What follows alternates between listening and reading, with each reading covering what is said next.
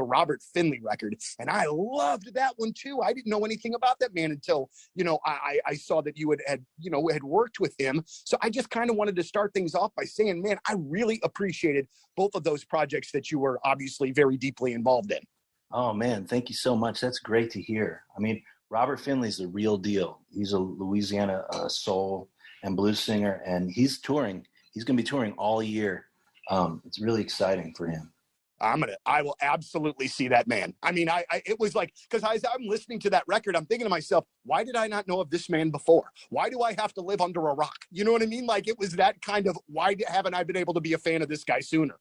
Oh man, he is just like next level. He just like shines on the stage. It's crazy. Cannot wait.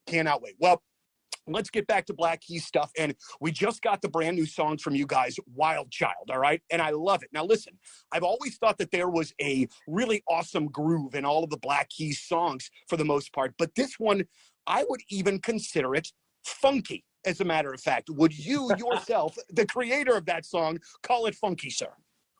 I would definitely call it funky. Yeah. Or maybe funky with an O, funky. Oh, that's even another level. But I do, man, like there is just a little bit of that sort of infusion in there that really, I think, differentiates it. What was this like the first song that was recorded? Was this one of the last ones that was written? How did this come about, when it comes to the rest of the album? I think the record is pretty varied. There's songs on there that are like the first take, just like super raw. Improvisation, like we just left all the mistakes in there. But Wild Child, we probably took the longest to construct.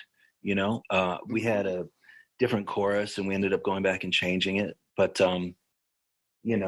but at the foundation of the song is just definitely just Pat and I in a room together, improvising, coming up with songs, just like kind of making it up off the top of our heads. But it's funny that you say that. I think this is the first Black Keys song that has wah wah pedal on it. Oh, wow. See, and I don't have the trained musical ear to pick that out, but that would make sense. Absolutely. That's so funny that you said that. It's crazy. Yeah.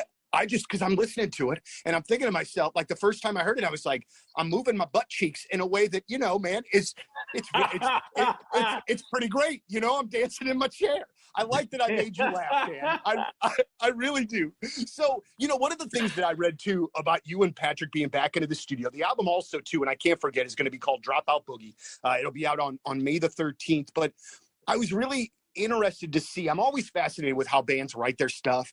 And what I had read was that, and it kind of, you just said it, is that you and Patrick, you go into the studio, you just kind of, for lack of a better term, you kind of riff off each other and you come up with these songs. You don't go into the studio with anything kind of already etched out. Is that correct?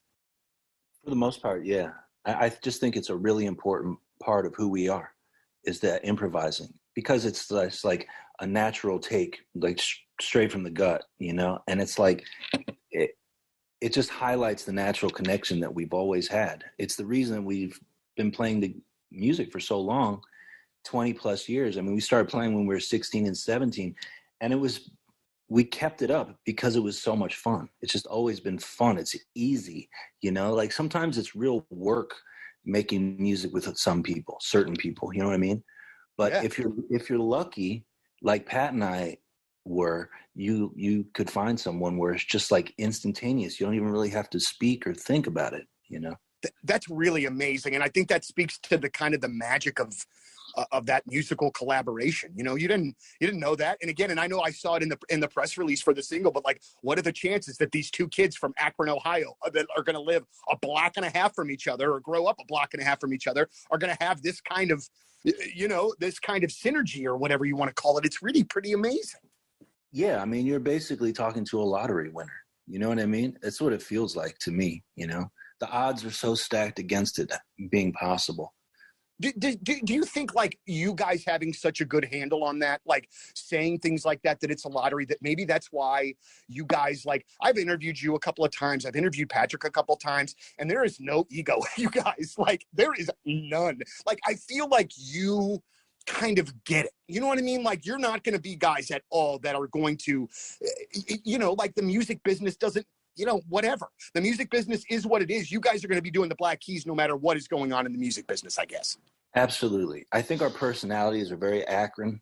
Whenever I hang out with like Chrissy Hind, I realize that we have the same like sense of humor and shit like that. And we're just very, very direct. You know what I mean? And don't really sugarcoat things. But yeah, I don't know. I think that Pat and I really have this connection. And I feel like time has been good to us. You know what I mean? I feel like that it's been really good for our relationship. I feel like we've gotten like closer as the years have gone by. You know what I mean? And that's great to hear too, man, because like I don't, and I understand that it's sometimes part of rock and roll that band members don't like each other and things, but it's just really, I don't know, man, it makes me feel better as a fan when I know that, there's a relationship. And I understand, you're working together and things happen, but it's always better from a fan perspective, I think, when I know you guys are getting along. But I just want to recap everything while I still have you here, Dan. But we've got an amazing new Black Keys single on the radio right now called Wild Child. The album Dropout Boogie is out on May the 13th, and we get to see you this summer, which I can't wait for. July the 15th, you'll be here at Hollywood Casino Amphitheater. You've got Band of Horses opening the show, and I believe another band that you work with, Ceramic Animals, is also on that bill. That's correct, right? Yeah, Ceramic Animal, whose album just came out on my label, Easy Eye Sound. You guys should check it out. All right, I'm doing that. And then also, too, I'm currently right now ordering the Pink Panther vinyl version of Dropout Boogie because I loved Pink Panther growing up. So thanks for that shout out, too, Dan. Beautiful. Very good. Well, Dan Auerbach from the Black Keys, thank you very much for everything. We can't wait to see you this summer, sir. It's a nerve-wracking day. Why? You guys and Queens of the Stone Age, back-to-back interviews. I'm already a high-strung person.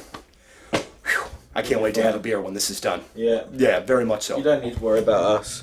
Well, yeah, but I do, though, because, see, here's where the rub is with me and bands that I really like.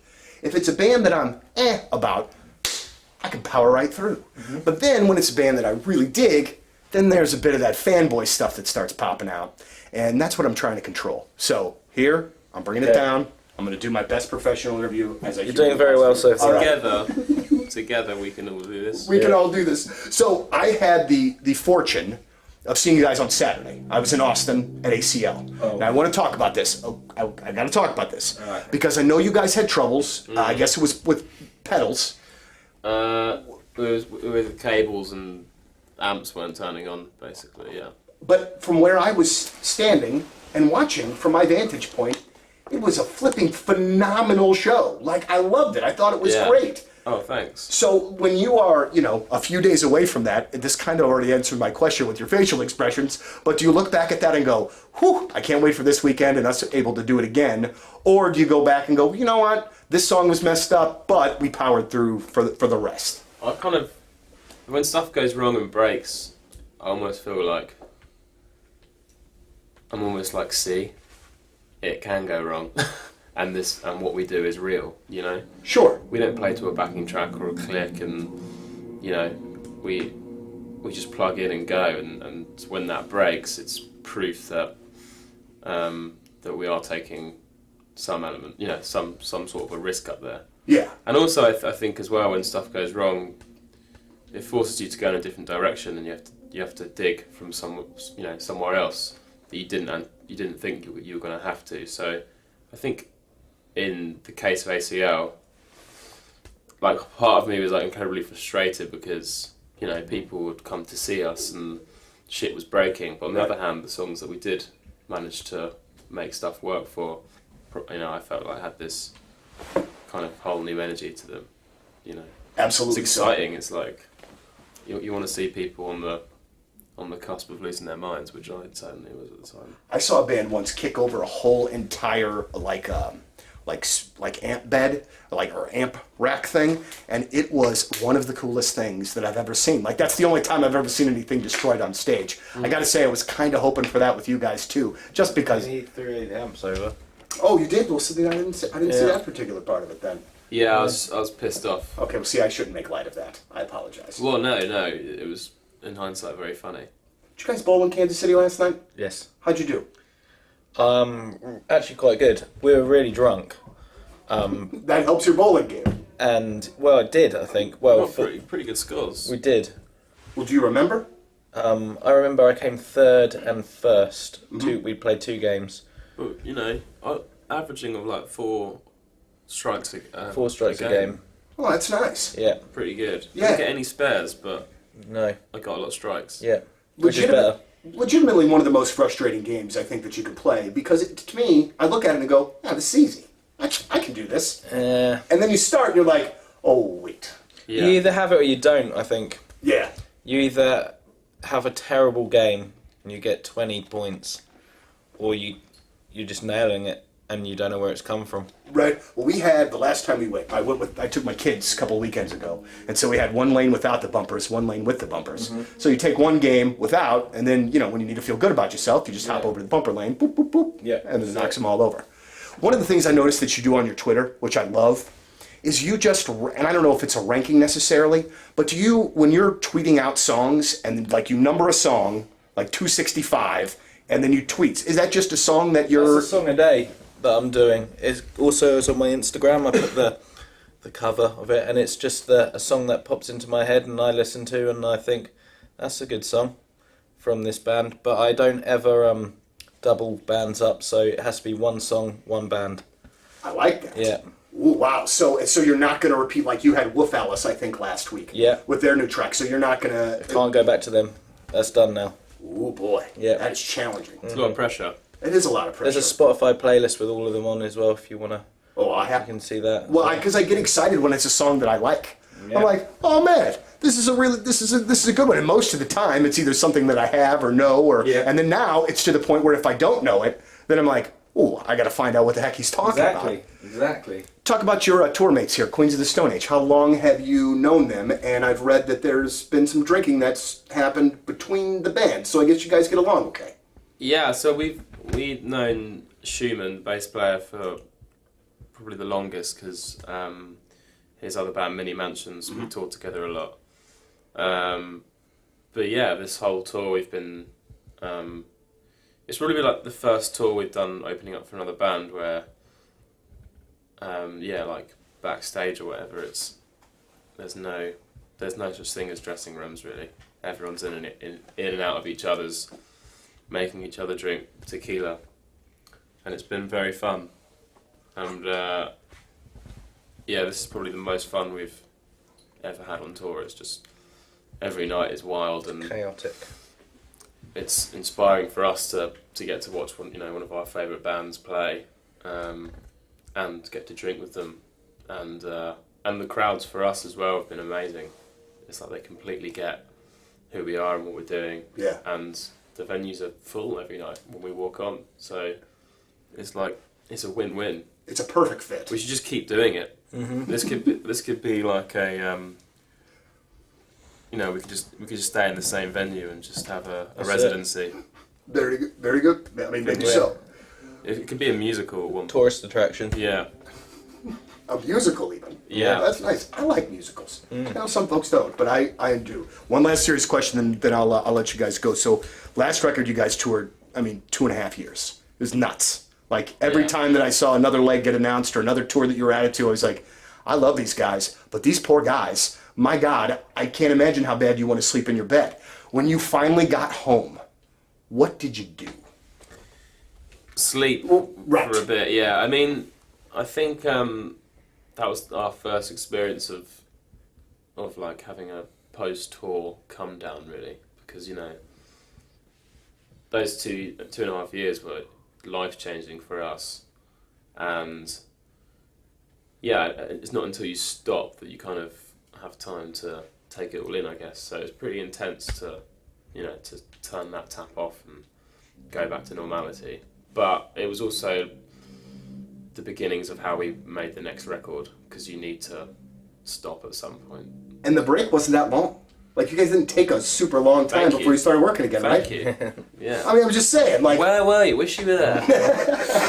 But you'll do things different. I would assume this time around that you're probably going to try to, maybe not make it as long or give yourself some more rest, that kind of thing. Because I know last time you were just taking up, they were getting these great opportunities. Yeah. Of course you want to turn those down, but at some point, you guys are humans. Yeah, well, it's great to be wanted, But you know, we took the time needed to make this record, and yeah, we'll continue to do that as we make records. Just there is no time, you know. It's made up. We don't even have watches, so that helps. Boy, got We're like a casino. Gentlemen, House always wins. Yeah. Gentlemen, St. Louis loves you. And we're so happy to have you back. And thank you so very much for your time. Thanks, it's man. great to see Royal Blood back in St. Louis. Pleasure. Thanks, guys.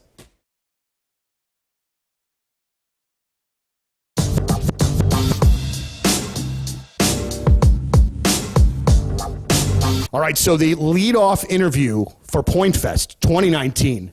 My guy Claudio from Coheed and Cambria. How you doing, man? Thank you so much for being here today. Thank you for having us. You know, I believe the last time that you were here, and I so wish that I could have talked to you while that it was happening. Coheed was playing a show at the pageant, and oh my gosh, the hubbub about your hair was on that day, man. Like it was so fascinating to watch some of your fans completely lose their minds about that. And I'm curious from your perspective because, you know, I mean, I know that the music is so important and everything that goes involved in this is such a big deal. And the hair thing to me seems like it would be something that you would be a little uncomfortable with as far as like the direct attention of it all. How do you take it? Do you just think it's kind of a goof and move on with it? Yeah, absolutely. I mean, I was just having a good time. You know, doing this for a living, you don't want to take yourself too seriously. And I know that that's something that a lot of people think with Coheed and its whole like concept and, you know, it's just so inflated. But at the same time, it's like we're really just out here to kind of have a good time, and that was just a way to kill time and just have fun. So what was amazing to me was that you had made a social media post about it, and then like an hour later, like all of the websites picked up on it. So it was just like social media crazy for a few hours. Like it just really caught fire, and I was like, this is about this man's hair.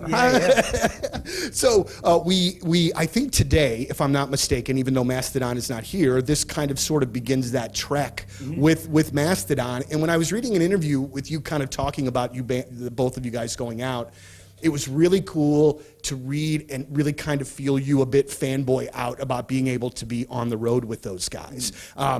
So this is nothing that's ever happened before. The first time that you've been out on an extended run with them. Yeah. But they've been friends with you guys for a while. You've been mutual friends, kind of thing. So, somewhat. I mean, we've just kind of been in the same circles, and you know, we've seen each other's bands on tour, like, you know, whether it's in a festival situation or, you know, at NAMM shows or just sort of gatherings. So it just kind of made sense. I mean, both bands being these like kind of progressive rock, you know, things that like, you know, why not? So.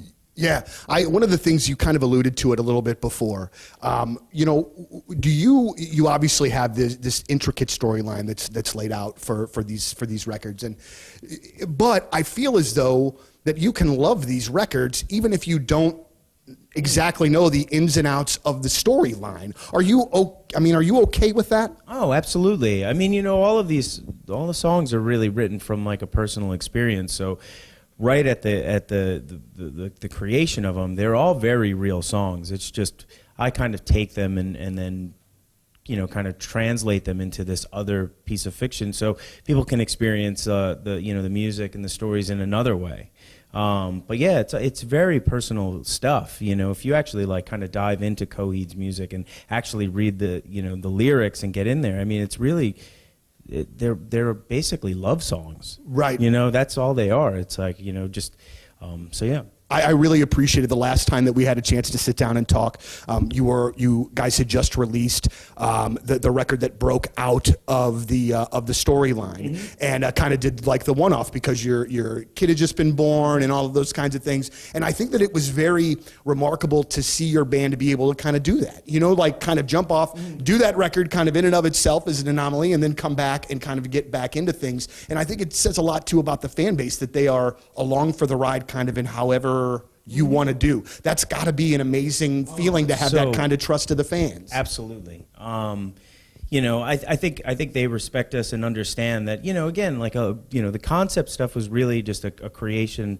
It came about because I had a hard time, you know, singing about myself. You know what I mean? Being the front man of a band and having to sort of wear your heart on your sleeve. That whole sort of idea about telling my own story. I mean, I had a hard time just accepting that, you know, and that's what the concept was there for. It's basically a curtain to hide behind. And, you know, at that moment in time when my son was, you know, all those sort of feelings about him coming into the world, and, you know, it was like, okay, this makes sense. Let's just take a step away from the concept and really allow that experience to sort of take center stage in the record. And to see everybody sort of jump on board and be very accepting of that. Yeah, I mean, it's so great. I mean, you know, to be allowed that flexibility.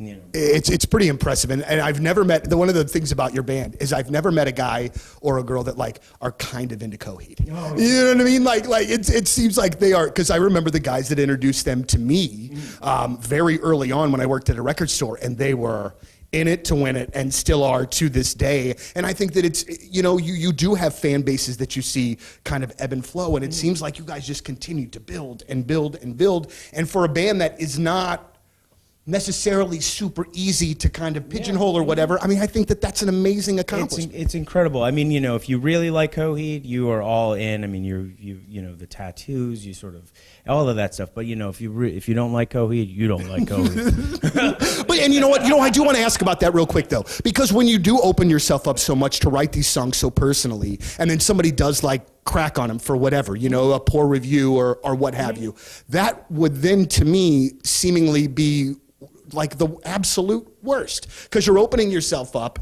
and then you see somebody who, you know, might not be as into it kind of criticize it or whatever. That would seemingly make me mad. Well, yeah, again, I think that's why this was created the way it was back then. You know, 2001, you know, 1998 is actually when I conceived the idea of Coheed and Cambria. But that's why I created it that way, because I didn't know how I was going to receive that, you know, backlash, if there would be any. But now as an adult, I don't care. I understand that, like, this is really for me, you know, when getting these things out, it's a way for me to sort of exercise and work through my sort of issues as a human being, and regardless of how anyone sort of receives it, I mean, hopefully it's for the better and it helps the one that's receiving it. But for the most part, I know it's helped me. Yeah. So that's really kind of what matters most, I think. The last time that you were here, you talked to me about how you wrote a lot in the morning. Oh, yeah. That you felt like that was kind of your most sort of creative time. And I want to let you know, in this conversation that we had, was probably 3 years ago at this point, maybe 2, that I have started, instead of when I wake up laying back down, I will get up now and start to do my like sort of work and start to do some of the things that I do. And man, there's really something about starting your day by like accomplishing things before it even really gets going. Like it like sets you on the right foot kind of. Absolutely. I mean, I still, to like wake up 5 o'clock, I'll walk around my neighborhood and I'll conceptualize ideas, you know, whether they're for the band or outside of it. I mean, it's just there's this place, your mind just coming out of sleep.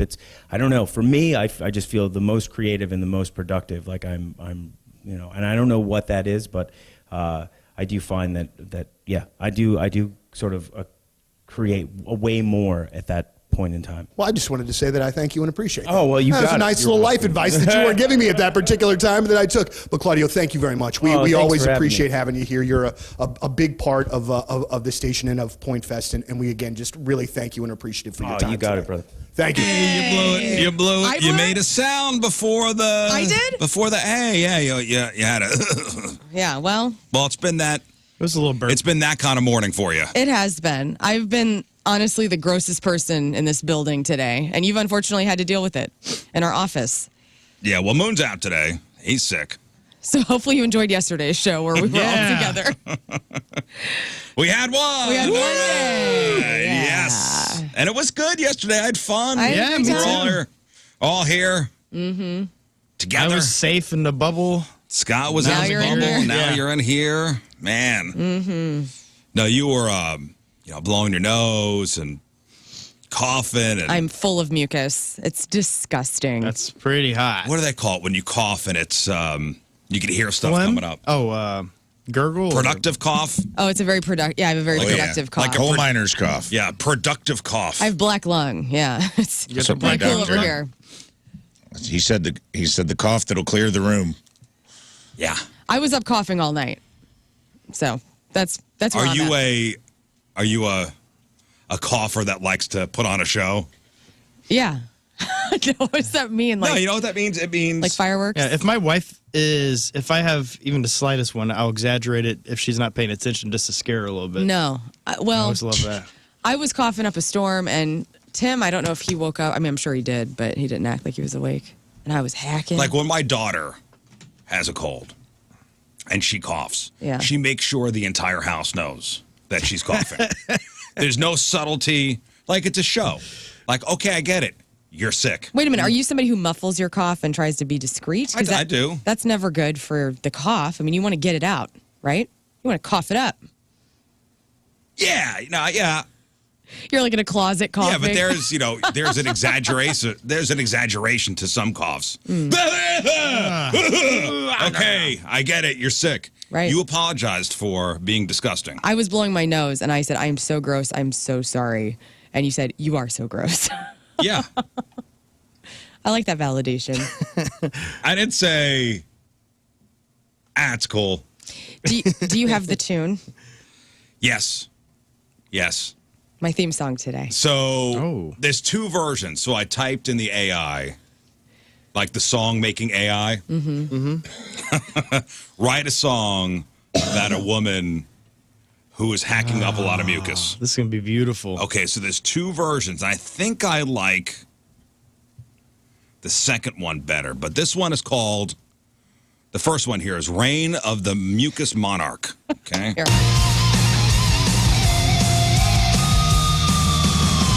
How do you reign with this gross snot rocket queen? Snot queen.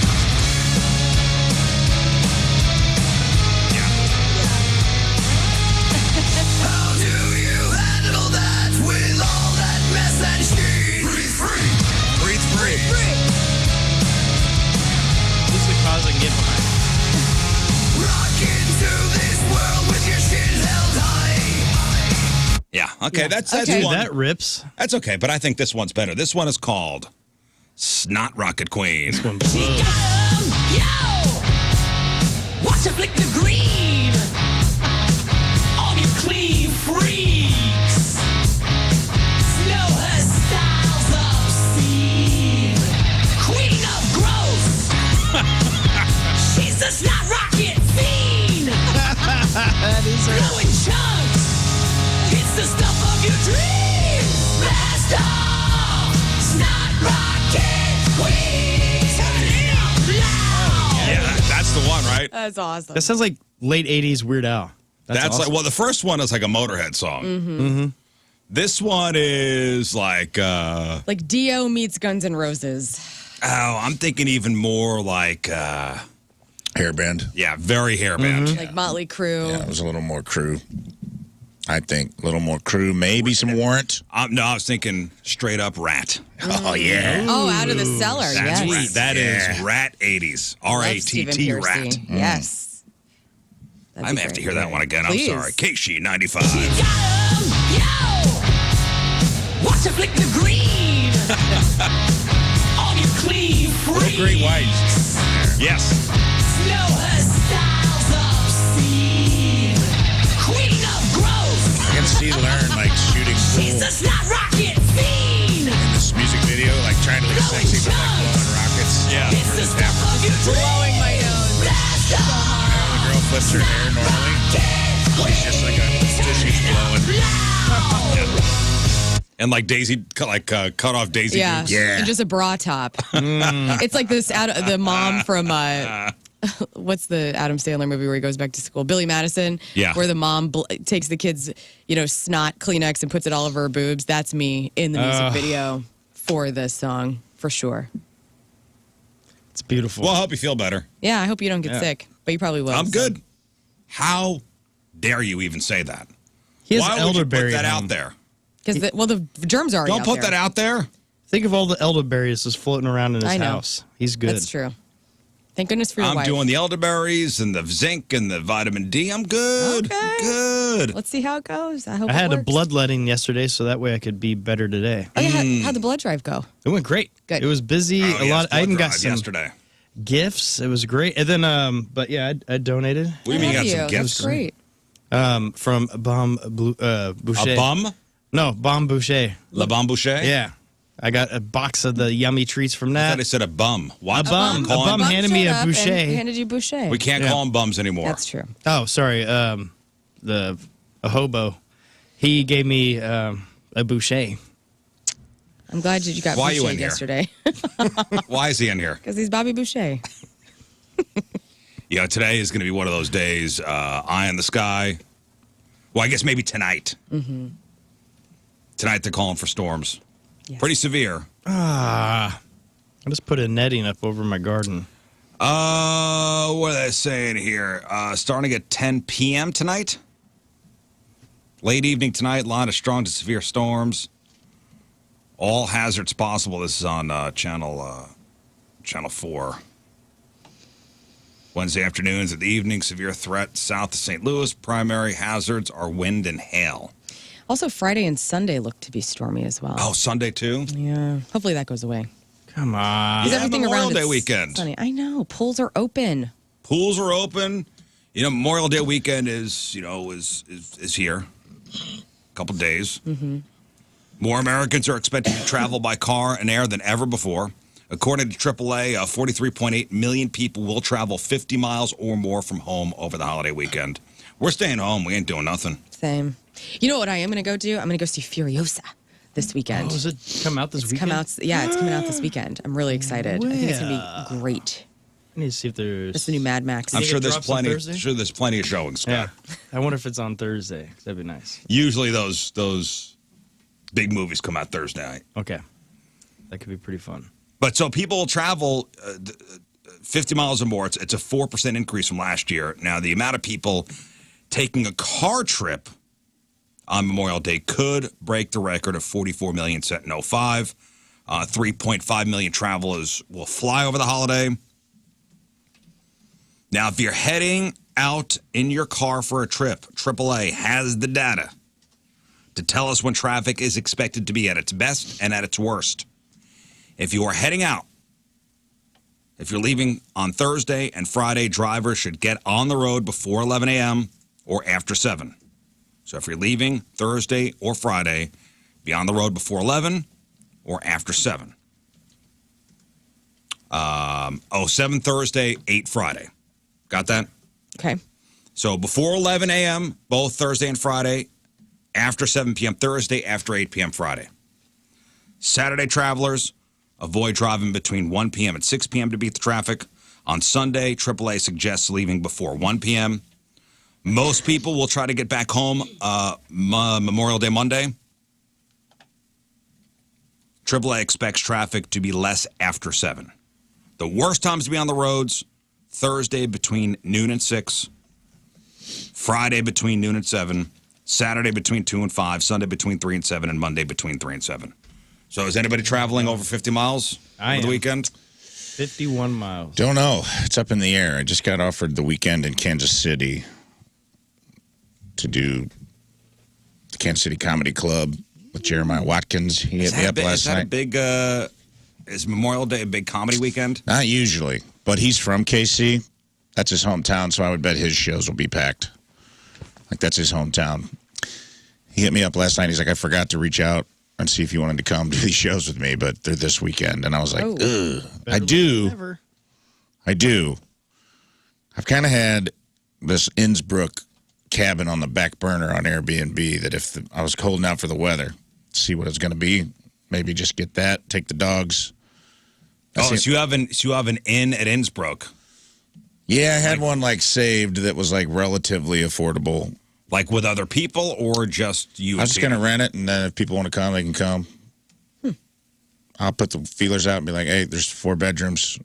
Put a little group text out there, buddy. Like, anyone wants to come to the lake, come to the lake. But that's like that's short. That's a 45-minute drive. That's way more appealing than trying to drive. Literally the worst drive would probably be from here to Kansas City on 70. What was the last time you and Tina actually had a weekend alone? Out somewhere. We do that a lot. We don't always tell people. I'll just like book an Airbnb sometimes, or I'll book something for us, and we'll just go cabin. You know, get us a little spot for 2 people. Yeah. I'll find like a little cool spot. We'll do that sometimes. It's been a while, just because she's been on the road. But Right. Yeah, you guys always have people around, like whether because you went to Kansas City last time for her birthday, and her family was there. I've and seen then- it. If you go to this Innsbruck thing and then you're It's just- inviting people, and it's a yeah. whole thing. Yeah. Yeah, why don't you? But guys it's like just we go? don't have to invite people. I'm not like looking for anyone to split the cabin with me. Right. Like, I'm just like, we're going to go. We'll take the dogs. Dogs are getting up there, man. I kind of want to take them on a little. I don't know when they're going to go, man. Oh no, You know, I don't want to get into that. Maybe one's going to think that you're going to take it out to the woods, and that's it. a little bow. Viking So funeral. I get in the car, going to drive you out to the woods. No. I'm good. No, I just want to stay here. Never been to Innsbruck. Me neither, and it didn't appeal to me. I was telling Lern that yesterday. Like, it seemed like kind of a, no offense, but kind of seemed like a little bougie getaway for, like, minivan fams. You know, it just seems like a place where it's like Well, all what's these wrong- big. There's nothing wrong with that. What's wrong with that? It just seems like, it didn't seem like Like very. you wouldn't belong? No, it just didn't feel very adventurous to me. It felt like a little bunch of A-frame cabins on a little lakes with a little lazy river in the middle of it. It felt like a little mini Wisconsin Dells to me. Yeah. Like, that's close. My wife and I have peeked around there. We've seen a few homes. We're like, maybe. But I had a friend be a go. homestead. My friend went, Courtney, and she told me that it was great. She's like, it's very cool. It's relaxing. It's pretty secluded. And I was like, okay, Now, honestly, I'll give it a whirl.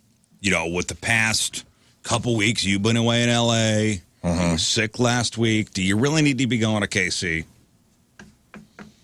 I don't know, man. I'm just saying, man, maybe you should just relax. I'm talking as a buddy. Are you burning at both ends? When do you relax? Yeah. I'm talking as you know, Rizz to Rafe. It's just you and I. Well, bud, It's looking out for your health. well, that's the grind, brother. And I want to know what Innsbruck is like. Yeah. And I was hoping for an invite. Right, No, and we're I joining you in definitely will Innsbruck. not be joining you. We're going in August. We decided, Tim, his family, we always do a vacation to Branson or the Ozarks or wherever. And this year, the family's coming to St. Louis. So we're staying at a place in Innsbruck, all 9 of us. And This doing- weekend? No, in August. Oh, okay. And doing like a week-long St. Louis vacation for my family that lives in Southwest Missouri. So that'll be fun. Yeah, that'll be awesome. But yeah, I've never been to Innsbruck either. And everybody I know that goes there has a great time. And you can swim in that lake, apparently. And they have pools and little boats. It's not like a... Is it like a resort? No, it's just a man-made lake. Kind of. Yeah. That's what I don't like about it. It's a little resorty, Okay. but not. But I'm told that it's good, and I don't want to judge. I haven't been, but it was like the place I found had. It's on the water. It's on because there's like a series of small lakes. It looks like this. It came with like a couple kayaks.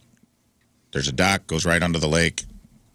There's a couple houses like across the lake from you, but it didn't seem super crowded. So I was like, oh, maybe we'll give it a whirl. Yeah. Can you take a boat out? Yeah, I think so. I don't know. Can if- you rent like a canoe? And you and Tina should go canoeing. It's like a chill wake Comes with. zone. Oh, comes with a canoe? I told you, kayaks and canoes come with the Kayaks and place. canoes? And so you're right up on the water? Right on the water. No-brainer. Relaxing. Sold. Sold. That's what I'm And all saying. these places tend to be an acre plus, like most of the property. I will tell you, I found a cooler place, like Mineral Springs, but one of the days wasn't available. But it was like it was on a stream. There was a little like 2-person cabin, a little more rustic, but still had AC, so I had enough around my camp. I do want to sleep at night. I don't want to get caught out there getting eaten alive. Imagine in the morning, Sunday morning, getting up. Stream right in front of the house. 7:30 in the morning, you get up. It's still quiet out on the lake. Yeah, You have a cup of coffee, sure. standing out on the deck. There's still a little mist. There's a little mist on the water. Yeah. Maybe you put on, ooh, man, it's chilly. Oh, Like you still got like the shorts you went to bed with, but like I'm going to put on a light little coat. cardigan. Well, I'm that's going to put on a light coat because it's a little chilly out here still. my buddy's place that we go to down in Hot Springs. It's on this beautiful lake, and the last time we were there, it was that kind of morning because it was kind of mid-September, and it was just the steam coming off the lake where you couldn't even see his boathouse anymore. Do you It was write a just- book?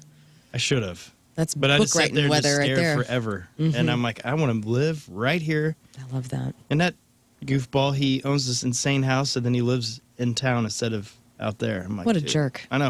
And he works from home. Josh says it's more he of a works golf from course. home. Southern More of a California. golf course than a place to vacation. Nice place though. Innsbruck. Yeah. Yeah, I think that's what I mean. It feels resorty. It's like Oh, it's a no-wake lake, too. Nice. Yeah. No Wake Lake. It's Oh, you a sleep golf all day. course. It has like one of those like when you go to book the cabin, it's like here are the community amenities: tennis courts, pickleball courts, lazy river for the kids. And I'm like, I don't want to go to a place to then jump into a lazy pee-filled river of all your kids' pee-pee. Like that's not. That doesn't sound like an adventure. Or do to me. comedy in Kansas City. But that's any lake. Well, maybe you could do comedy at Innsbruck. brother. Comedy ain't going to do itself. I get it. Yeah, And then the next weekend, you're at Funny Bone. Yeah. that's awesome. Yeah, you don't have a lot of downtime. Like you don't turn off ever. Nah. That's not a Turn I don't down like for it. That's what? not a bad thing. No. though. Well, Thank you, Scott. Unless you're getting sick all the time. Then it Please. is a bad thing. This is Well- the first time, right? It's like once a year, dude. This is it. This is it. And Hey, It's a 2-week okay. sickness. yeah, Okay. Hey. Once a year. Dr. Rizzuto, what is your prescription? As I told you, I watched ER a couple times, and I like the show. Well, now. what is your prognosis?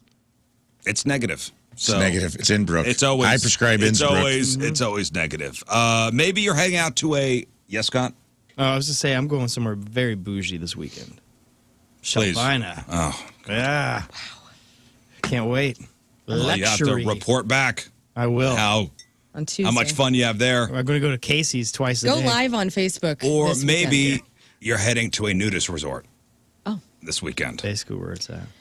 You know, I would like to retract a statement I previously said on this show about a month ago. That you'd like to have your band perform at the 40 Acre Club. I think I judged a little too knee jerky, and as long as I don't have to take a lot of selfies with naked dong, I think we could perform at the Nudist place. Wow. You know? Yeah, you were quick to say you wouldn't do it. Right. And not saying you'd have to take off your clothes. Like No, the I band would be clothed. fully clothed. Yes. But the naked people would be enjoying the music of Lane Right. Narrows. And Why deprive them of that? Because they like to be naked. I know, I was very judgmental. You were very judgy. And I want to take it back. We did get a couple of emails about that. And I apologize. I didn't see the emails, but I'm For just. your protection, we didn't show you. You must see this at your show. Like, very judgy about the people in the nudist camp. Yeah, my They apologies. just want to be naked. That's it. I was coming off the show, and I was like, I don't want people touching me. No, who's going to... It's not like you're going to go to... That's the whole thing. I know, but when I play shows, people want to hang out. And, like, I don't know. I've never been to a nudist colony. So I knocked it before I tried How dare it. you think that once you walk onto a nudist colony, Yeah. like you're just going to be molested immediately? That's not the way it is. And in You're fact, right. You're right. They have rules. And in fact, unlike out here in the real. there is a British woman. I read this article about this British woman who she relocated to Spain, and she opened up a beach resort for nudists. And she says there are several rude behaviors that will guarantee you get booted from the resort. Let's I thought hear this it. was pretty interesting. Yeah. Now, the woman says most vacationers are impeccably behaved at her BHH naturist resort, but any lewd conduct is not tolerated. So they're pretty strict. No shenanigans at the nudist resort. So, for instance, people who obviously display their erections will be escorted off the premises. That's like rule number one. Cool. People who obviously display their erections will be escorted off the premises. And on the website, it says, quote, if you see someone with an obvious erection and it's purposely drawing attention, let a lifeguard or authorities know about this, and in most cases, they will be kicked out and banned from coming back again. See something, say something. Lifeguard throws that little orange preserver Ring toss. over the Ring wiener. toss? Yeah, ring tosses it and then like hauls them out by a rope. That's the advantage of being a tiny guy. Now, the resort owner says she and the team understand that, listen, it may happen, especially among nudists who are new to the game. Mm-hmm. Those who accidentally engorge will not be punished as long as they cover up and are at least attempting to be subtle about it. They said the best way to deal with this is to either turn over on your towel, or if you're at a beach, you can stay in the water until your situation comes more under control. Meanwhile, all horny people who engage in public sex, also, you're out of here and possibly prosecuted. Quote, it's not only offensive but illegal. Zero tolerance for just having sex anywhere. I wonder what the official rule on like menstruation at a nudist colony is. What do you mean rule? Like, are we just free bleeding out there? What's up? Like, are tampons just around and exposed? Like, you never hear anybody talk about that. Like, we always hear about the erection part of the nudist experience, but we never hear about, like, the monthly experience for women at a nudist place. Like, do they wear panties? I don't think body functions happen at those kind of places. They just, they it's just magic. dry up? Cool. Yeah. I'm genuinely asking a question. I'm not trying to be I would controversial. imagine it would be like if you had explosive diarrhea. You know what I mean? They'd probably be like, don't walk, like, clean yourself up. Don't walk around with, like, doo-doo running down your leg. Right. That's a good point. Your chili shorts are on. It's a bodily function, but it's like, probably got to clean it up a little bit.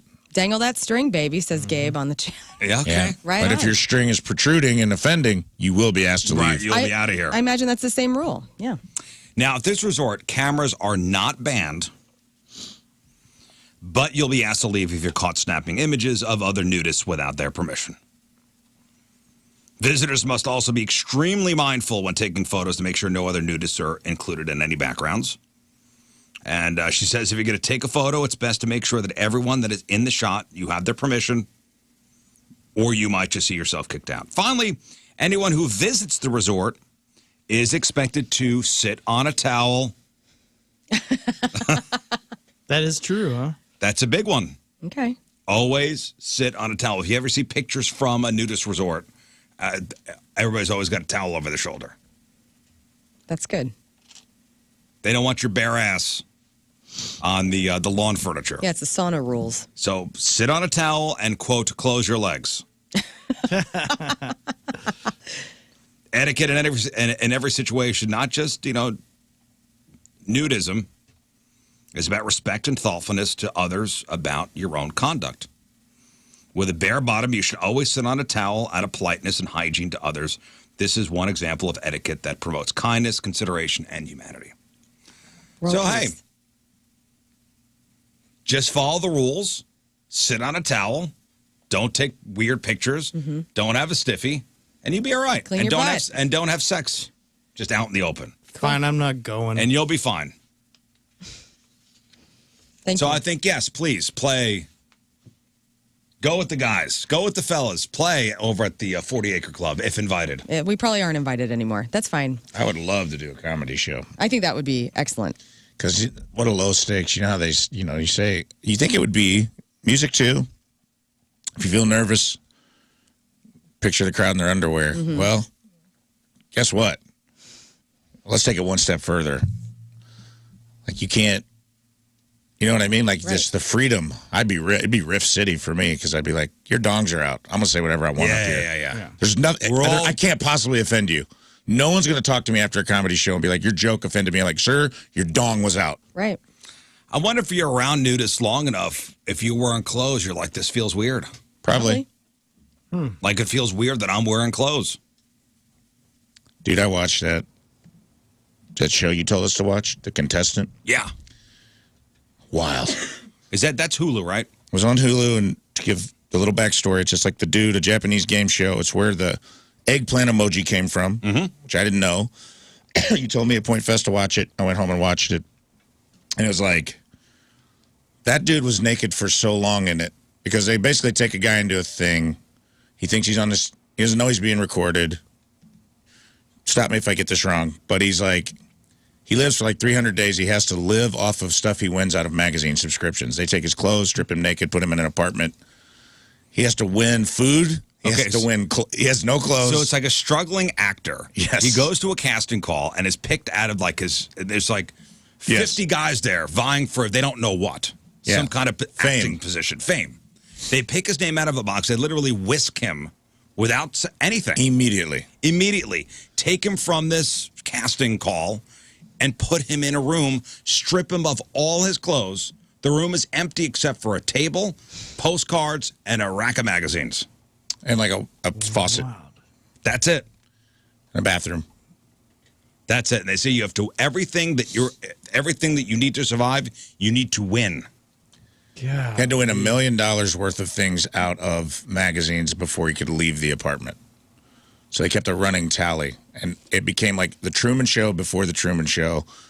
All of Japan tuned in every week.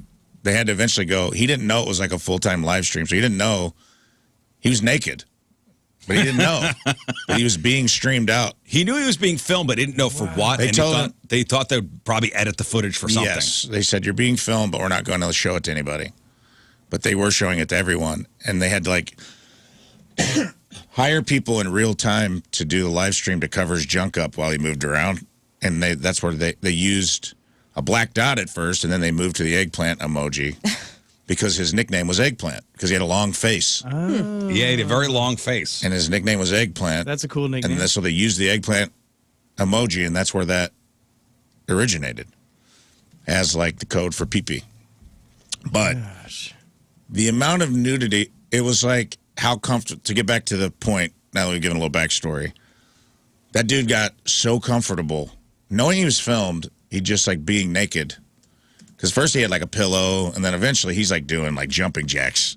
He's doing, like, calisthenics in front of the camera and, like, just totally letting it all hang out. And then when they reveal him at the end of this thing, and he's, like, finds out he's been on national television for, like, a year, he's like, he's still sitting there naked, like, in front of all these people, and he seemed totally fine. Wow. Dude, so just beat him down. I'm telling you that he was in isolation. He seemed uncomfortable a in year and clothes. 3 months. Yeah, it was crazy. Yeah. So is Eggplant famous now? Like, is he in movies and stuff? It's a wild story. He wound up not realizing he was probably the most famous person in Japan. That's wild. Dang. Like when he got out of the room, he was the most famous person in Japan. He had no idea. And how they revealed everything they tortured this guy. Yeah. Can he sue anyone? Like, do they do that? They really don't go into that. I mean, I would. If I had no idea the Truman Show was my real life, and then I found out, and everybody was calling. I wonder if he signed papers. I guess. Before he went in, like, hey, what we're going to do to you, you're signing up for this. We're not going to tell you exactly what, but it's a fascinating documentary. Okay. The door was never locked. He could leave anytime he wanted. And he chose to stay. Really? It was very interesting, like, human behavioral study. And this was way before Big Brother. Man. None of those shows existed yet. Yeah, this was was it 96, 97? Yeah. But my That's point nice. So they block out everything then. was like the nudity thing. I think at some point he became so comfortable in that being naked that when they would come, because they got him out of the room and he had to put his clothes on, and he seemed almost uncomfortable in his clothes. It's probably like that at a nudist colony. Well, now you guys know. Now you guys all know the rules. Now you know the rules. So we know the whole world's watching. There are rules when you go to the nudist colony. So just if you're going maybe this weekend, check it out. All right. Thank you. A nude beach, a nude resort. It is the official kickoff of summer. Pools are open this weekend. Maybe you take it a road trip. USA Today had an article about the 10 must-see roadside attractions across the country. I'm telling you, I'm looking at this list. If I was on a road trip and anybody stopped at any one of these places, I'd be very disappointed. Okay. Like number 10 was the Bonnie and Clyde Ambush Museum in Gibson, Louisiana. There's the Wall Drug Store in Wall, South Dakota. There's the Wheat Jesus in Colby, Kansas. Stop me if anybody's been to these places. Wheat Jesus along Interstate 70 in Colby. A billboard stands tall featuring an image of Jesus standing in a wheat field with a sheaf of wheat in his hand. That's a place to stop. Paul Bunyan and Babe the Blue Ox in Bemidji, Minnesota. Yep, that one's a famous one. The Paul A. Johnson Pencil Sharpener Museum in Logan, Ohio. So cool. Well, that sounds neato. People don't remember pencil sharpeners, No, so they got to go there. This was and get number some 6 on the history. list. 10 must-see roadside attractions across the country. The Paul A. Johnson Pencil Sharpener Museum in Logan, Ohio. More than 20 years ago, the Reverend Paul Johnson began collecting a seemingly mundane pencil sharpener. Today, the Paul A. Johnson Pencil Sharpener Museum showcases more than 3,400 pencil sharpeners at the Hocking Hills Regional Welcome Center. There you go. That is awesome. Number 5 is the Dalmatian Fire Hydrant in Beaumont, Texas. Donated by the Walt Disney Company in 1999 for the re-release of the animated movie 101 Dalmatians. The giant Dalmatian spotted fire hydrant stands 24 feet tall next to the Fire Museum of Texas in Beaumont. Not your ordinary fire hydrant. This one weighs 4,500 pounds. And at the time of its unveiling, it was the largest fire hydrant in the world. That's a spot. At the time of its unveiling. I wonder if they let dogs pee on it. This one I'd like to see, actually. And I've heard of this one. Carhenge. Oh, yeah, I want to see that too. In Alliance, Nebraska. There's like Cadillacs in the ground. It's Nebraska's version of Stonehenge. Carhenge is composed of 39 automobiles placed in the same proportions of Stonehenge. That's funny. Additional car sculptures have been added in what is known as the Car Art Reserve. Sounds awesome. If the moon's just right, all of them honk. Number 3 is the world's largest ball of twine. That's the incredible. That's Cawker City, Kansas. Cawker City, Kansas. 1953, Frank Stover started gathering up a ball of twine. 4 years later, that ball of twine stood 8 feet tall, 5,000 pounds. Each year, more twine is added to the ball. And as of September of 23, it weighed more than 27,000 pounds. That's an awesome ball. I'm surprised you haven't been there. I know. But I think it's kind of far That off seems like a place you'd actually drive to. Tiger Hawk says there's a Weird Al song about it called The Biggest Ball of Twine in Minnesota. That's Cawker City, Kansas. There's a Shiley's official skunk ape headquarters in Ochopee, Florida. Okay, and there's a Lucy the Elephant in Margate City in New Jersey. So those are the top 10 Heck yeah. must-go-to roadside attractions in America. Right on. This is incredible. I don't know why you would pass up the ball of twine. It's stupid. And if we stop there... Amazing. You're getting left. Now, what are the most overrated tourist attractions in America? Well, not those. The most overrated tourist attractions in America, What do you if think you of? are traveling this summer. And number one, and this is according to a giant poll. Can I guess? Yeah. Because I've heard a lot of people complain about this one. Mount Rushmore. Yeah, that's number one. I've heard a lot of people complain about this one. Because it's underwhelming.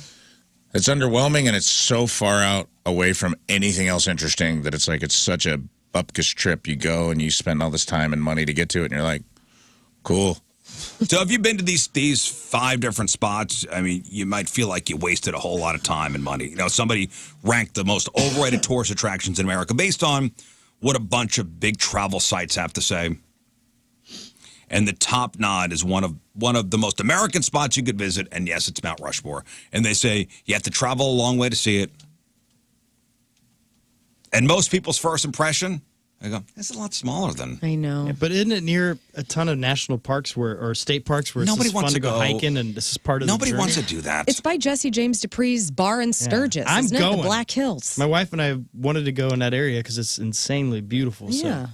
Just get on your motorcycle and go and shut up. And I know that Team America's inside there. I know you love to talk about, you and Moon love the state parks, and it's near a state park, it's near Dollar Tree. State parks are cool. Not everybody likes to do that. I know we're in a place where TV's exciting. What? I'm going to take you out to a state park and I'm going to bury you somewhere. What? That's where we're going. Scott, we're going to a state park. You're Well, going to let me stay? hey, man, all state parks are a graveyard, dude. Vegas was number 2. Is a Hollywood Vegas. sign on there? No, but they say with Vegas, everything's overpriced.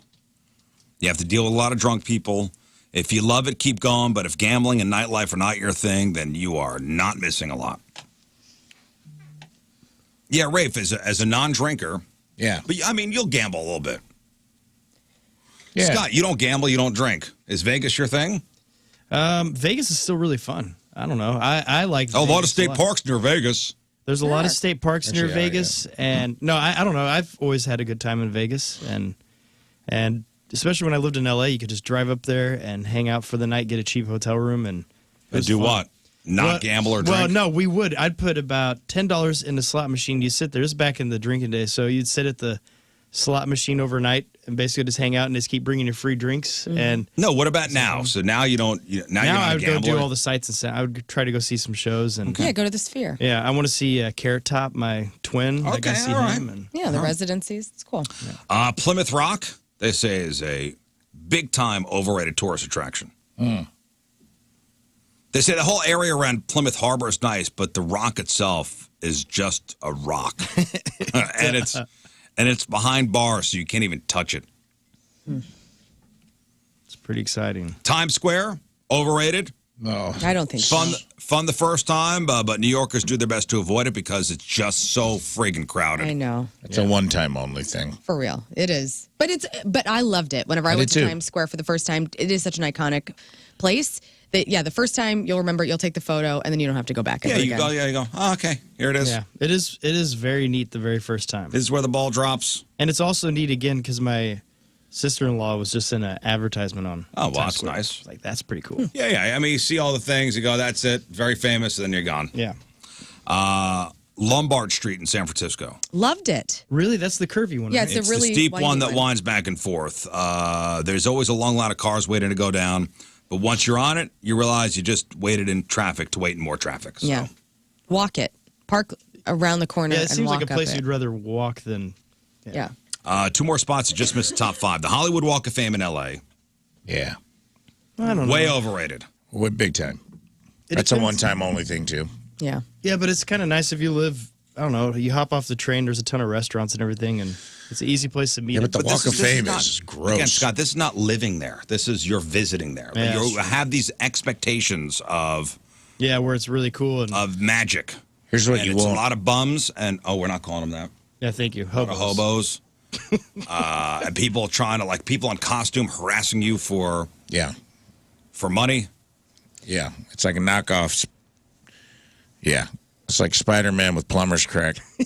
Getting you to take a picture and then hounding you to pay them after the pictures. Like, it's good to do one time and see. Mm-hmm. It is kind of cool to, look down and see, the stars, the Walk of Fame, but it is, it is not a very clean part of town. Hollywood's kind of a dump. Yeah, and they tried to upgrade it. They brought Zara in. They've done a few things, but it still looks. If you go a little south, it's way better. Sunset is better. West Hollywood's better. Zara, that clothing company, it's. Yeah, but you go to there anywhere. I know. You go to one of those stores anywhere. They put a nice one there. They're trying to. I don't think people are going to Hollywood to see something nice. I think they're going to see the grime. At least I did. Whenever I did the Chinese whole theater. tour, I wanted to go up to the Hollywood sign. I went to the Hollywood Walk of Yeah. Fame. I knew what I was getting into. You just got to go in with That's that all mentality. cool, though. Hollywood sign, Griffin Park, Observatory, all cool. That's up in Runyon Canyon. Yeah, that's beautiful. The Hollywood Walk of Fame itself, that one little part it's of grimy. Hollywood is. I think people think it's going to be like Tinseltown, glitz and glamour. I think people go with their family and they're like, because I made the mistake when I went. I rented a hotel right off of Hollywood Boulevard, right on high. I'm I'll be right in the thick of things. The Rose And I was like, Belters. oh, I was. I was in the thick of You're in Skid Row. Skid Row. Yeah, it was bad. It was just Skid this is Row's bad. Nice.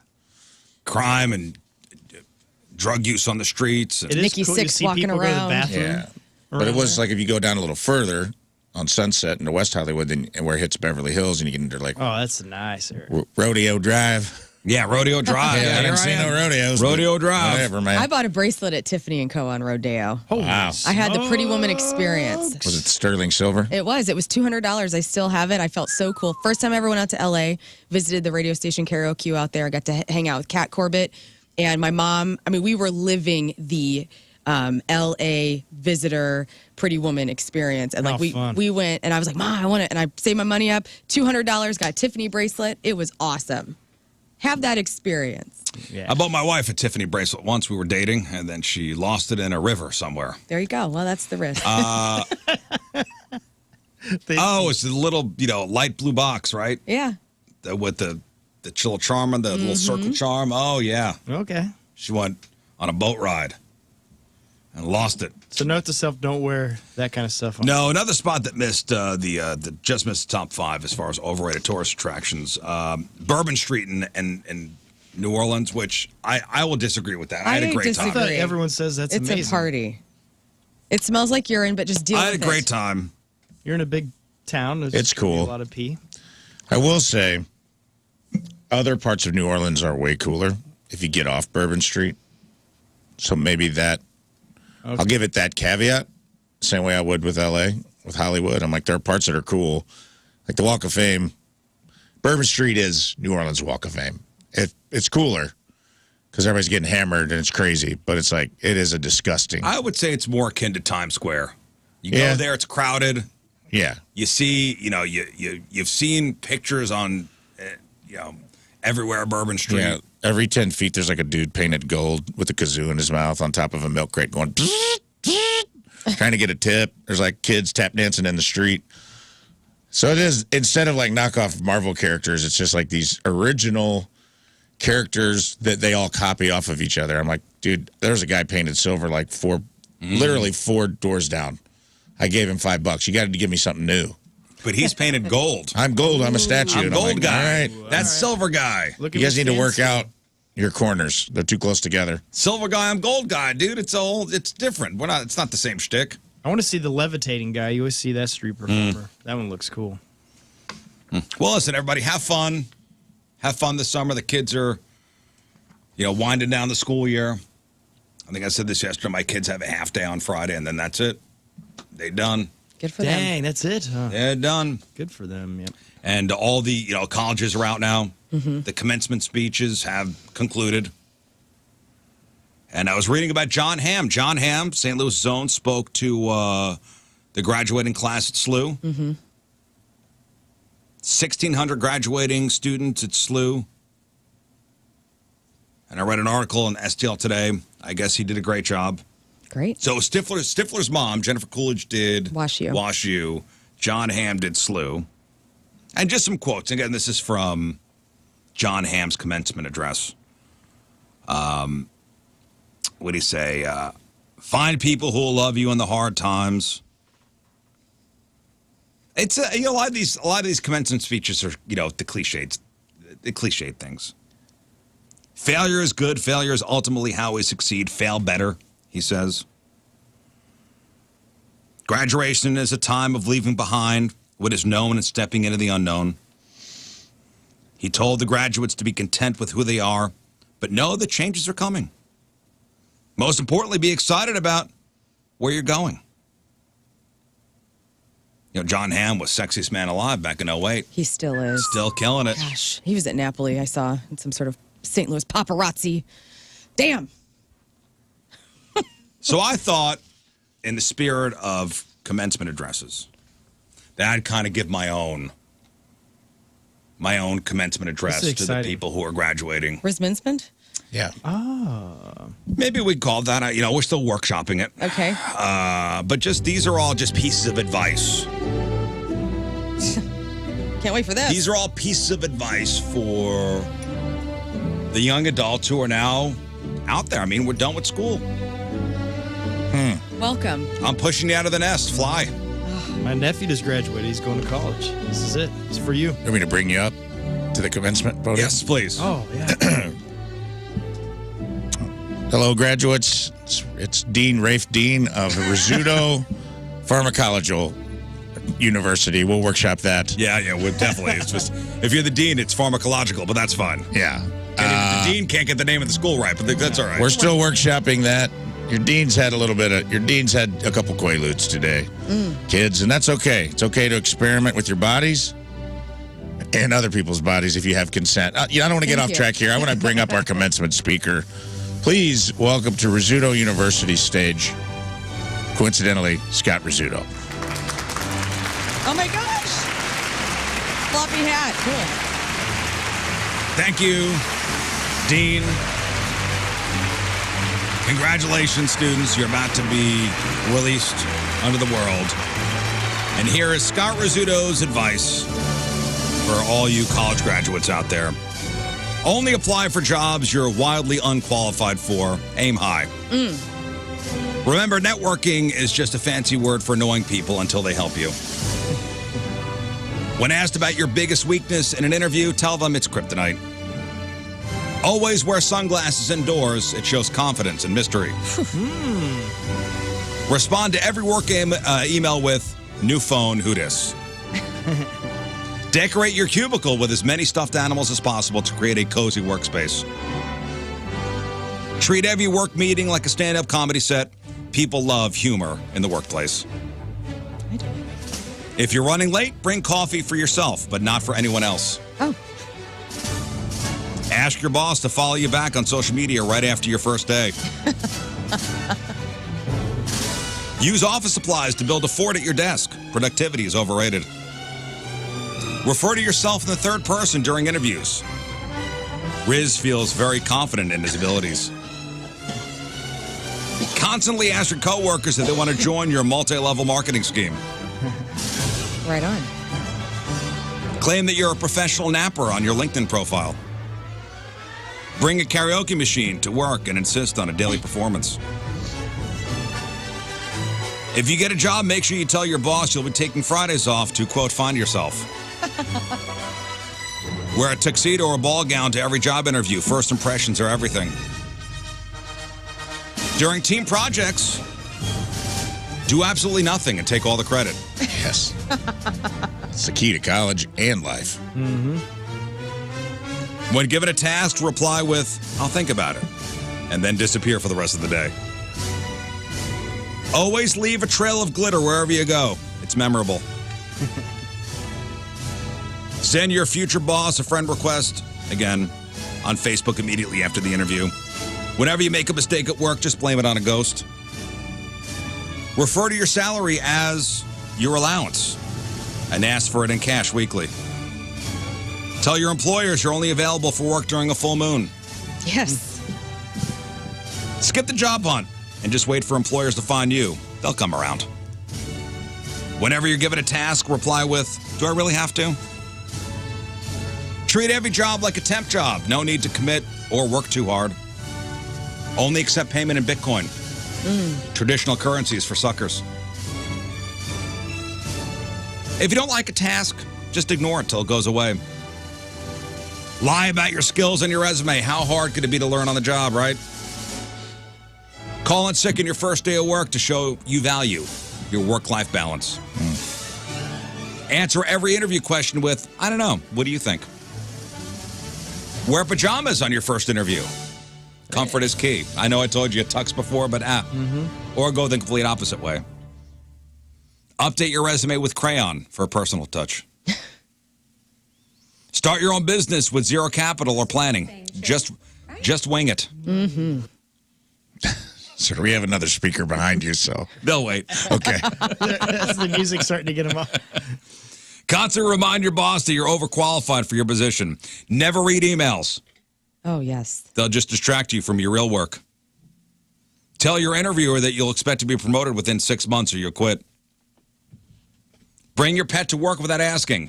Everyone loves animals, right? That's true. Start all your work conversations with, this place would be better if I were in charge. Spend your entire first paycheck on lavish celebration party at the office. Openly criticize your company on social media. Honesty is the best policy. True that. Use company time to work on your side hustle. Tell your coworkers about your controversial opinions frequently. Demand your boss makes you coffee. Only do the part of the job that you enjoy and quit your job without notice if you have a bad day. There are plenty of other jobs out there. I like There you go. Congratulations, graduates. Yeah, that's good. Congratulations. Congratulations. Congratulations, Who's Ken graduates. Johnson? The speaker's junk. The speaker has got into the Dean's Quaaludes. Congratulations, class of 2024. Thank you. EMS is here to check you out. Yeah, Paul. thank you. It's hot up there. Maybe we need to. That was nice. That was good advice. Go forth Yeah. Yeah. and do your thing, graduates. Doeth thy thing. Doeth thy thingeth. You know, we were talking yesterday about what I said. The saying I hate the most is happy wife, happy life. And maybe, you know, listen, I always thought that was a defeatist thing. And maybe, you know, listening to your commencement speaker, all these, you know, cliched sayings are, you know, put out there. There are a bunch of sayings and mantras and advice that people keep repeating, even though we all know most of those things ring hollow, or maybe they do work for you. So I think it was BuzzFeed. They collected a list of common pieces of advice and sayings that we should stop following because they're outdated, or, you know, we really know better. Like, is there any mantra or piece of advice that you can think off the top of your head? Like, this is BS. Like, I'll start. Like, don't go to bed angry. You think that's BS? Yeah, because the idea that it can be, the idea is that it can be better than arguing when you're tired and irritable, and maybe things will seem different in the morning. Yeah, like giving it time. Yeah, but I think too, if you could solve, I wonder too if you could get peace with that before you go to bed. Because I know for me, in the past, if I've gone to bed where it's like either angry or confused about something, I think about it the entire night, and then I have a tough time sleeping. Right. So it's just better to get rid of it and flush it out. Is it? before. But sometimes you're not thinking rationally because you're tired. And let me sleep this off. And I'm going to get up in the morning with a different headspace. We'll be rational. Never give up. That's another one. Sometimes if something is not working, you need to just let it go. Yeah. Right? Yeah, that for sure. I understand. I was saying, sometimes people use this stuff as like blanket statements. Never give up. You know what? Sometimes you got to just give up. Right. I'm calling it. The relationship isn't working. Give up. When there's a bully, just ignore them. Most bullies won't stop because you ignore them. Sometimes the situation needs to be addressed. Yeah. Yeah. But I will say, on the flip side of that, don't trust the after-school specials either, because not all bullies quit when you stand up to them either. Sometimes that amplifies what's going on. Yes. I got my nose broken with a speak and spell for standing up to my bully. So take that with a grain of salt. Okay. Yeah. Befriend. Sometimes your bully is like, oh, you want to go? Sometimes in the after-school special, you stand up to the bully, and they're like, oh, this is what it feels like to be singled out. Now I've seen the error of my ways and my behavior.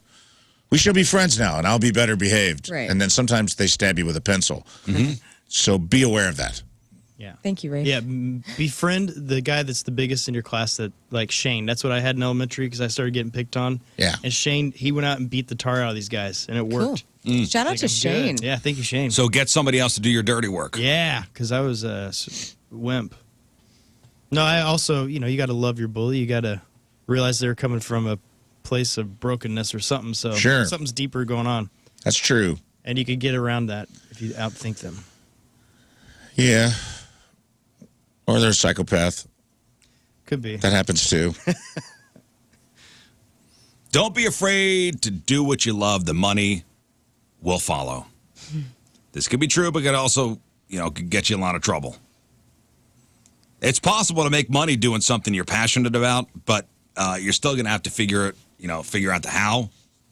For most people, it doesn't just happen magically on its own. You've heard that saying, right? Don't be afraid to do what you love, and the money will follow. Yeah. Tough it out. That's another one. Tough it out. Not always. Talk about it. Take breaks. You know what else I'm going to add to this list is, if you enjoy what you do, you'll never work a day in your life. Yes. Is that on there? Yeah. Well, that's one I wrote down. Because you can still really love your job, and then it can really become taxing at some point. Yeah, that might work for like 1% of people. Right. Like 1% of people, find a job you love. You never work a day in your life. What? Yeah. Sometimes it can be worse because you're like, when it's something that you actually love and you're still having like a rough time, it almost makes it worse because now it's like this thing where you're like, I know I love this, but I want to punch it in the face right now. Yep. Yeah. You know what I mean? Yeah. And it Like breaks your heart double, Yeah, you You're go like, I home love and it so much. You're like, I love this. Why am I miserable? So that's true. Yeah. But it's probably better than hating your job. Rick Rubin had a good, I saw some clip of Rick Rubin where he was like, sometimes your job is not your passion, and that's okay.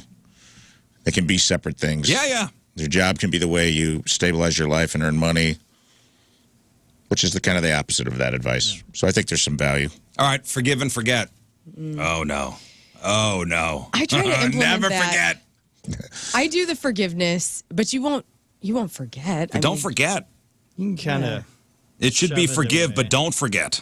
Because 9 out of 10 times, people's poor behavior is part of the pattern. Right. Fool me once, shame on you. Fool me twice, shame on me. Don't forget.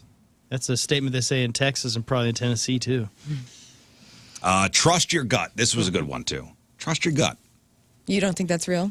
Well, you know what? The spirit of it is empowering, but for people with anxiety and other issues, like their gut, maybe working against more compelling data and support systems. Your IBS. So one person said, if it were up to my gut, I would never do anything.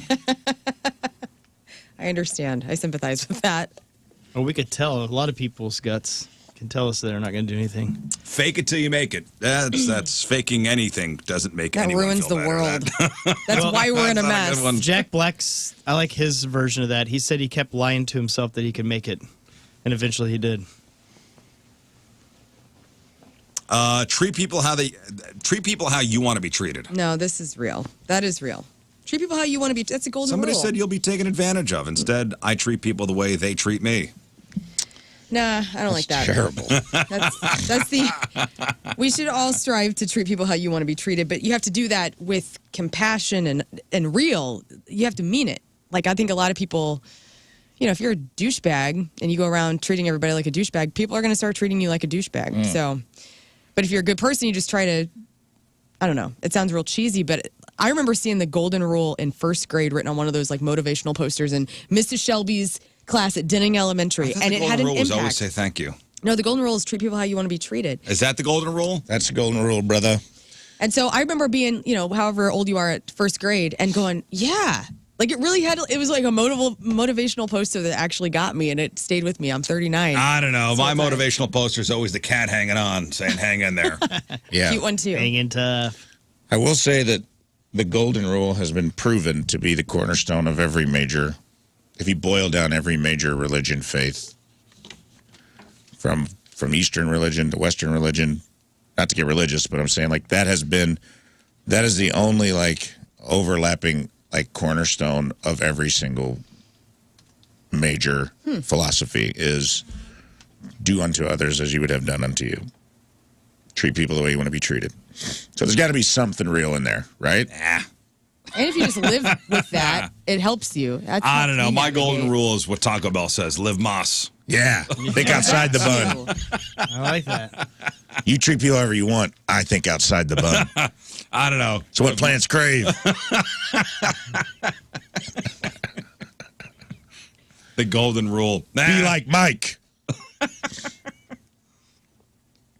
You know, honestly, I never knew what the golden rule was. I just learned this today. Okay, good. I thought it was always not a surprise to any of us, by the way. I thought it was always say thank you. This is not a big reveal. That was your mother's rule, okay? I've been living by the golden rule. You've been treating people well? No.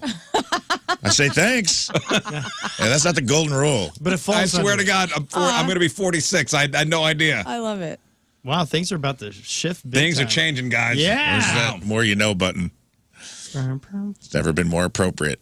You just finally got this. This message has been plastered all over everyone's childhood, and somehow you've blocked it out, dude. You, somehow, you're the only person on earth who's missed this message for 45 years. Things are looking up. I like it. Honestly, like when the golden rule, I really thought it was.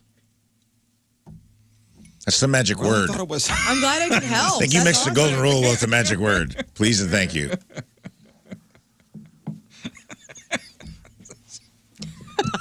Your mind is so blown right now. I love Mine it. is blown. Things are going to change around here, guys. All right, cool.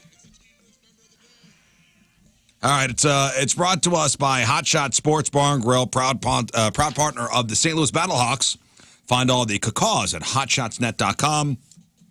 From Jackson, Missouri, Dustin Rhodes is our team Rizz member today. Dustin has been a loyal Rizz Show listener for 10 years, listens to the podcast daily, to and from work. Always looks forward to what new discussions take place, and each of the personalities make his morning drive from Southeast Missouri to St. Louis worth it. Misses Jeff every day. And by the way, in the middle of my commencement speech, cardboard cutout Jeff just fell. You fell asleep during your commencement speech. Loves the additions of Rafe and Lern. Looks forward to meeting all the show soon at future point events. Dustin Rhodes from Jackson is our Team Rizz member of the day. Get super sweet Team Rizz member of the day soccer jersey. Get yourself signed up 1057thepoint.com/Team Rizz.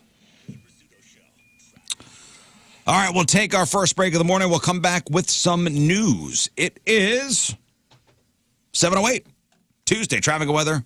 Lern coming at you. And it's brought to you by Worldwide Technology Raceway. The Confluence Music Festival with Ludacris, Riley Green, and more is happening alongside the NASCAR Cup Series. June 1st and 2nd, get your tickets at www.raceway.com. Debris in the roadway of northbound 270, that exit to Doherty Ferry. The right lane is closed. Just watch out for that. Your point weather today will get up to 90. It's going to be sunny, so enjoy that. Storm's going to roll in tonight, a low of 61. Storm's rolling in around 8 p.m. for us. Tomorrow will be mainly cloudy with sporadic bouts of showers. Right now, it is 70 degrees at 7:08. Time to save some green. Go visit my good friends over at Mount Top Motor Company out there in Troy. They have an incredible lineup of cars, trucks, SUVs. In fact, you can see the whole inventory right now at mounttopmotors.com. And to top it off, no payments for 90 days. They have some of the best financing around, all kinds of ways to save some money. And what's amazing about them is they're just down to earth. It's a no-pressure environment. There's a lot to celebrate this month. Graduations, end of the school year approaching, end of the school year's here. Barbecues, warm weather months ahead. And you want to celebrate in a clean home, you got to call the cleaning pros at Zero Res. Now, you know Zero Res as the zero residue carpet cleaners that don't leave behind any of the dirt-attracting soap and chemicals that other carpet cleaners use. Trust me, don't risk it for the other guys or go DIY with that carpet cleaning.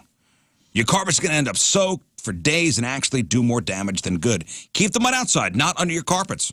Just check out the 5,400 raving customer reviews online with a 4.9 Google rating.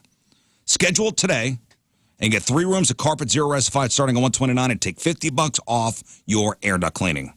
And make sure to mention the Rizz Show when you call 314-474-2020 or book online anytime at ZeroResSTL.com.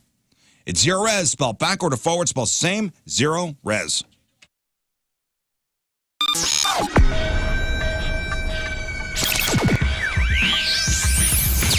It's Rizz, it's Jeff Burton backstage at Wayback Point Fest with Vaden and Donnie from the Toadies. Good afternoon, gentlemen. How you doing? Hello, how you doing? See, this is not that bad. I mean, you guys are from Texas, so this swampiness is all right. Yes. Oh yeah, we need just fine sweaters. This is sweater weather. This is old hat for you guys. So. He took off a cardigan right before we started rolling. Actually, I took off my shirt. That's my sweater. So you guys were spinning some yarns before we just went on the air here. I mean, do you realize the point is what, over 25 years old? Yeah, 25. Do you remember coming to St. Louis in the mid 90s and playing for the point or playing for St. Louis? I don't remember a whole lot in the mid 90s. Yeah, boy. Yes. Truth right there. Yeah, of course, yeah. Yeah, you guys are Point Fest guys from back in the day, man. Way totally. Back in the day. Yeah. What's any good memories from St. Louis from back in the day? Oh, jeez. We're kidding about the memory, right? No, it's gone. It's a mashup. Our first time here, we went and I think my brother got his tongue stuck to the arch because it was during. Yes, that would happen. Literally, does that sound? I mean, that sounds exactly like it could have happened. Yeah, no, it did happen. Oh, it did happen. No, he put his tongue to the arch and it did get stuck. So it was like during I think January. So it was pretty cool. You know, maybe advice for a younger band up and coming now is maybe write everything down or document everything. Can you imagine the Toadies in the mid to late 90s and there be social media? No. No, thank you. No. Do you think that's a decidedly a disadvantage for bands nowadays? You know, there's no more anonymity. Only if they want to have kids later and. Woods Basement Systems, the all things basementy experts. They have been an absolute godsend for me, my family, and my home. What we had a situation where my front porch was completely sunken, a big old slab of concrete, and the thing was slouching forward. It was taking the facade off my house. It was taking the roof down. And honestly, it was just an eyesore, and it was dangerous for, especially for my parents to be coming in and out of the home. I called Woods Basement Systems. If they can raise a highway slab, they can raise your driveway and my front porch. And that's exactly what they did. Now, Now, I didn't just have it raised. They came over and they said, listen, if you want this fixed long term, we're going to concrete level it, but we're going to install piers. And that made all the difference. And what can make a difference for you in your home is a special offer online right now at moonloveswoods.com. You can get a free estimate at moonloveswoods.com. Again, a free estimate at moonloveswoods.com. Tell them Moon sent you. They did an absolute amazing job on my home, and they can on yours as well. Not just with this, but of course, all things basement-y, the waterproofing, the egress windows, the mold prevention. It's Woods Basement Systems, the all things basement-y experts. Get a free estimate now at this website, moonloveswoods.com. That's moonloveswoods.com. Who is Trailer Trash Tammy? What happens when you combine random internet trends into a single video? What is a mukbang? And are we so desperate to be distracted from our own reality that we resorted to binging videos of people shoveling anything edible into their face hole? More on that today on the Number 2 Show.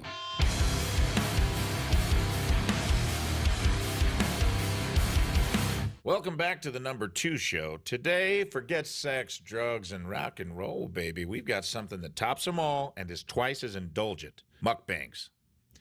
Mukbangs sound like something that would require a lot of explaining if your mom caught you watching one on the family computer. But turns out it's not something you find on Pornhub.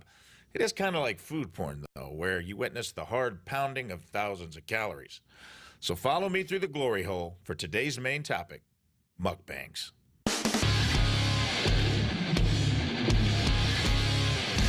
Mukbangs aren't for the faint of heart. It's culinary hedonism broadcasted in HD. We've got professionals like Nick Avocado eating his view count in calories, or amateurs deep-throating corn dogs like they're auditioning for Bret Michaels' Rock of Love. Gives a whole new meaning to the song Unskinny Bop. And if not these two things, then there's whatever the hell this is. Hi guys, today we have dragon breath puffs and liquid nitrogen. There's a lot going on in this video. Is it a cute cat video, ASMR, a mukbang? Are we even allowed to assign conventional labels to our videos anymore? Let's just say this video is genre fluid. Blowing on liquid nitrogen, I guess to cool it off? It's negative 320 degrees, lady. I don't think you're going to burn your tongue. I like how it says, this is so much fun. But for who? Is this entertainment? I don't know, but I am rock hard, so there's something happening here.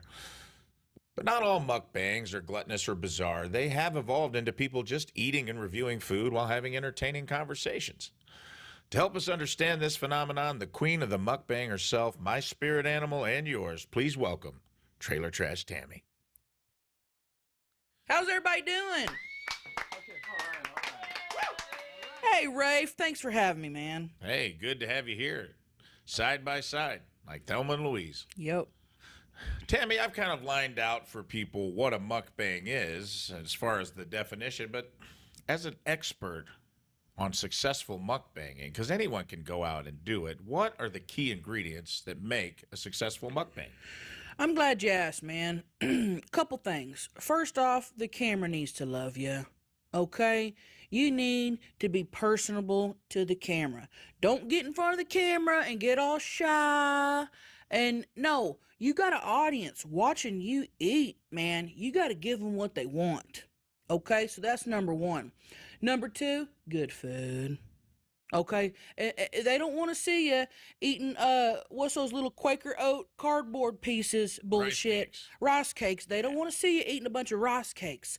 They want to see you eating the fried chickens, the spaghettis, the cool places that they don't get to eat. If you're in, let's say, if you're in Philly, they want to see you eat the Philly cheesesteaks because they're in Arizona. They can't get to that. You know what I'm saying? Yeah. They want to see you eat the good stuff. That totally makes sense. Are those the only two ingredients in a successful mukbang? Yeah. Camera's got to love you. Food's got to be good. Yeah. You got to look good on camera. Back to the program. Phone number 314-624-3833 or 618-398-3833. Mick Ultra Studio Cams. 1057thepoint.com/Rizz. The socials at RIZZ Show. Your emails, RizzShow at 1057thepoint.com. Boy, Lee on the on the Twitter says, I work in a pharmacy, feel like at least half of St. Louis has a sinus infection or upper respiratory thing. Yeah, it's a bummer. Allergies being so bad. Damn that tree sperm. You know what? I'm allergic to cockroaches, and I had the thought of, I wonder if You're cicadas infested. and cockroaches have similar Like people are. similarities that maybe I'm getting all stuffed up because of that too. I don't know. I was watching some video. I guess they did some kind of like cooking class with cicadas over this past weekend. I think we should try it. No. I if it's fried up and I just can have a nibble, I'll do it. Why? Just to know what the big thing is. I don't think it's a big thing. Why do you need to know that? I saw that little boy try it. Did you see that went viral, the little kid? And he looked fine. I mean, I don't know. I mean, it's not going to kill you, but there's no reason to try it. I just need to start cooking them before I eat them. Like, I'm not curious about it. I'm kind of curious. I'm cicada curious. Talking about, I'm out. they're doing these like cicada cooking courses. Nah. Yeah, I'm not curious at all. Like, I don't need to know what that tastes like. What if there's some amazing health benefit from it? I could probably find that same health benefit in something that's not a cicada. But it comes around every 13 years. Maybe there's something really like your life. It will give you more force. It says here they're spineless insects. Oh, So what if they say, like, every cicada you eat adds 6 months onto your life? Okay.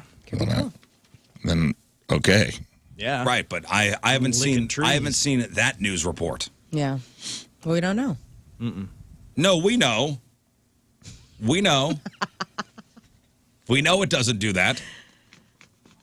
But what about, in the future we're gonna all have to eat bugs. It's gonna be Right. the only food source. Yeah, we're not there yet. Right now I still got Schnucks to go to. Where I could go and buy whatever I want that's not Live cicada. it up, Rizz. I'm living it up. It's only a matter of time. But what about your kids? Probably not in their lifetime either. But what about their kids? They'll have to deal with it then. I'll be gone. Okay. That's how everybody feels. It's their problem. That's the way I live. Sounds like a them problem. Sounds like a not me problem. Figure it out. Anyway, happy National Waitstaff Day. Yes.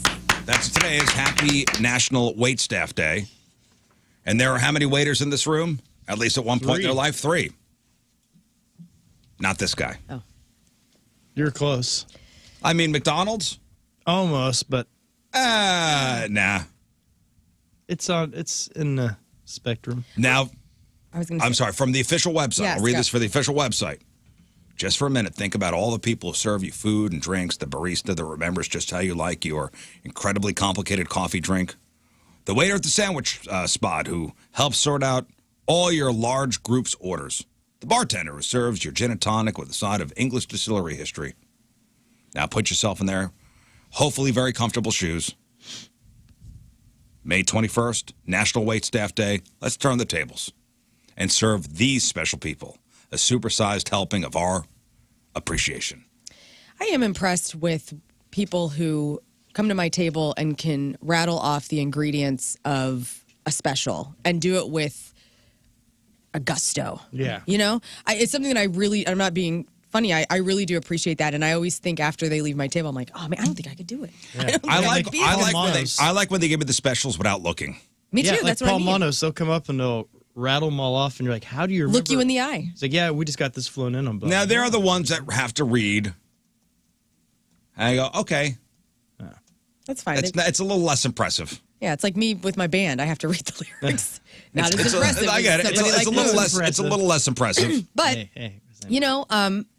I like that. I like whenever there's like a little theater to it, and they look you dead in the eye, and they walk away and go, damn, impressive. Well, okay, so here are 5 things on this National Waitstaff Day. 5 things that waitstaff wish you would stop doing.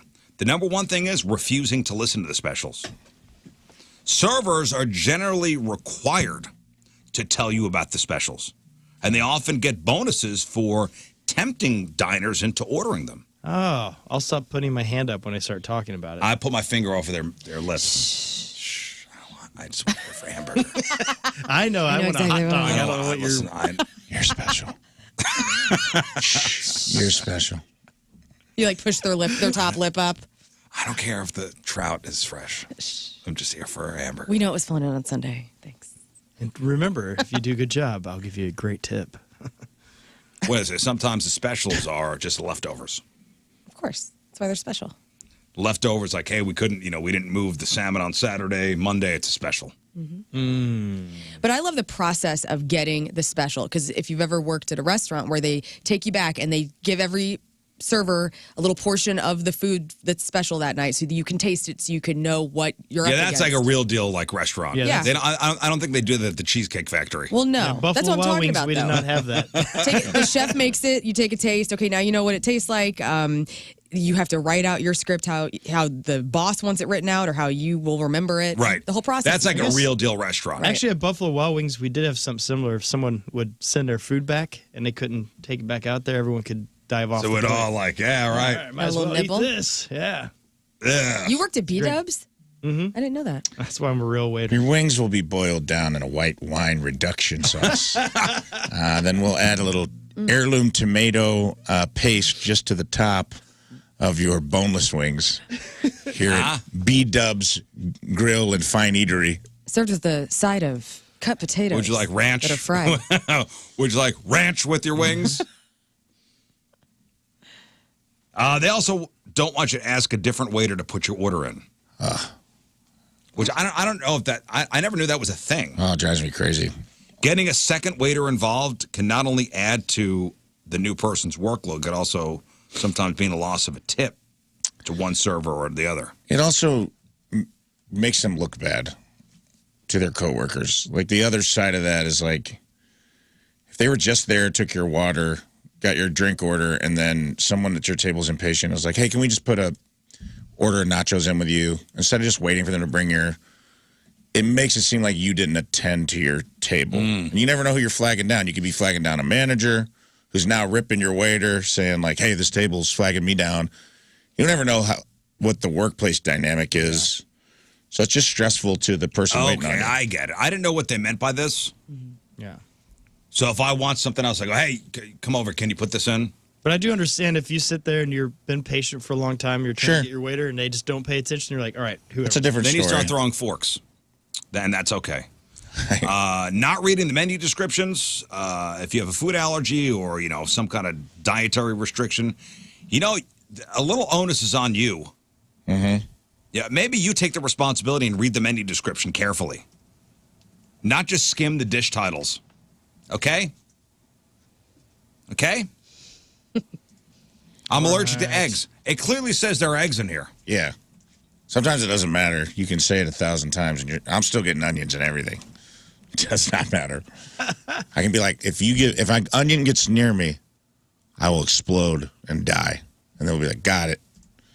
And then I'll have so many onions in whatever comes out. So it's a two-way street, but you do need to take the onus. Well, it's so like, all right, I'm gluten-free, and this chicken says it's breaded. And then you order the... Is that gluten breading? You order the chicken, and it comes out breaded, and you go, I didn't know there'd be breading on here. And clearly it says breaded chicken. Mm-hmm. Expecting all the food to be on the table at the same time. So this may be realistic if your party is like 4 people or less, but if you bring a crowd of 15, it's unreasonable to expect the kitchen staff to be able to serve all those people at exactly the same time. And you don't want that anyways, because something's sitting there for a long time if that's the case. Yeah. Dude, when I went to Springfield for Kenny DeForest's memorial thing, we rolled up into this brewery on like a Saturday, 65 people deep. And they handled it so well because they weren't jerks. They're like, look, we're not equipped to handle this many people without a prior notice. But if you guys will go upstairs and promise us, just order drinks for like 45 minutes. Let us get through our tables, and then you guys can order food, and our kitchen will be caught up. And we were like, yeah, that rules. And they gave us this whole upstairs area, and the trade-off was like they were honest with us. We were cool to them, and then it was handled perfectly. Springfield Brewery? I don't remember. Downtown? It was nice. I said, hey, it's bad when you don't say anything when something's wrong. So if there's an issue with your meal or with your service, your server wants to know if, he or she has an opportunity to maybe correct the situation. rather than leave you unhappy and very likely leaving you a low tip. Right. So, listen, have a little gratitude today. National Wait Staff Day. Love y'all. Dude, I had I went to, what was this place called? It was great. Have you guys been to El Milagro Azteca? No. Is that in Maplewood? No, it's like right at the entrance to the hill. Used to be Taco Circus. They went under, Taco Circus tried to expand, bought this big, beautiful building that's kind of like off of Van de Venner and Kings Highway. No, I've never been there. Man, it was good, dude. It was really, really good. They have pad thai chicken nachos. What? And Thai Dang. nachos. Don't get I me think you can get the started. tofu kind too. It was good, man. They had like really, and then I had some kind of like, it was served in a pineapple. Oh my God, it was good. What was it called? I'm going to tell you right now. Served Tell in me a all about it. pineapple. Whoa. Let me tell you about it. It was Oh. called Piña Rellena. Stuffed pineapple with mix of scalloped shrimp, crab meat, bell peppers, melted Mexican cheese, and Cajun aioli. And let me tell you, this place is good. I recommend it. But I had a funny interaction with the waiter because I ordered a side. It's on the menu. It's right here, and it says smashed avocado, $4. I can't have guac because it has onions in it, so I'm like, oh, dope, I'll get that. I ordered it, and he came back to the table, and he goes, what kind of avocado did you want? And I go, smashed avocado. And he goes, is that sliced, or is that... Smashed. And I go, I don't know. You tell me. And he goes, okay. So he went back to the kitchen. He came back like 5 times, and he kept being like, okay, so sliced avocado, or we can do with the whole avocado. And I was like, what is this? He's like, I don't know what smashed avocado is. And I go, I don't either, man. It's on your menu. Like, I ordered it. It says right here. I'm like, I'm not stressing about it, man. Bring me the slices. I'll smash them up. Yeah, just give me the whole Give me avocado. the whole thing. This kid was stressing about it. And then he goes, oh, yeah, I forgot we have that. And I go, okay. And he brought it out, and it was great. But it was just like a really funny So what was it? smashed avocado. It was literally what it said it was. That's all right. Tell me if That's this is a funny. dick move. So we're at the wedding in the Dominican Yeah. last weekend, and I wanted a drink a certain way, and I told the bartender that I was also a bartender, and if I could go back there and mix it myself. Yep, that's a move. That's a move. Did you go back there? Yeah. I love the Dominican, man. Caveat, Dude's running wild. they don't care to resort. Yeah, I don't think cared. I'm not doing it. Yes, that's a huge dick move most times. But at a resort, they're probably like, as long as you're tipping us, I gave him $10. it makes you feel like a cool guy to get back here and make your own Kahlua and Coke. No, Cool, good on you. I wanted a martini, and the past couple ones I had were not great. So I wanted to do it myself. I like a drink my way. It's not like I'm going to Planter's House, where they specialize they're in so good. where they got mixologists. Yes. I said I'm a bartender at home. I didn't say I'm like a professional. I own my own restaurant in New York didn't say City. that. Oh. So let me just do it myself, and they were more than happy to oblige. And then you were happy because I it was happy. tasted They were good? happy. The guy got $10. Sweet. Oh, let's do some news. Oh, yeah. We gonna do some news. And your news being sponsored by Energy Star's Heating and Cooling, preferred partner of Ameren, Illinois, to make your home comfortable and affordable. a couple local stories to start out our news segment with. A guy stole thousands of dollars in coins from a pet and car wash in South County. This was at the Pamper Your Pooch Pet and Car Wash off Watson. And surveillance video shows Barry McKee, Maryland Heights, breaking into the place's coin vaults using some kind of tool and stealing more than $5,000 in coins. Dang. He did it in 2 nights. March 19th, 2 days later, on the 21st, Barry booked into the St. Louis County Jail on March 24th, transferred by Eureka Police after he targeted a bunch of car washes in that area. He was let go the next day, supposed to be in court on June 18th. Who Heavy knows in bag. this guy's So show. he's on the street again?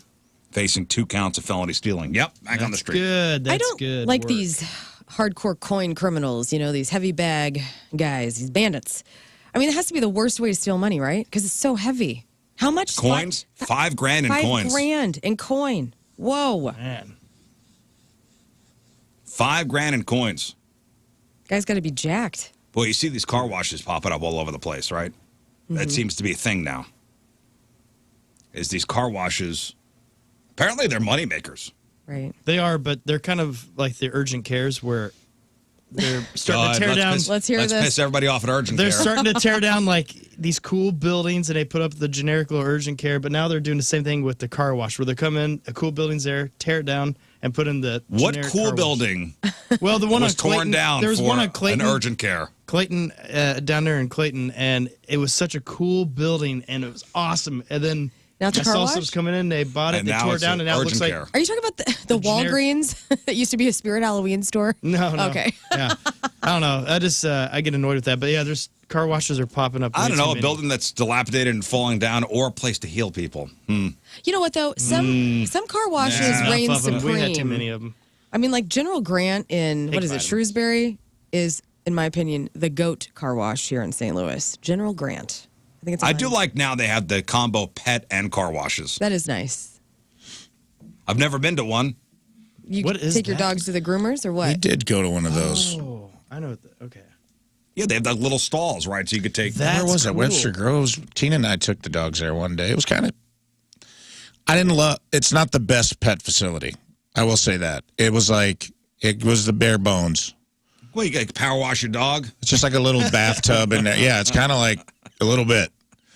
It's almost like the car wash equivalent, like the difference between a hand wash and because you just got to go in this little room that's like right next to the car wash. It's running off the same water pressure. Yeah. So what's the? There wasn't a ton of stuff. You could buy they had like a little bit of like dog soap, and you just like chain them, leash them to the wall, pop them in the tub, and What's the advantage? I mean, you don't have to do it at your house because you ever try to wash your dog, it's a disaster. I just do it outside next to the house. Yeah, but then you got to get the hose out, it takes so much work. right? Then you got to get the hose out. All right. Nobody wants to do Good that. point. Good point. It's a lot of work. So you got that guy stealing from the Pamper Your Pooch Pet and Car Wash off Watson. Then you got this guy, 36-year-old Gage Lutman. He's from Hillsboro. Prosecutors say spent 7 months burglarizing storage units, basements, businesses, and garages, looking at more than 250 criminal charges. This guy stole trimmers, tools, jewelry, a leaf blower, a miter saw, Budweiser sign, a laptop, a car jack, a Vespa scooter, musical instruments, a shop vac, a bicycle, a ladder, and more. He was charged in April with more than a dozen offenses, including trespassing, property damage, stealing, and burglary after charges said he took jewelry from a house and copper from one business and a truck and tools from another. And since that charge, he's been in St. Louis County Jail without bond. And last week, prosecutors tacked on 252 more charges. Holy cow. Oh, man. What a season he Busy. had. Now, if he could only, in the time that he was stealing, maybe get a real job, do an honest, honest day's work. Mm-hmm. Caught on video and seen by witnesses breaking into garages and homes and yards, stealing from people between August of 23 and April of this year. Wow. He'd target homes and businesses in the southwest part of the city, mostly in the Lindenwood Park, Northampton, Ellendale, and Southwest Garden neighborhoods. So, I guess if you did In that, jail. think about you get 30 deep or something, you're probably like, man, this is my career. I'm good at this. No one's busting me. So I think you see how it could become an issue. so $5,000 in quarters is 250 pounds. That's less than I thought. Yeah, me too. I thought it'd be heavier. And he did it over 2 nights. Okay, he broke it up. I hope he lifted it with his legs. Yeah, right. You you don't think want to throw he- your back out. I hope he also brought those little holders, where you put the little cardboard thing and you stick the quarters in. He was organized with it all. Definitely. Yeah, what are you going to do with all that change? To go to Right. Aldi and hand it out like candy. What's the Coinstar? Here's a card. That's Schnucks. Oh, yeah, Coinstar. But how much do they take? 3%? Oh, do they? They don't do it for free. Yeah. Your I best don't know how bet's much to Coinstar. fill them up yourself, take them to the bank, and then they'll. Yeah, no questions asked. Yeah. The unofficial start of swimming pool season is this weekend. And this year's hottest new pool accessory may be an underwater vending machine. Here we go. Yeah, finally. Okay. Remember Airheads candy? Yes. So they've announced that they've created a first-of-its-kind underwater vending machine that dispenses Airheads while submerged in a pool. Okay. And they're selling a limited number of these things online. In a hype video, this thing looks so absurd that it's hard to believe that it's real.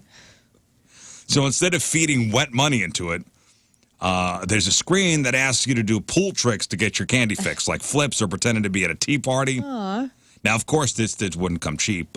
They say the machines will cost $7,000 and come with a lifetime supply of airheads. Whoa, that's pretty cool. Now, here's the caveat. The machines go on sale beginning on Monday, Memorial Day. And at that point, they'll post the specs for the home edition. And that the size, functions, and features vary from the version in the video and on the website. So you're not getting a full-on vending machine, which makes sense. It's impossible to imagine the ramifications and liability of of sending people huge machines to drop in their pools. I am posting the video up on our site. It's very funny. Still, you have to get something for your $7K beyond just a bunch of waterproof packs of airheads. But I don't know exactly what it is yet. I don't know if that's the candy to get me to do tricks. Airheads? Yeah. They suck. They're in that foil, I guess, so that's why they... Right. I don't know. Like, what candy would I want Airheads down are there? not great. Yeah, they're not the best. They're not the best. Saturday was a good day to be a Kyle because more than 700 people named Kyle, 706 people to be exact, congregated in the town of Kyle, Texas for the 5th annual Gathering of the Kyles. But they didn't break the record. Yeah, it was an attempt to set the Guinness World Record for largest gathering of people with the same first name. Unfortunately, the Kyles fell well short of their goal. Aww. The record is 2,325, and that was by a group of people named Ivan who gathered in Bosnia in 2017. I'm not surprised. Dude, I pitched a long time ago, like a show.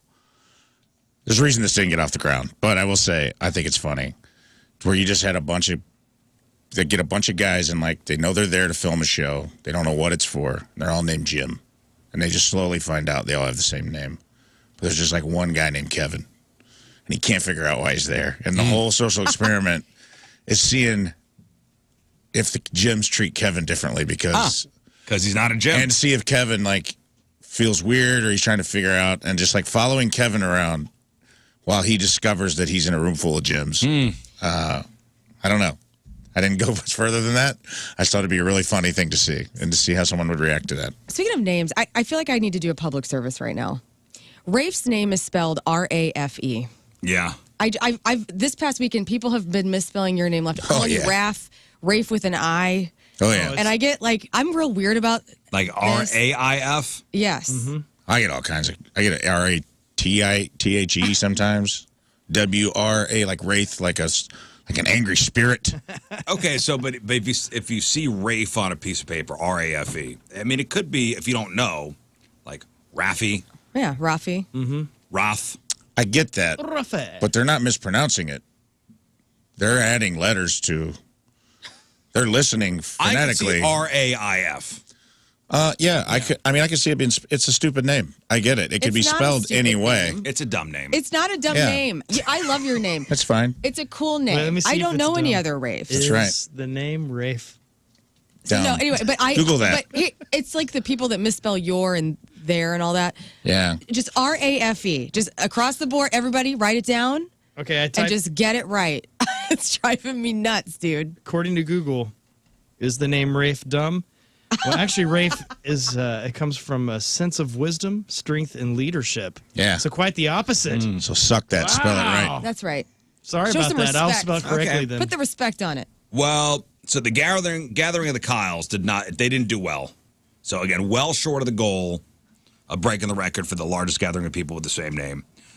In fact, Kyle Mania seems to be dwindling. This year's gathering of the Kyles drew less than half the crowd as last year's event. Mm-hmm. Still, the Kyles in attendance, resolved to return the next year. Like, I'll be back, and I'll bring 2 more Kyles with me.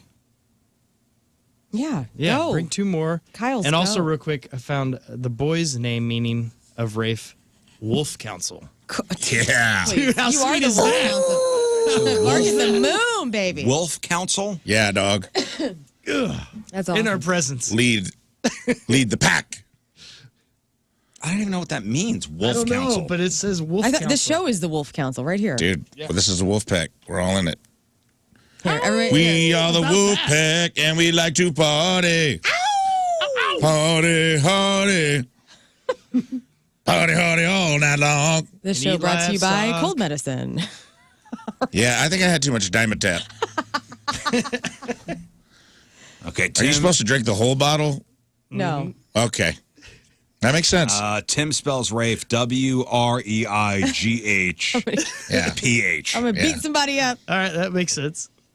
I That give, one's okay. I give my husband a hard time because his name is Tim. It is a very simple name. TIMM. And so Tim. when he's on the phone and making a reservation, and they'll be like, "Okay, and what's your name?" And he says, "Tim, TIM." And I go, "Babe, stop spelling your No, name." because you know what? Because they may not hear that it's Tim. That's- Maybe it's Jim or Bim. I get it. We have a reservation for the number 10. Number 10. Nobody's hearing Jim Or okay? Bim. Or Tom. Is there a Bim here? He speaks very clearly and lovely. Turnham? Is there a Turnham here? Like, when I say Lauren, I don't spell my name. I also don't care if it's misspelled unless it's a government document. I don't either. I like have a lot of times at Starbucks, it's funny to see what they write on my cup. Right. Can I get a Well, name? that's Moon's thing. It's the Aladdin experiment where he just tells everybody his name is Aladdin. He looks See like how an they spell Aladdin. I get Rave a lot with a V. Yeah, dude. Just tight. That's cool. sweet. That's pretty tight. It's pretty tight. I don't get mad about it. Okay, so I'm going to ask you this question. Surgery patients, do you have better luck with male doctors or female doctors? Female doctors, because we are the best. Okay. Thanks. But you're a female doctor? I am. You guys didn't know this? Surgery patients, do they have better luck with male or female doctors? Show me female doctors. I got the numbers. So you say female. I'm trying to think because the eyeball deal, there was this. What I guess in eyeball the deal? Whenever I used to work for the eyeball company, The great deal of odds. there was a lot more fellas, but I don't know. It seemed like success was pretty Okay. equal. That's Like your tough. I don't know. If she wasn't, Okay, equal. yeah, It's I'd say equal. Equal I'm gonna say rights. they're about the Cool. same. Equal. Rafe, surgery patients, better Female. luck with female or male doctors? Better results? Yeah. As in lived and died? What's the metric? Chance of dying. Yeah. I'd say female because they're less likely to take a risk, right? No, I they think- care more. That's it. Wow. These are terrible metrics by both of you. I would say female because I think men are wildly confident. Men are more likely to be wildly confident and do something more, take a more risk averse. Whereas I think the female doctors they also probably, that's a male dominated field. I used to work in it. So they probably have to be like extra on the ball.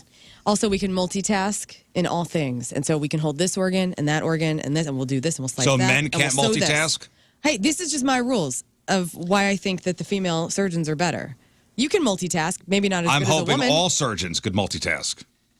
I'm hoping that this isn't gender based at all, but let's find You're out. hoping. Let's see how this goes. I hope You're it's, hoping it's just equal. The best. Yeah, of I the mean, I'm best just hoping get that the there's job. no correlation, that these are just No, empty figures. there's an answer. Oh, All no. right. There is an answer. I can tell by your There's an glee answer. what that answer is. There's an answer. So, according to new research, undergoing certain surgeries is safer when a hospital employs women. Hello, everybody. Oh, I was waiting for. I thought you were Bring gonna. 'em As out, at bring 'em out. least 1/3 of its surgical team. So again, according to research, undergoing certain surgeries is safer when a hospital employs women as at least 1/3 of the surgical team. The chance of dying or having severe complications was significantly lower at hospitals with 35% or more female surgeons. I've never had a female surgeon. I've had like when I've gotten colonoscopies. I guess that's not a surgery, right? Like they go inside of your. is. It is. So the males for that. I've had a hysteroscopy, and that was with a male. But you know what? Last year I was going to get my tubes tied, and that would have been my first female surgery, and I'm still thinking about that. But yeah, all right. That's good. done by a female or That's done by a female. Yeah. That was done by a female. So would you feel more comfortable? Now I would, yeah, with this information, yeah. Now, they don't say why. Like, they don't say. I can tell you why. Here's why. We had all great reasons why. I can tell you why. I worked in surgery. Go. Ego. Yeah. The male ego, dude, is if 10 is the ceiling, it's at a 187. For male surgeons? Oh, dude. You want to talk about God complexes? I work with some unbearable, not all, but And this is when you were porter, unbearable right? personalities. Huh? This is when you were porter? A what? What do they call the people that wheel? Surgical tech. Yeah, like a transporter. I would be like an extra set of hands in the room. I wouldn't do anything. Like, I would like wash the instruments, set up the sterile field. I would be in there. I think you were also a porter, like you took. Yeah, I go get them. I'd be like the person that went and got them out of the thing, brought them up, scrub in sometimes. So you're around all that stuff. So in your travels, you would say the male surgeons were way more egotistical than the female. I just think the male ego plays into it. And I mean, this isn't a stump speech for feminism. I'm just saying it is like, I've seen it. It's like the male ego is a thing. So like if you have a room full of dudes, no one wants to back down. Like that, you know what I mean? I've seen anesthesiologists and surgeons get into almost fistfights with the person on the table yelling at each other because it's separate things. The anesthesia is always a separate, you're keeping the person alive. Surgeon's yelling because they think the person's like it needs more gas or they start getting into like arguments. It gets wild in there sometimes, dude. It's high stress. If it presented like a situation, Lern, let's just say, getting your tubes tied. Yeah. Okay, so you got a guy surgeon who graduated top of his class. Mm-hmm. Female surgeon who, she was middle of the road. Nobody knows that information going into surgery. Yeah. So what do you I don't know. I asked for a dossier on. You always want top of the class. I look to see if there's a plaque on the wall. Okay, cool. They you're a all real have plaques doctor. on the wall. I know. That's how I know it's a real doctor. And then, just go ahead and slice me up. I've got a white coat that says, Dr. Scott. Paging Dr. Scott. No, I kid. I'm just saying it just happened to be that was going to be my first surgery with a female doctor. I always want who's best. Yeah. Of course you And I'm hoping does. I'm getting the best. Of course. Yeah. Again, they did not go into why surgery patients have better luck with female doctors. Not at all. Hey, be careful before you put that schmear on your bagel. Yeah, Scott. Oh, doggone it. Aldi issued a recall on cream cheese because of potential salmonella poisoning. Ooh, Philadelphia? What are we talking about? I guess it's their brand. Okay. No one has reported being sick yet, but the recall affects cream cheese products sold in over 30 different states. Aldi recommends discarding the questionable cream cheese and asking for a refund at your local store. Man, I wonder why it was so cheap. It was on sale the other day, and I just got a whole bunch of it.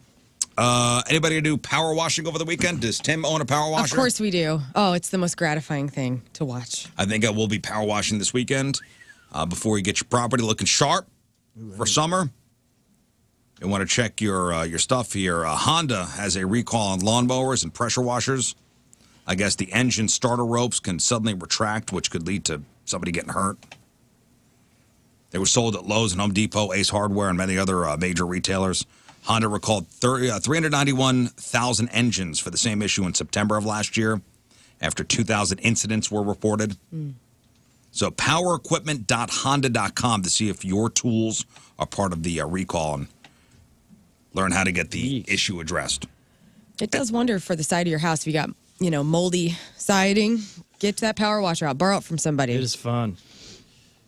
And finally, a Delaware woman has won her long battle with the state's Division of Motor Vehicles over a license plate that the government censors fought for years to keep off the roads.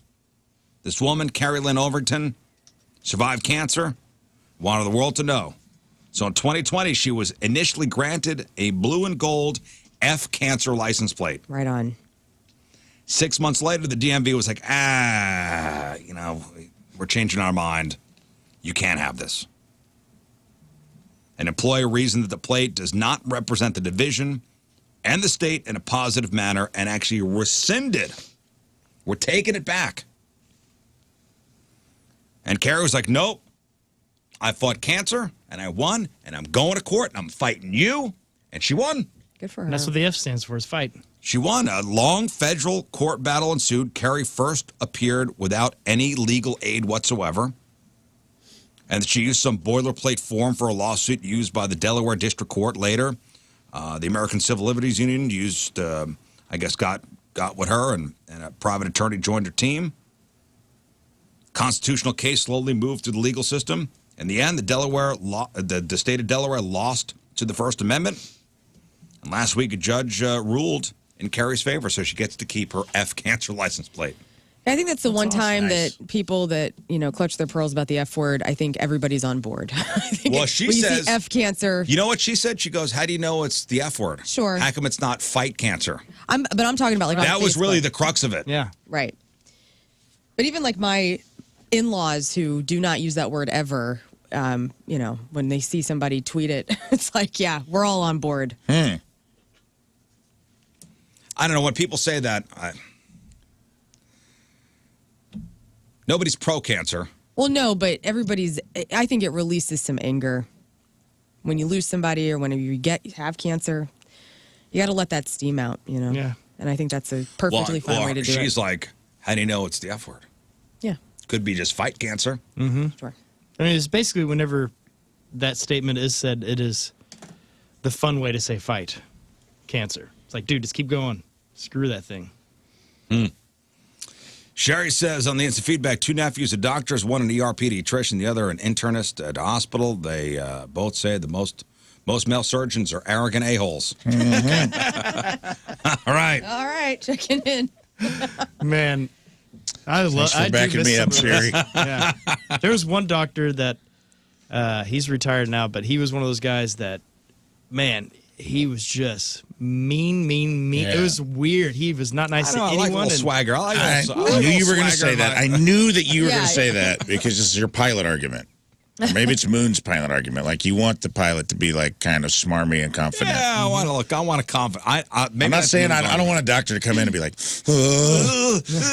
gosh, are these even the right tools? Like, I don't want that. But I'm talking, like, next level. And I get it. It's a pressure cooker in there, man. You have a human life on the table in front of you.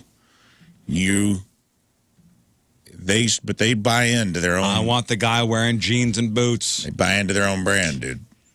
Me too. I'd love a doctor look like Sam Elliott. Big handlebar mustache, came in like boots, and he's like, "You're gonna be just fine." Yeah, I want that. Hell yeah. He just I want worked that on confidence. He just worked on a bovine too, and now he's coming in to work on you. But I don't want a guy to look like he just came in off the 18th hole with his like Tiger Woods shirt tucked in too tight to his braided belt, with his Bluetooth speaker Okay, on. here's the difference. You're That's ready to the go guy. into surgery, and a guy goes, "Hey, I got this. You're going to be fine." That's great. As opposed to, you should be fine. Right. Confidence. Yeah. I want my surgeons. Confidence and arrogance aren't the same thing, though. I want that confident swagger. That's fine. I don't want Be confident in your skill set. I don't want. It's all about body language, man. This guy walks in, shoulders back.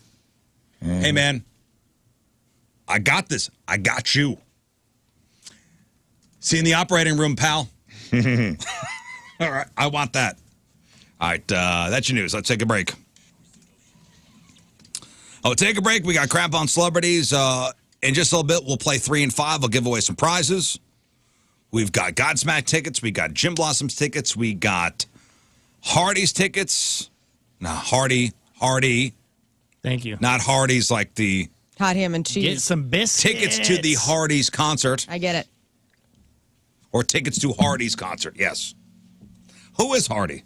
I don't know. Is it's a country guy? Country guy, I believe. And he's playing with the value meals. And All right, we got also tickets to go see Jim Jeffries. 7:56 Tuesday, traffic and weather. Learn coming at you. And it's brought to you by Worldwide Technology Raceway, the Confluence Music Festival with Ludacris, Riley Green, and more, and the NASCAR Cup Series June 1st and 2nd happening. Get your tickets at www.raceway.com. Eastbound 70 before Wentzville Parkway, it's closed due to a 3-vehicle crash. They're saying use an alternate route if you can.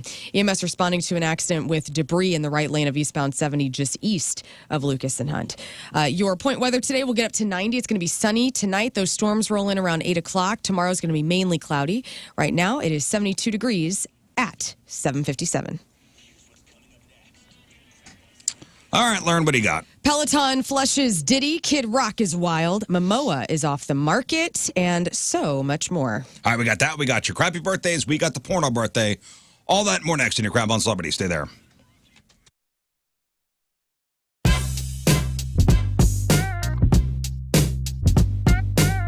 By the one and the only Brent Smith of Shinedown.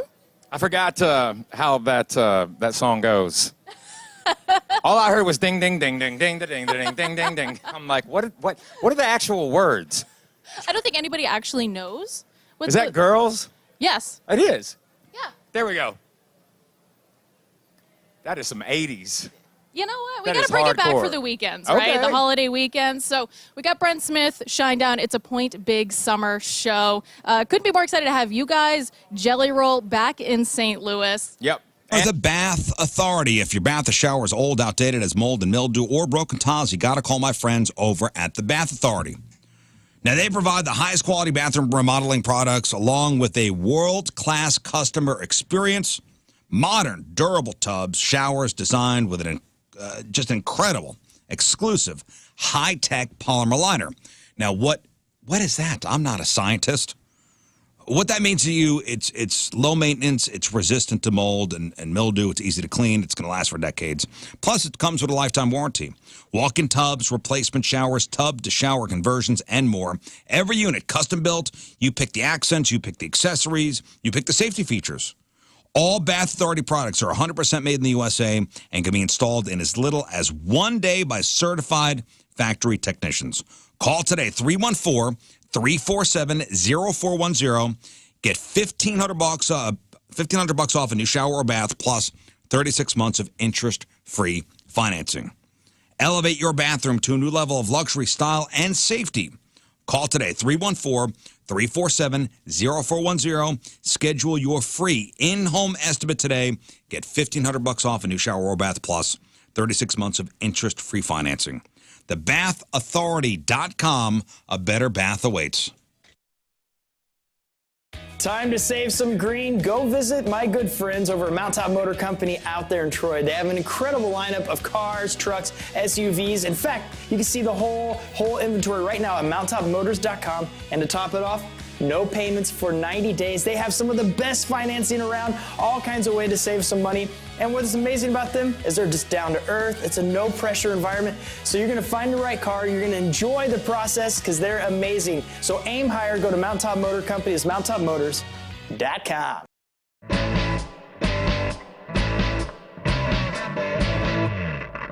All right, so I got the gig of the day here today, like no doubt about it. We are here with the guys from the Revivalists and Becca, our grand prize winner. We are here at Music Record Shop, and what we get to do today?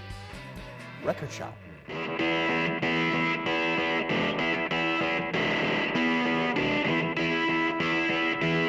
I would just like to point out one of the all-time great record title names by Ween, 12 Golden Country Greats. Oh, that features the song. There are 10 songs on this album. But it features the classic Piss Up a Rope, which is like an amazing freaking song. That I have that record. That is a really, really great record. Good stuff. And I'm not even the biggest of Ween.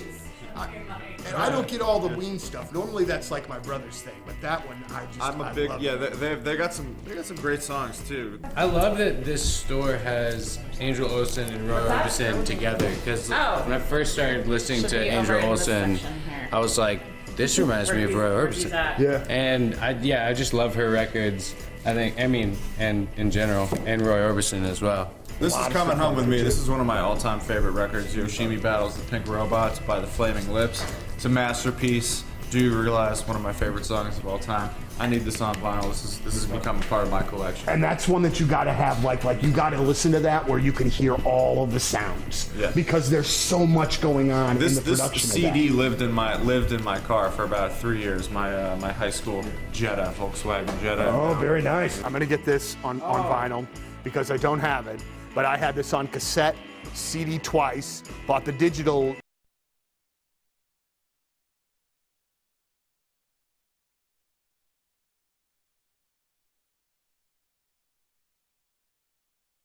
March is a critical time. The weather changing, it's a critical time to check your home's windows. If you're cracked or leaking, maybe they won't stay open or stay closed, it's time to call the pros at Window Nation. Right now, for every 2 windows you buy, you get 2 windows free. Did you hear that? 2 windows free. No limit to how much you could save. Plus, you could save even more with 0 down, 0 interest, and no payments for 24 months. That's right. Window Nation's windows come with a lifetime warranty as well, and they can be installed in 1 day or less. Proven quality and service, it's no wonder thousands of homeowners, including my in-laws, have trusted Window Nation with their home, and you can too. So if your old finicky windows and high energy costs from this winter are cutting deep into your finances, and you've decided to make a change, don't miss out. With an unlimited buy 2, get 2 free, plus 0 down, 0 interest, and no payments for 24 months, you can't afford to wait. Plus, get a house of windows and get a free pair of cards tickets. It's easy. Call 866-90-NATION. Tell them Moon sent you, or go to the website to schedule your free in-home estimate. That's windownation.com.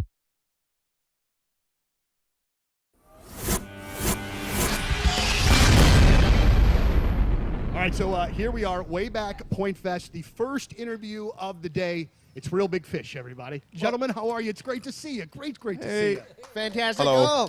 Oh. Hey. Thank you. You know what? No, don't stop. No, more, please, more. It's really great to have you guys back. We have, over the years, done so many different things, so many shows. I did legitimately the worst stage intro I've ever done in my life at a Real Big Fish show at Mississippi Nights through no fault of your own. I came up on stage too late. Your cue music that night was Billie Jean from Michael Jackson. I'll never forget. And I'm getting up there and I'm doing my spiel.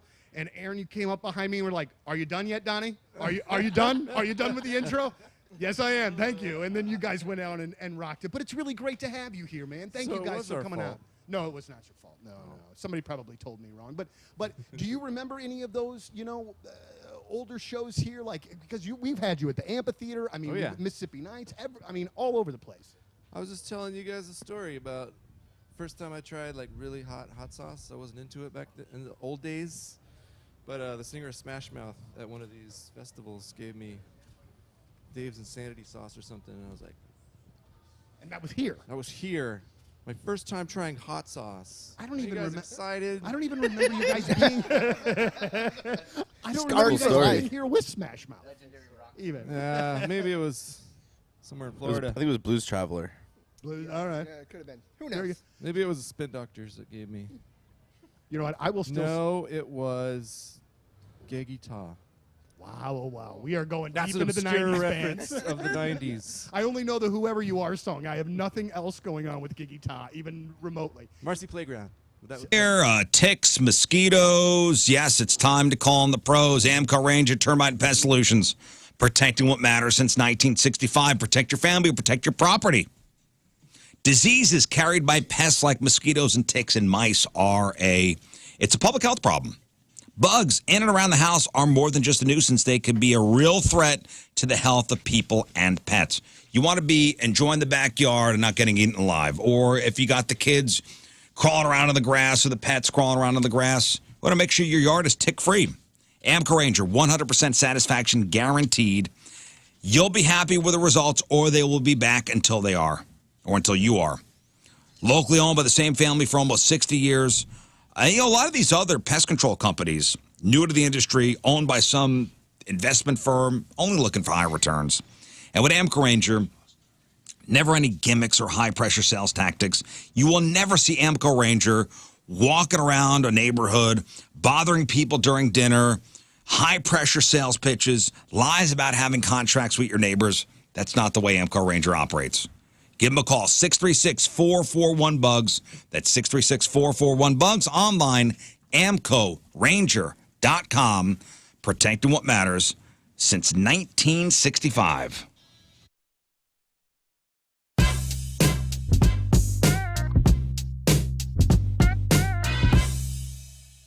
Tim, how are you, man? I'm good. How you doing? I'm doing very well. And I'm going to tell you that I did something today, and I shouldn't even bring it up that I'm doing it. Okay. I wore a shirt specifically to impress you because I was interviewing you.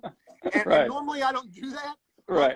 But I did. But kind of funny before we get to crap on celebrities. So everybody has their own routines when it comes to sexy time with their partner. And And different things will arouse different people. But one guy, and he took to the internet, of course, he's struggling to get in the mood thanks to his wife's chosen decor of their boudoir. Okay. Okay, so the guy explains that he's been married to his wife for 5 years, and he says, I love her so much. I'm incredibly lucky to be married to her, but there's one thing that really bothers me, and it was the fact that he found something too hard to handle. Now, he says his wife is a huge fan of a lot of rock bands, particularly emo rock bands. Nice. And that's not what bothers him. What bothers him, and what he's having a hard time with, and he's struggling to get passionate with his wife about this, he says there are posters of all these emo bands all over their walls, including the bedroom. Gerard Way is just on a wall. For Oh, Chemical yeah. And he Romance. says, so he's 31, and he says, quote, this by itself doesn't bother me at all. In fact, I love the music too, and we go to concerts together all the time. What bothers me is that she has posters of these bands tacked up everywhere around the house. Our bedroom walls are covered in them. And I mean covered. There's not a single inch of wall space in our bedroom that is not dedicated to her band posters. Everywhere I go, everything I do, there are always eyes of 100 emo men following me around. It sounds stupid, and it probably is, to be honest, but I don't think I could stand another night sleeping feeling like I'm being watched constantly. I don't want to be watched by the members of My Chemical Romance or Taking Back Sunday or 21 Pilots as we make love. I've tried to ask her nicely to move some of them, and she gets really offended and mad, so I just, whatever. Says it's hard to handle. What does the internet say? I mean, What do you say? What does Lern Elwell say? I think there's, you know what? I used to have posters of like Brandon Boyd and Gavin Rossdale all over my bedroom whenever I was a kid. We have like actual nice rock photography framed in our home, but not in our bedroom. But you know what? I would say lean in and maybe kind of act like a role playing thing, like Gerard Way is watching you make love to your hot ass he's not into emo wife. No, maybe it's how he's thinking about it. Get into it. Yes. Start crying. Maybe she's thinking that. Maybe Start she crying wants. when they're making love. Right. Is that the Umbrella Academy guy? Yeah. So I don't know. I mean, I get that's probably a turn off. I think I'd be more turned off by having like Hello Kitty stuff everywhere. That would be a big turn off. But I think having cool rock bands on the poster is kind of cool. Okay, Rafe? I can't even imagine caring, to be honest with you. Like, who cares what's on the wall, dude? I care. Grow up. You're in your 30s, and you have every inch of the wall covered in rock band posters. Yeah, I mean, I got This is like not a teenage girl's bedroom. That's fine. We have like, I'm trying to think of like what our bedroom has on the, like, you got like a picture of your kids on the nightstand. That'd be creepier to me than My Chemical Romance looming in the background. You know what I mean? Like, that's it. What's in your head? Do you think that seems like an insecurity thing, like he thinks she's like looking at these posters while he's banging her out. How about this is my wife, and this is a shared space. Yeah. That's cool. I don't have a problem with that, but I'm like, the posters themselves, what's your hang up? Do you know what I mean? Like, I'm fine if you're just like, I feel like if it doesn't bother you, it doesn't seem like it bothers him at other times. He said he likes these bands. He thinks it's cool. He likes the decor. He said that. Listen, I have a sign that above my bed reads Pound Town. Yeah. Okay? Yeah, that's cool. And at least my wife and I agree on it. It's Yes. okay. Yes. It He had says, that- welcome to Pound Town. He had that carved in Herman, Missouri on the wine trails, I believe. With that cool font. Yeah, that would look nice, man. It's a white board. It's got, it's like in script. Right. Yeah. Welcome to Pound Town. Yeah. We're both cool with it. But you married her knowing that she was into these emo bands and that they're everywhere. To be into them, but then you got the posters up. That's so. I think he's being super lame. It's like Get a outta poster. here. I do. You're lame. I agree with Rafe that if you're having sex, you're only thinking about the sex. And also, what my suggestion is act like people. I don't know. Maybe there's a voyeuristic kink there. Like, oh man, Gerard Way's watching us bang it out. So your kink doesn't mean that I have to be into. Like, I'm not into it. Sure. I just think the guy's a sissy. Yeah. I'm being honest. Out of here. He probably If looks. you're trying to like like, if you're focused on the task at hand, that should. Yeah, dude, that's like Jordan's flu game. You got to play. The crowd can't matter. You got to deliver the goods. You're on the court. You're on the field. You're there to win the game. You are playing like a champion today. But I lock eyes with the 21 Pilots guy. Well, I just started thinking about our bedroom, and I have a framed, it's like a Willie Nelson 1977 concert poster. It's cool. It's framed. It's on the wall. I got the picture of Johnny Cash, like flipping the bird. Okay. I don't ever look up at Johnny and be like, ooh. Okay, but if he's saying, and it's legit, every square inch of the wall Sure. is covered, you don't think that's a bit excessive? How old are these That people? is. They're in their 30s. Yeah, I would make an argument that's, Tacky. upgrade your decor. Yeah. That's They're why not I'm teenagers. That's see, this is the avenue I'm going down. But that is separate from the sexual. He's saying he's okay with that. I think that's dorky in and of itself. But if he's saying he doesn't have a problem with that the other 23 hours and 50 minutes a day that he's not trying to bang out, then what's the hang up in that moment? I can't imagine laying down in bed, even if it's not in sexual nature, laying down and just 1,000 posters just around you. It just When my Same. wife gets to stare at Weird Al Yankovic, I got a ton of his posters in her room. just plastered up. Yeah, one partner does not get to monopolize decoration, by the way. I agree. You got to compromise. Now, I don't care in my house. Like, my wife's like, oh, I'm going to put up these pictures. Great, looks fine. It's classy. Downstairs in the basement, I got, some gold records up and platinum records, and I got a framed Queens of the Stone Age, sign thing, and a framed Jane's Addiction sign thing. That's, it's fine. She's cool with that being in the basement where nobody sees. Fine. Right. You have the ultimate frame thing down there, too. Which is? The proper way to install toilet paper. Oh, that's above the toilet in the basement. Yeah. That one is awesome. The patent for toilet paper. Yes. But somebody on this particular forum said if they're legitimately everywhere, it is reasonable to ask for some to be removed. Yeah, you could do. Now, an you'd be accent the wall. a-hole if you asked her to get rid of all of them, or you ripped them all off the wall. It's fine for her to have some posters of the band she loves on the wall, but the house and the bedrooms it's yours as well. You get say too. What you're describing, this woman's bedroom, was my bedroom in high school. Right. And it was so cool. Yeah. No, it in really high school. was. In high school. In high school. And then, I'm one of these people that I want to have some clutter on the walls in a classy way. Same. And, Tim is more, he not that he didn't like all my art.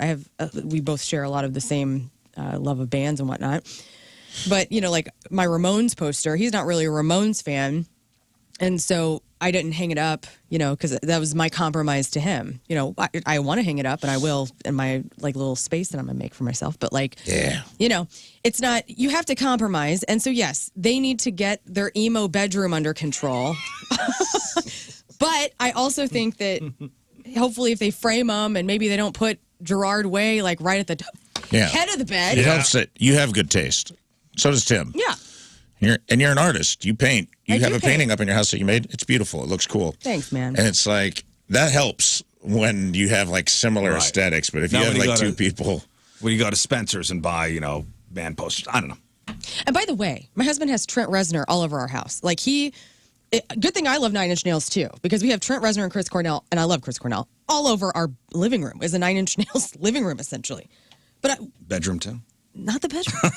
In fact, we have not hung anything up in the bedroom because I got a picture of Chris Cornell's grave from Hollywood Cemetery. Want me to frame it so you can hang it up in the bedroom? I saw that. Nice. It was incredible. All right, today is May the 21st. Back in the day, 123 years ago, 1901, Connecticut becomes the first state to impose a speed limit for cars.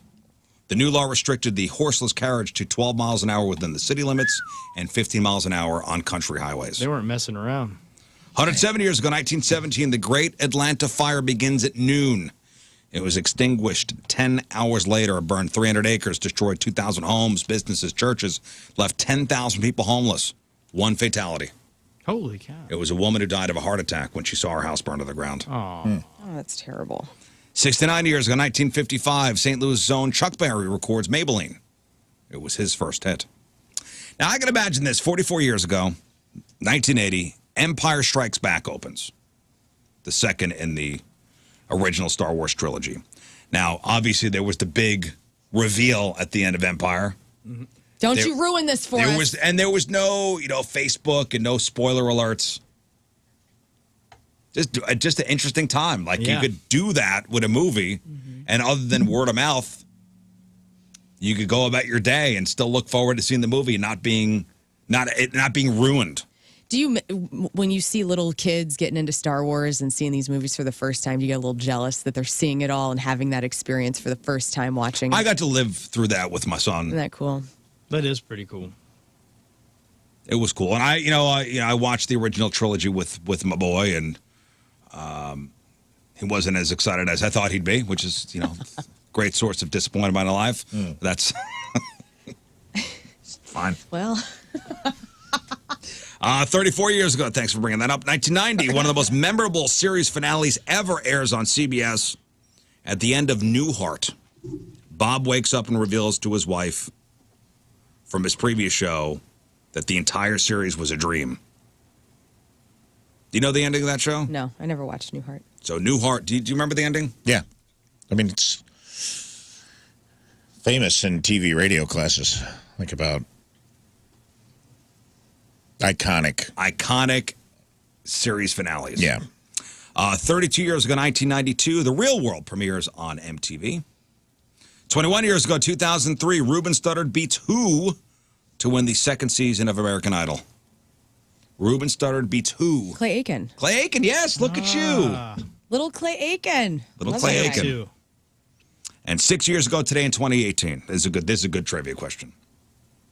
2018, the Hootie and the Blowfish album, Cracked Rear View, is certified for selling 21 million copies in America, overtaking what record as the top-selling debut album of all time? Wow, top-selling debut. Hootie and the Blowfish, Cracked Rear View, certified as selling 21 million copies, overtaking what band's debut record as the top-selling debut album of all time? Would that be, so it's a band? It is a band. The Eagles have the best, They have the best greatest hits. Yeah, not the best album. What year? 82? Where's the Eagles? 2018. That doesn't mean, so Hootie and the Blowfish's debut record came out in the 90s. Okay. But it sold 21 million copies. Certified sold 21 million copies, overtaking whose debut record as the top-selling debut album of all time? Crazy. God, I don't know. We all know this record. We all love it. Is it Dark Side of the Moon? 70s? Dark Side of the Moon was not their debut record. Oh, sorry. Debut record. Debut record. We'll say Hotel California. What did it beat? Hootie and the Blowfish. So confusing. Their record, Crack Rear View, was their debut record. Okay. In 2018, the RIAA certified that it sold 21 million copies. Right. Okay. Therefore, overtaking this band's debut album as the top-selling debut record of all time. Beatles? Nirvana? That wasn't Nirvana. Nevermind was not their debut record. And the answer is Appetite for Destruction. This Guns is N' a you Roses. thing. I mean, it's a you thing. You like that record? I like that record, but Yeah. you Great record. love that record. That's cool. I do love that record, and that's what happened back in the day. I didn't realize that was their debut. What'd you say, Rafe? I didn't realize that was Guns N' Roses' debut album. Oh, yeah. That was it. Awesome. They did good. Good debut record, huh? That's wild. I had no clue that Hootie was that successful. Yeah, and that's a good record, too. Yeah. All right, time to find out what's going on in the world of music and entertainment with your Crap on Celebrities. We start with this. Peloton is cutting off Diddy's music for all future workouts after the clip of the rapper beating up his ex-girlfriend Cassie emerged. Peloton's announcement was made on its private members' Facebook page in response to the concerned user writing, "Dear Peloton, your next purge needs to be all Diddy classes, signed women everywhere." In a statement they wrote, "We take this issue very seriously and can confirm that Peloton has paused the use of Sean Combs' music as well as removed the Bad Boy Entertainment Artist series from our platform. This means our instructors are no longer using his music music in any newly produced classes. Again, thank you for sharing your concerns, and thank you for being a member of our Peloton community. This isn't the first time that Peloton has done this. Back in 2022, they removed all of Kanye West's music from its on-demand library following his anti-Semitic remarks. Eminem's daughter, Haley Jade, got married over the weekend to a guy named Evan McClintock. I was looking at the photos of this wedding. I saw it too, yeah. The new husband is he's so tall and Haley's so little, and your father-in-law is Eminem. Like, I don't know, for some reason I feel like that has to be really intimidating for him. But you know what? I thought it was funny. I don't know what the guy does. Yeah. I don't know what the husband does, but Haley Mathers Haley Jade is listed as a celebrity influencer. Oh. Which, yeah, That's so you do awesome. nothing. Yeah, what does she You do? know, I don't know what she does. You know, nothing. Yeah. Well, it's the best job in the world. You're a trust fund. It was really cute. Yeah, she does nothing. Eminem and his daughter, they had father-daughter dance, which you can see a little bit of footage on her social media from that. They got married in Battle Creek, Michigan. Small ceremony, close friends, 50 Cent, Dr. Dre, Jimmy Iovine were there. TMZ shared some wedding shots that showed Eminem soaking up the big day, and it's really cute, actually. Battle Creek is where Kellogg's was. Yeah, cereal place. Cereal, yeah. Really? Yeah, the cereal battles. During a recent interview with Rolling Stone magazine, Kid Rock got hammered drunk, said the N-word several times, and then waved a gun around. And he actually asked the writer to say... And the interview actually... I didn't read the interview, but I read an excerpt from Loudwire. They cut up, because I don't have a Rolling Stone membership.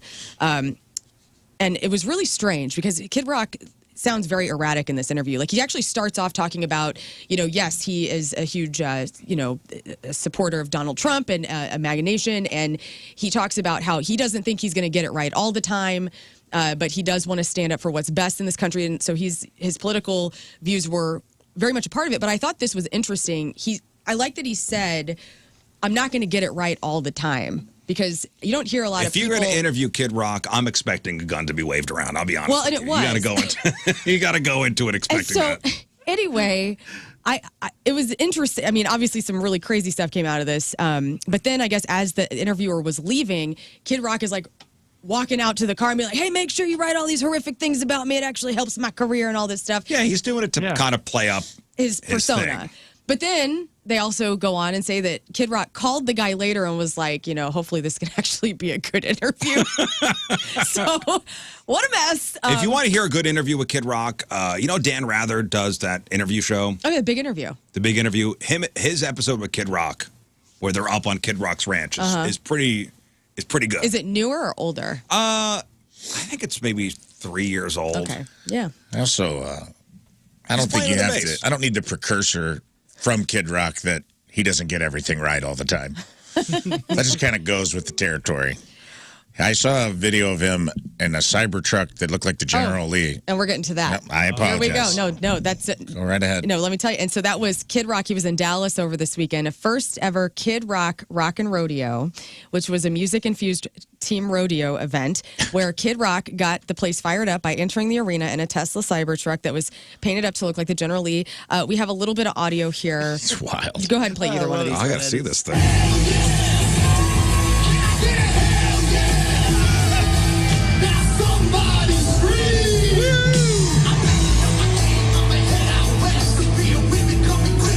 Cowboy. So he circled the stadium while standing on the truck's bed singing Cowboy. Bo Duke himself, actor John Schneider from Dukes of Hazzard, drove the vehicle. Jelly Roll is riding shotgun. And along That's crazy, dude. That's an insane thing. And I got to tell you, whether I agree with him on all fronts or not, I want to be in that truck. I know. I want to be friends with this guy. This is awesome. So I hate admitting it. I want to be in that truck. One of the Duke brothers is driving. Jelly Roll. Bo Duke is driving. Jelly Roll is singing he's yelling, "Somebody save me!" I'm in the back of the Cybertruck, dressed as Luke Duke, living my best life, dude. And I'm like, I'm willing to put all. Hey, let's reach across the aisle. I don't care. Put me in that truck, dude. And that actually, I like that you said reach across the aisle, because Rock discussed the short film that he made with Sean Penn, which had a message of don't let politics divide us. Thinking differently is what made this country great. He commented, the thing's more relevant now that we've made it. The message isn't getting across. And so... Oh, Kid Rock did a movie with Sean Penn? Yes, he did. That's interesting. Wow. So anyway... The Rolling Stone interview, wild. The General Lee Cybertruck, wild. Just the whole...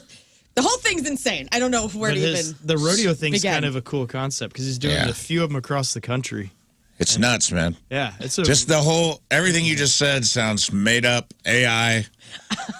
If you just put into AI, what's Kid Rock up to? AI is like, well, he recently came out at a rodeo in a Cybertruck painted like the General Lee with Jelly Roll riding shotgun and the original actor Bo Duke driving. I'd be like, man, AI is crazy. That's just Kid Rock's life, That's dude. just a Saturday.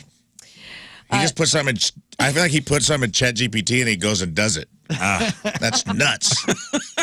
That guy is nuts. In other Jelly Roll news, the Black Keys and Jelly Roll will lead a multi-genre lineup as guest performers tonight on the finale of NBC's The Voice. They'll be joined by my girl Kate Hudson, Lainey Wilson, Mooney Long, Thomas Rhett, and Gina Miles. The show's going to gather a selection of coaches from previous seasons, including Blake Shelton, Gwen Stefani, Adam Levine, etc. I'd say you might want to DVR that tonight. Joey Belladonna of Anthrax has announced a new Ronnie James Dio tribute band. The group will play 4 shows of the music by Dio, Rainbow, and the Dio era of Black Sabbath. They're going to be doing this in Florida, August 15th through the 18th. And Belladonna already fronts a Journey tribute band called Beyond Frontiers. So this is pretty cool. So are you a Dio Black Sabbath fan? No, I mean, I'm not a Dio Black Sabbath fan. I just love Ozzy so much. But I love Ronnie James Dio. Okay. And Listen Rainbow. to Heaven and Hell. Yeah, of course. Have you ever heard that song? Can I be honest, dude? I recently have gotten into Ronnie James Dio, and I'm mad at myself that I missed the boat on that. Dude, what a voice on that guy. I think Yeah. some music that you sent me sent me down like a. I just let it play out. Really? Like sent me down like a improvised playlist, and it played a bunch of Ronnie Dio songs, and I'm like, man, this rips. Have you heard the Dio version of Black Sabbath? So Ozzy left, yeah. or Ozzy was removed from the band, and Ronnie James Dio came in. Their first record was called Heaven and Hell. I love all I that. just remember the Tenacious D had Dio come out of the wall or whatever, a poster or something, right? Yes. Yeah. But Dio was like, I mean, legit like 4 foot tall. Yeah, he's, Yeah. he's, Really? actually, So is- he's actually 5'2". I've never. Let's be real. That's probably the most I've ever heard of him, and I just I knew that he's a rock legend, but I thought he was kind of like the. That's the most you've ever spoofy. heard of Dio? Ronnie You've James heard Dio Rainbow is 7 inches before. tall. Rainbow in I've the been dark. busy. Oh, But I dude. thought he's kind of more of like your goofy kind of thing that everyone. Oh, no. No, He was no. the real Wow. deal. Oh, I got to do it. If you've never heard Dio before, one more.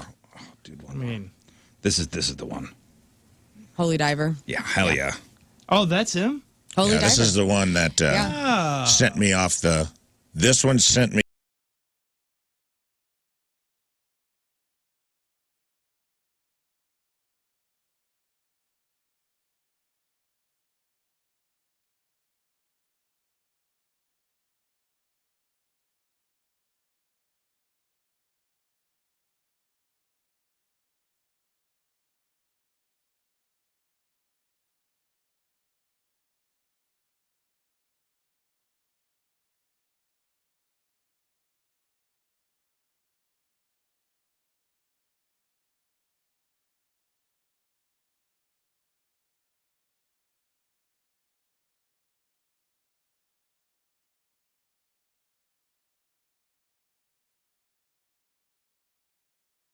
He was born in New Hampshire, Ronnie James Dio. Like I always felt like he was from English some guy? Viking land. No, I think he lived in Queens too.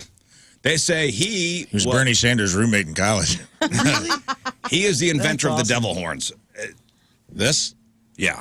Yeah. Gene Simmons does take Of credit course. for it, but it's an old Italian thing. It's called the Maloik. The Moloch.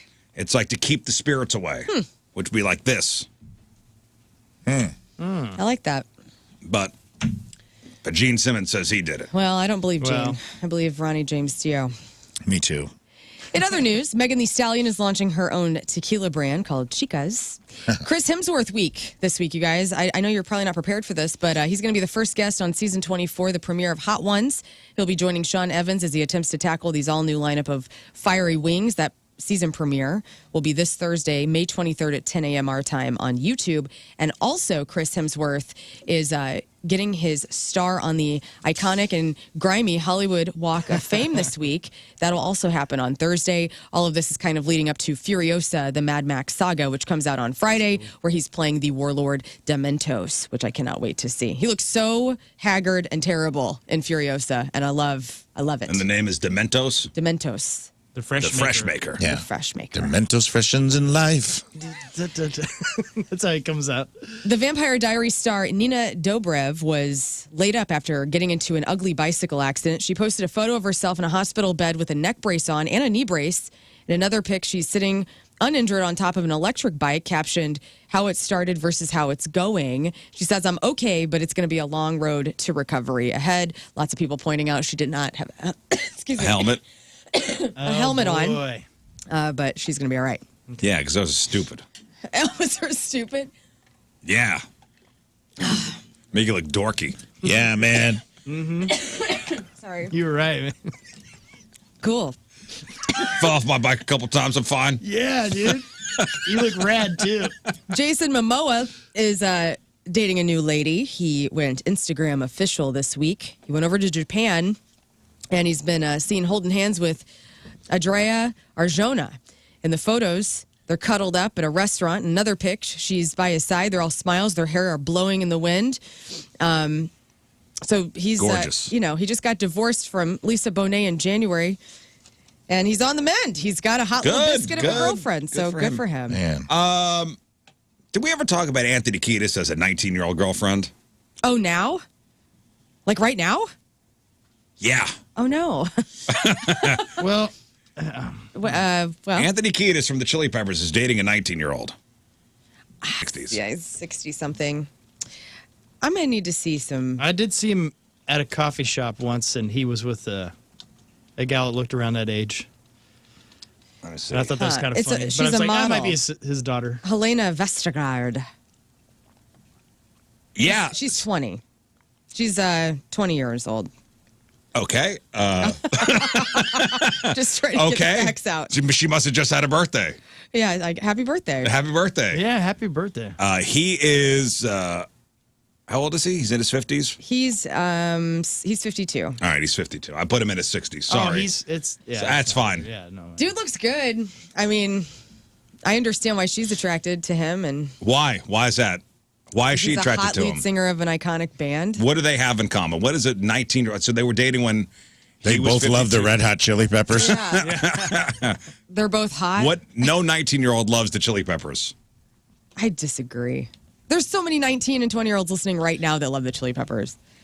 That would date Anthony Kiedis. Hey, man. It's not weird. I mean, there's been worse age gaps in Hollywood before, She can't go to a bar legally. right? Well, she's from Australia. Oh, she can. Is the drinking age different down there? Yeah, I think so. It's like 18, right? Well, Well, High fives for him. That's Are we high fiving? Or is Holly it- weird, no, man. let's do that. I'm telling you, I spent a couple weeks in L.A. and I'm starting to come around to my libertarian uncle's points of view. I saw some weird stuff out there where I'm like, guy, really? Like if I rounded a corner in L.A. and I saw some people drinking baby's blood, I would still be shocked, but I would have been like, well, all right, I guess it's happening. You guys are weird out here, man. I saw some weird behind-the-scenes stuff. So who knows? It's a different world.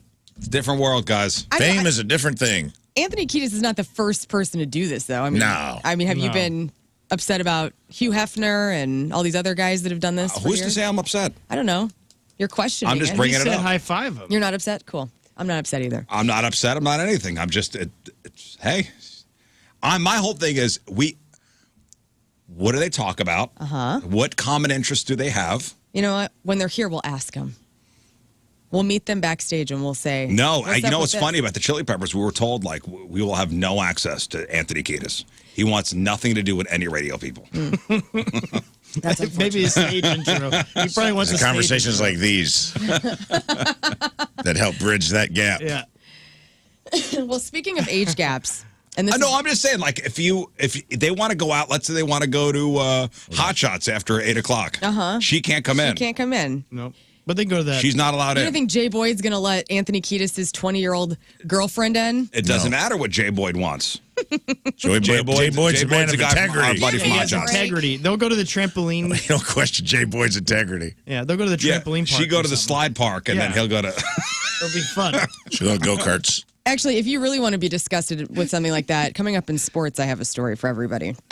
But in another news, and this is my end finally, 67-year-old Tom Hanks has texted his rapper son, Chet Hanks, to get some insight on the latest diss tracks being discussed between Drake and Kendrick Lamar, and said, "Big Maine," this is a quote, "Can you explain the Drake-Kendrick Lamar feud to me?" Then Chet texted back a quick summary of the beef, ending with Kendrick's recent diss tracks that he described like this, quote, "Pretty much the sonic equivalent of when you took me to your high school in Oakland and we walked into the basketball game and everybody started going nuts. Like if you heard it, you would just automatically know how Crip walk with the stank face while clutching an Oscar in each hand with Marshawn Lynch, then dap him up and tell him town business," which solidified the win not only for Kendrick but the entire West Coast. Then Daddy Tom Hanks responded with, "Holy cow, these are fighting words. People taking sides. Who's winning?" To which Chet would pretty much only reply, quote, "Did you not just read what I said?" So that's that's an actual text exchange from Tom Hanks and his son, who is a rapper, Chet Hanks, about. Anthony Kiedis, by the way, is 61. Oh, well, my apologies. In my heart, he's 52. 61. Anyway, that is High your. five. Can you guess my age? I might be 61 now. That's your crap on celebrities. Thanks. I quit this. All right, celebrity celebrating a birthday today. Buffalo Bills quarterback Josh Allen is 28. Remember Gautier, the singer of Oh yeah. Somebody I Used to Know? Mm-hmm. 44 today. Gautier. I mean, that I was... was thinking Gautier and Hosier are the same guy. No, Gautier. Hosier is Take Me to Church. Yeah, he's good. He's got a good Yeah. voice. He's got some good songs. I always just think in my head, I can't separate those two guys. Anyway, Gautier's, he wrote that song, found a singer, put it out, and he's like, I'm done. That's wild. So is this a fun little thing for him? Fairuza Balk from The Craft. and Return to Oz. and Waterboy. And Waterboy. She is Vicky Valancourt. the big 50 today, 5-0. Judge Reinhold from Everything in the Breakfast 80s. Club. Beverly Hills Cop. Oh, I'm sorry. No. Fast Times at Ridgemont High. Fast Times, yes. I get Judge Cop. Reinhold and Bender mixed up. Judd Nelson. Judd Nelson. Judge Reinhold is 67. Mr. T is Cool as hell. cool as hell. 73. 72. 2. Former Minnesota Senator and SNL writer Al Franken is 73. And Ron Isley, lead singer of the Isley Brothers, served 37 months in prison for tax evasion. Ron Isley is 83 today. Nice. Trapped in a closet. He regrets it. And the Notorious B.I.G. would have been 52 today. Today's porno birthday, which is being brought to you by Patricia's, where fun and fantasy meet, is Darla Crane. And today's birthday girl has been in 325 fine films, including American Tushy 2, Bombshells in Bondage, Bubble Bath with Step Grandma, that's weird, The Good, the Black, and the Horny, Lesbian House Hunter 6, Mommy Knockers, My Mother Loves the Brothers 2, Panties on Parade, Welcome to Casa Butts 1, and Who Can Forget a Roll. In the year 2000's Creme de la Face 50 Golden Goo Anniversary. Darla Crane is 58 years old. That's your porno birthday. Those are your crappy birthdays, and that was your crap on celebrities. All right, let's take a break. We'll come back, and we'll play 3 and 5, all right? 3 and 5. We didn't play yesterday. So Rafe Williams. Yes. Will read us a category. You guys on the phone will name 3 things in that category within 5 seconds. 2 out of 3 categories right, you win your choice of prizes. We've got tickets to go see Godsmack with special guest Nothing More, October 20th at the Family Arena. We got tickets to go see the Gin Blossoms performing as part of the 11th annual Songs for Soldiers benefit concert, Saturday night, September 14th in Columbia, Illinois. We have tickets to go see Hardy next Friday, May 31st at the Amphitheater. And we got tickets to go see comedian Jim Jeffries, special guests Mark Normand and Dan Soder at the Fabulous Fox, Friday night, September 13th. 3 and 5, remember, no ums or ahs to start your answer. Lern and King Scott, you guys are the judges. Okay. 624-3833 or 618-398-3833. 3 and 5 is next. All right, it is 8:42. It's Tuesday. Traffic and weather. Lern coming at you. And it's brought to you by Worldwide Technology Raceway, the Confluence Music Festival with Ludacris, Riley Green, and more, alongside the NASCAR Cup Series, is happening June 1st and 2nd. Get your tickets at www.raceway.com. EMS responding to an accident on Highway 21 at the Shank Road interchange. Also, a motorcycle crash reported at Highway A and Pittman Loop. So start seeing motorcycles. It's definitely a great day to be riding. High of 90 today. Sunny. Storm's going to roll in tonight around 8 o'clock. Tomorrow's going to be mainly cloudy, and right now it's 73 out there at 8:42. Joined in the Point Studio now by the mastermind behind Ghost, Tobias Forge. How are you, man?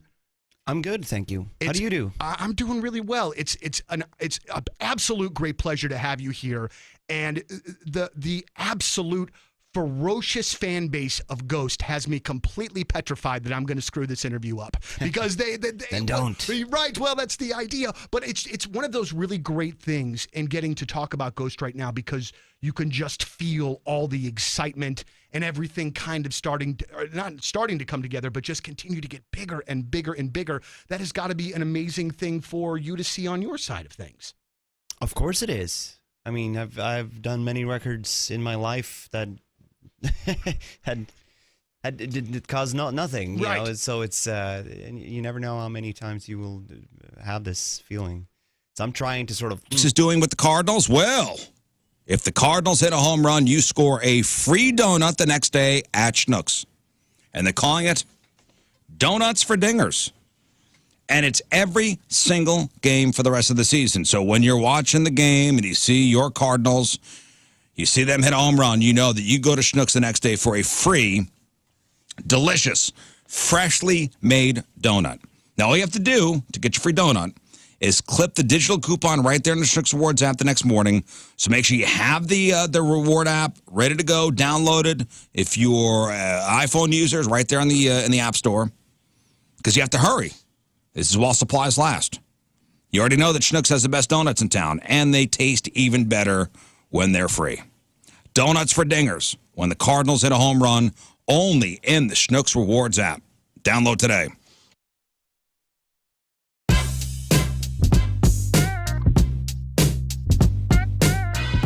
What's going on? It's Liv, and I'm in the Four Brothers Mead tent, joined by a few of the members of Papa Roach. How's it going, guys? I'm great. I'm great. Good to be here. Point Fest again. Yes, and I know you're a Point Fest veteran. This is my first one. Oh, really? And the guys were telling me, he's like, you know what? Jacoby one time came over here, took his pants off into the whole interview in his underwear. Damn, I don't So even you are a remember that. bit overdressed. Damn. It's part of my. Are we gonna roll the clip? Dude, I gotta see this. I totally forgot that. Apparently, it happened. I know. I do look good with my pants off, though. But yeah. That would push ticket sales for tonight. Totally. We're so excited that you guys are here. You got Ego Trip. Yeah. It's out. It's out. It's incredible. And we were just talking off the interview that I'm from Maine. A lot of snow in Maine, and I gotta say, Swerve is my snowstorm driving jam. Crank it up, and when it's coming down and people are driving all over the road, the perfect song. That's perfect, for real. I can just imagine seeing all these cars just like That's exactly how it careening goes. off into the ditch. Yep. Now, Yeah. you guys just released a music video for No Apologies. One steady shot. Tell me about that. Yeah, that was cool. That was we've been doing it for a little while, and it was great for the tour. We did it pretty much every day, but we picked the best one, and it was like it just the crowd came alive, and it just made for a great show. And I think we'll do it again tonight. Do it up. I mean, we've been doing it every night. We're like, hey, one take music video, let's go. Yeah, it's so good, and your brother does it. Yes, he does all of our content, and it's fun having him on the road. He's not here with us today. It was just like we got 2 shows, so we're playing here, Give him and then a day off. He's family, right? He actually works both for us and the Struts that are here today. That's incredible. Oh, Luke. The bold, dashing Luke. I think Okay, he's so awesome. when's the Papa Roach Struts collab? I mean, you never know. I Maybe mean, next album. See? You heard it here first. It's happening.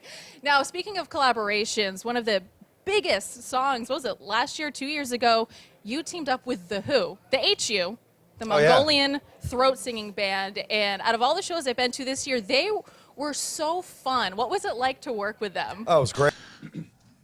Let's talk about Universal Windows Direct, okay? Now, why aren't you calling and doing, why do I have to go through this every day? Universal Windows Direct, it's the way to go. If you're cold in your home, do you want to suffer through another hot summer? I know I wouldn't. Call my guys at Universal Windows Direct at 314-334-2522 to schedule your free in-home estimate today. And for every 2 windows you buy, you get the next 2 free. Am I a mathematician? I am. I'll tell you what you get. You get a free upgrade to triple pane glass, and they'll double your energy tax credit. Buy 2, get 2. Buy 4, get 4. Buy 20, get 20. Do you live in Bruce Wayne's mansion? Well, you can get half your windows for free. There's no limit. No restrictions apply. So you can double your energy tax credit, and if you tell them I told you to call, you'll get an extra $250 off of your next project. I don't know what you're waiting for. Don't wait for it to get unbearably hot in the next couple of weeks, because I can tell you it's St. Louis and it's on the way. Call Universal Windows Direct today. Schedule your in-home estimate and get new windows. For the last windows you'll ever need, go to universalwindowsdirect.com, and like me, you will be saying, I love my windows.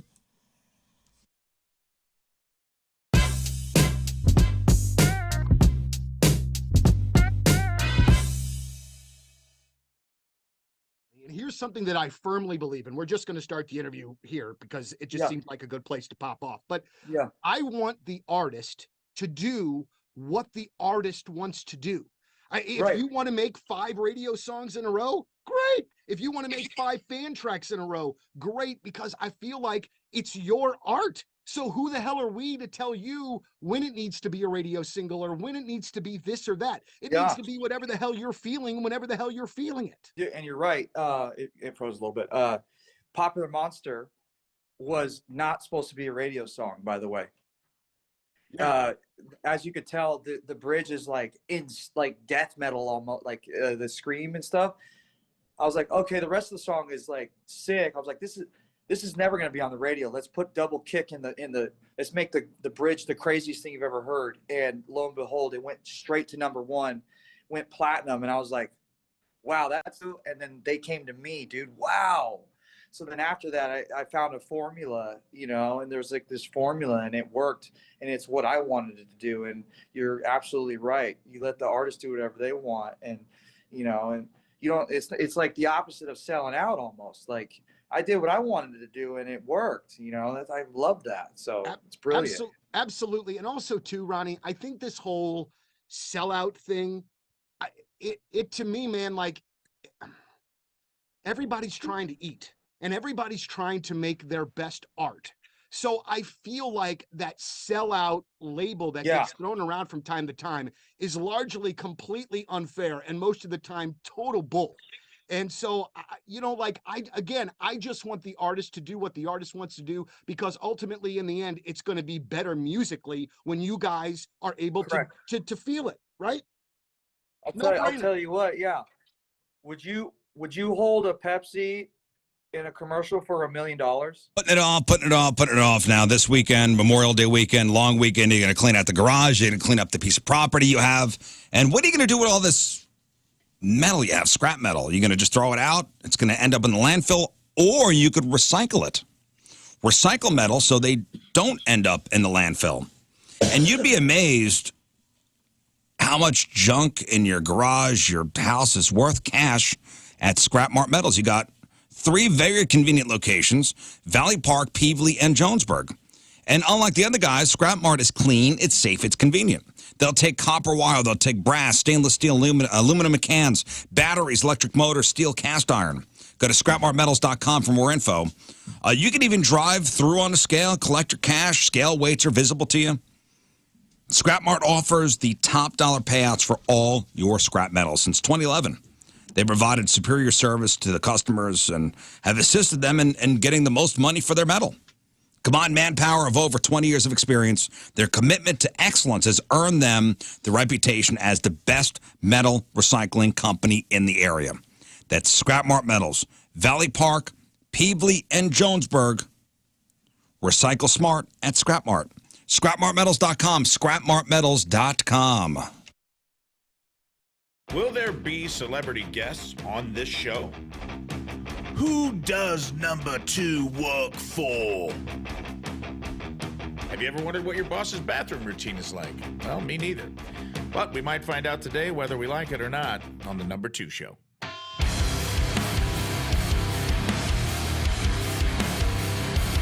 In the wild ecosystem of the workplace, there's a unique species we've all encountered and have to navigate. The boss. Ugh. Just as David Attenborough would guide us through the behaviors of... Briefly yesterday, Chip Carey's going to call the game with Joe Buck on Friday. Mm-hmm. So Carey and Buck back in the studio. Back calling a Cardinal game. That is awesome. That's cool. Big news. Rafe. Yes. Number 2 show today. Today, 11 a.m., we're going live. Number 2 show on the Points YouTube app. Call in at 818-532-1420. That's 818-532-1420. We're doing a poopery today, so call in and talk to me about anything interesting. Not boring. If you're boring, don't call. But if you have something cool, maybe you had a good weekend, we're rolling into Memorial Day. Let's talk about maybe you got some cool travel plans or maybe you just got a cool, crazy story, and we'll chop it up. You can leave me a message. You can go into the Point app and do the drop-down text box, number 2 show. Leave me a message, and I will respond to it on the air. You can hop in the chat. I'll respond to those, or you can call in live at 818-532-1420. I might have a mystery guest join me. Oh. Who knows? I might just grab someone out of the hallway. We'll see what's going to happen today, but I'm feeling kind of wild. I'm on Dimetap, and I'm feeling a little crazy. Nice. So tune in at 11 a.m. on the Points YouTube. Thank you. All right, the number 2 show after the number 1 show. That's right. 11 a.m. All right, let's give away some stuff. Let's do it. All right, we're playing 3 and 5.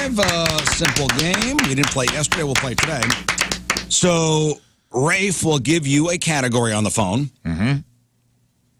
You have to name 3 things in that category within 5 seconds. 2 out of 3 categories right, you win your choice of prizes. Godsmack tickets, Gin Blossom tickets, Hardy tickets, or tickets to go see Jim Jeffries. Remember, no ums or ahs to start your answer. Those are the rules. Lern's a judge. King Scott's a judge. What they say is binding. Good phone connection. Please, Scott. Phone connections, all right? All the people I called today were good. All right. I only called the numbers that have really good connections. Okay. Good job, man. Thank you. Well done, Scott. All right, 314-624-3833 or 618-398-3833. Let's go to line 1 and Derek. Good morning, Derek. Good morning. Happy birthday, Rafe. Thank you, Derek. Whoa. Wow, I didn't realize it was your birthday, too. Guess what? It is. Happy birthday, buddy. All right, Derek, ready to play? Yes, sir. Here we go. All right, Derek. You got the timer? I'm ready to go. He's ready. Name me 3 famous sitcom dads. Bye-bye. All right. 0 for 1. All right, let's try Terrible start, Derek. Terrible start, buddy. Derek, name me 3 green vegetables. Broccoli, spinach, green apples.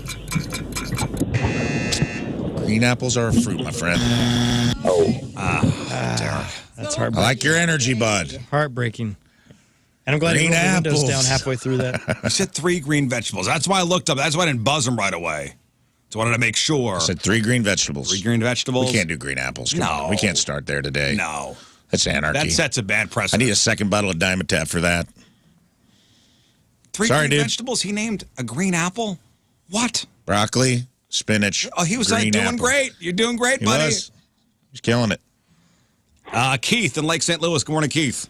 Good morning. Happy birthday. Thanks, buddy. Here we go. All right, Keith, good luck. Name me 3 breeds of lap dogs. Poodle. That, Gone. Man. Come on, Keith. That was clearly Keith. an right? it was. Not a poodle. No, it was. Hey, I'm binding. Keith knows. Keith knows. He's keeping it real. All right, Keith. All right, dude, here we go. Comeback time. Keith, name me 3 NFL quarterbacks. Patrick Mahomes, John Elway, Brett Favre. Boom. Got it. Indisputable. Comes down to this. Comes down to this. All right, Keith, name me 3 famous landmarks. The Arch, Statue of Liberty, Empire State Building. Love it. Booyah. Take it. You're And in. Keith. Winner.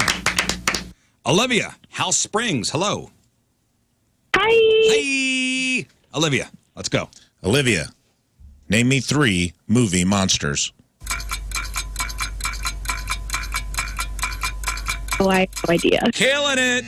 She's not a horror I'm movie so fan. sorry. I Okay. mean, you can't give me a Godzilla or like a King Kong or something like that. The Ring Girl. I would even taken Freddy Krueger. I would Right. taken like Jason anybody. Voorhees. All right, Olivia. Well, you screwed that one up. That's okay, Oh, Olivia. Olivia, name me 3 types of flowers. Rose, daisy, tulip. Love it. You're in there. Okay. Comes down to this. Olivia, other than Earth, name me 3 planets. Neptune, Mars, Venus. Yes. Boo. Yeah. Flowers and Real, solar system. got a real Neil deGrasse Tyson on the phone. Hang on. Yeah. She did good. Oh, hello. Is this Neil deGrasse Tyson? Yes, I didn't it know he is. was a listener. Astrophysicians. Astrophysicians. Physicians. They listen to the show. Sound like a Snoop take. Donovan, hello. Good morning, fellas. All right, Donovan. Let's get another winner. Let's go. Donovan. Hi, Donovan. Donovan, are you ready? Yes, he's ready. I'll take that stone cold silence as a yes, Donovan. Donovan, name me 3 things that you lick. Pop.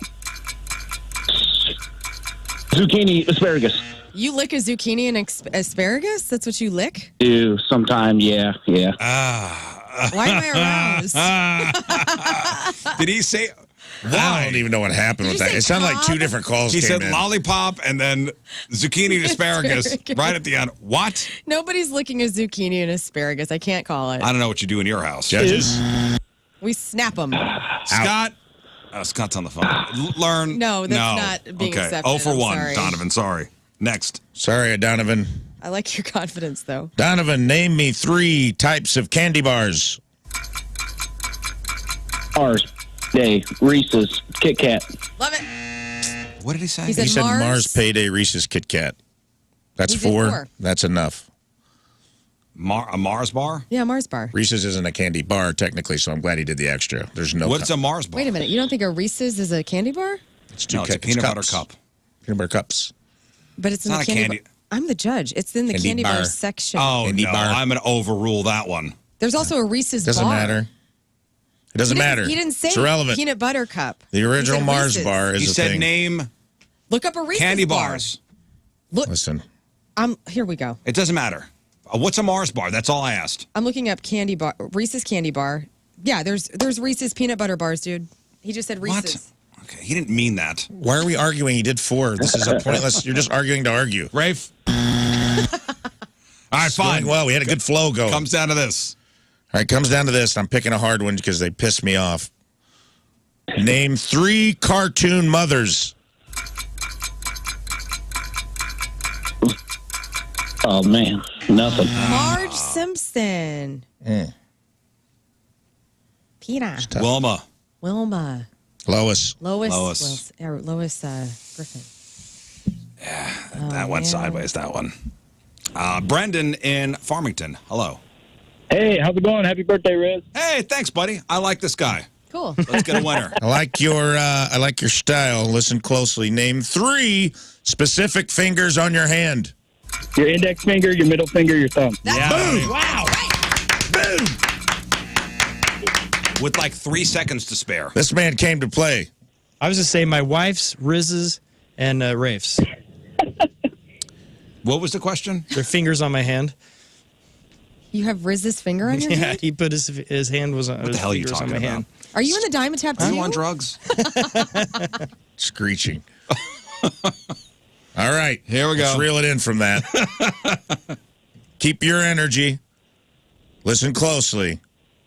Other than the Turtles, name me 3 characters from Teenage Mutant Ninja Turtles. I don't watch Teenage Mutant Ninja Turtles, so there we go. April. All right. Splinter. Oh, man. All right. It's fine. Comes out of this, Brendan. You're doing great, bud. You're doing great. Name me 3 famous singers. George Bentley, Party, and Morgan Wallen. Nice. Guess we know what tickets you're getting. Okay. Brendan is a winner. Party and Morgan.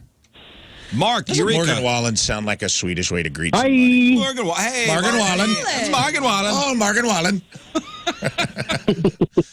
Oh, Morgan You walk Wallen. into an IKEA and you're like, Morgan Wallen, they just throw a meatball right into your mouth. All right, Mark, here we go. All right. Mark, name me 3 WWE wrestlers. Yeah, I don't watch wrestling, man. I don't know. Ever? Would you have accepted old school No, watching? I'm not a fan. I would have taken Hulk It's Hogan. scripted, so I Whoever. don't watch anything scripted. What Yeah, about but not even WWF? not even like Hulk Hogan. WWF is WWE. They changed the name because of the Right. World Wildlife. I Same. wouldn't. Same thing, yeah. So you didn't watch wrestling as a kid? No. Wow, what a dork. Nah. Yeah. Wait, Thanks, hey, bro. what did you watch? What was the thing that you loved?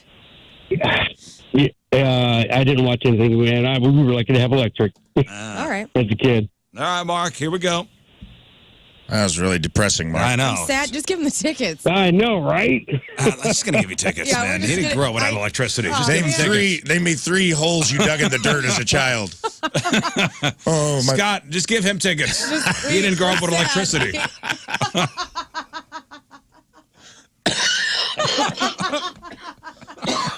Oh man, the sympathy vote. That's great. Yeah, Damn. He got the one. Name me 3 childhood dreams. Hot water. A box to keep food cold. Hot water. A dad. Oh. Dad. Come on. We're having fun here. I grew up equally poor. I can actually, but I mean, I still was aware of Hulk You Hogan. had electricity though. I mean, you go to school and people will be talking about Hulk Hogan and stuff like that. All right, is he off? Is he going? He's already got stickies? going to Scott's Hardy. already got him. getting his information. Hey, congratulations, man. Wait till you see all the electricity at these concerts, There's a lot. man. It's crazy. electric. Yeah, you're going to be really pissed you didn't have it when you were a kid. Randy. Yes, sir. Good morning. All right, Randy. Happy birthday. Thanks, buddy. All right, Randy. Name me 3 ninja weapons. Shuriken, nunchucks, Kayata sword. What's up? Okay. What's a shuriken? That's the Throwing star. Throwing stars. Wow, Even I knew that. He went with the nomenclature. Yeah, what was that last one you said? Kitana blade. Katana blade. Can you breathe into the phone just a little harder? Because I'm kind of doing something for me. I think the shredder actually called in. Shredder's on the That's what phone. I'm talking about. Super shredder. What I'm talking about. Loves it. All right, Randy, next. All right, here we go. Randy, name me 3 words that rhyme with heart. Fart, Bart, start. I love Wow. Bart. Getting a little Bart Inman in there, right? Okay. We will take proper nouns in this scenario. One more. Pick 2 or 3, Lern. 3. 3. Gus, Wildwood. Good morning, Gus. Good morning. All right, Gus, here we go. 3 and 5, final contestant. All right, Gus, name me 3 languages, not including English. Arabic, Spanish, Turkish. Okay. Arabic, Spanish, and Turkish. Cool. I believe those are all languages. Acceptable. Next. Not looking it up. All right. Let me find a good one in here, because he could nail it on He this. could. This could be a winner right here. Okay. All right, forget it. I'm just going to do one of these. All right. Name me 3 card games. 3 card games. Bingo. No. No. Repeated the question and still set up. All right, Gus. Yeah. No, that was Representing Wildwood. Here we go. Gus, name me 3 famous gyms. Club Fitness, Lifetime Fitness, and You're not wrong. No, I would have been. Would have taken accepted it. I would have taken it. The fact that they said fitness after killed him. Yeah. Went too long. Well, nice try. Well, It's a nice try. I would have taken I would have honestly, on the technicality, Name. taken it. Right. You yeah, can't it tell. would have been right. He would have been. He would have been right. I met people, but I didn't. He I would should have been right. specified. Okay, well, we had some winners and we had a couple losers, and hey, congratulations, Mark, who grew up with electricity. Wow. Dreams came true today Mark's on the about, show. man, I hope he. Which one of you thinks has the best lights? out of those shows? Godsmack? I think he's probably going to Godsmack. I hope so, Don't go buddy. to the Hollywood Casino. Go indoors, right? Like Family Arena? Yeah, go to Family Arena Lot where of there's a lights. lot of electricity in A lot there. of electricity in there. Congratulations, Mark. Let's take a break. All right, we got some food news after the break, and then a couple 2-3 emails. It's 9:07. It is Tuesday. Traffic and weather. Learn coming at you. And it's brought to you by Worldwide Technology. Raceway, the Confluence Music Festival with Ludacris, Riley Green, and more is happening with the NASCAR Cup Series June 1st and 2nd. Get your tickets at www.raceway.com. Debris on the roadway of 40 westbound of 270. Okay, so past 270. So 40 west past 270. The right lane is closed due to that debris. So watch out. Your point weather today, we're going to get up to 90. Mainly sunny. Tonight, the low will be 61. Those storms start rolling in around 8 p.m., and then they stay with us overnight. Tomorrow will be cloudy. Right now, 73 out there. It's 9:08.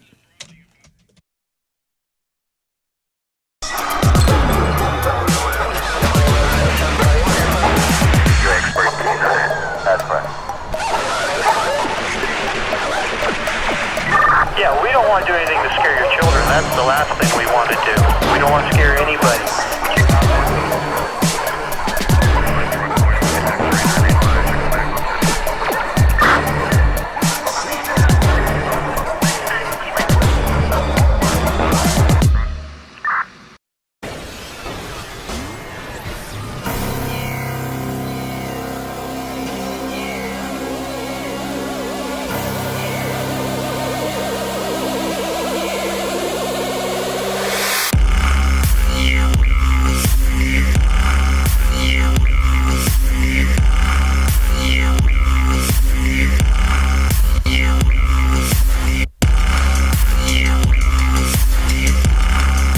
More bad weather tonight. Between the hail and the wind, all that stuff. How's the roof doing? Is that right? I mean, you take it for granted. You know, it's raining and my head's dry, but you really don't know what's going on up there. And you should have your roof inspected every year or so. And this is why you need to call the Happy Roof Company. Now, did you have roof damage and your insurance company already paid you, but you need a roofer to give you an estimate? Call the Happy Roof Company. Do you need help with the insurance paperwork on your damaged roof? Call the Happy Roof Company. Did your insurance claim get denied, but all your neighbors, for some reason, they got new roofs, except for you? Call the Happy Roof Company. They work well with insurance companies. If you have a leaky roof, an old roof, a damaged roof, or a freaking ugly roof, the Happy Roof Company should be your call. If you call today, they're going to have somebody out to look at your issue within 24 hours. Local company. It's headquartered in Sunset Hills. A-plus rating with the Better Business Bureau. So we're talking roofs, we're talking gutters, we're talking siding. The Happy Roof Company. 314-665-3001. 314-665-3001. Online at thehappyroof.com. It's the Happy Roof Company. They put the happy in happy endings.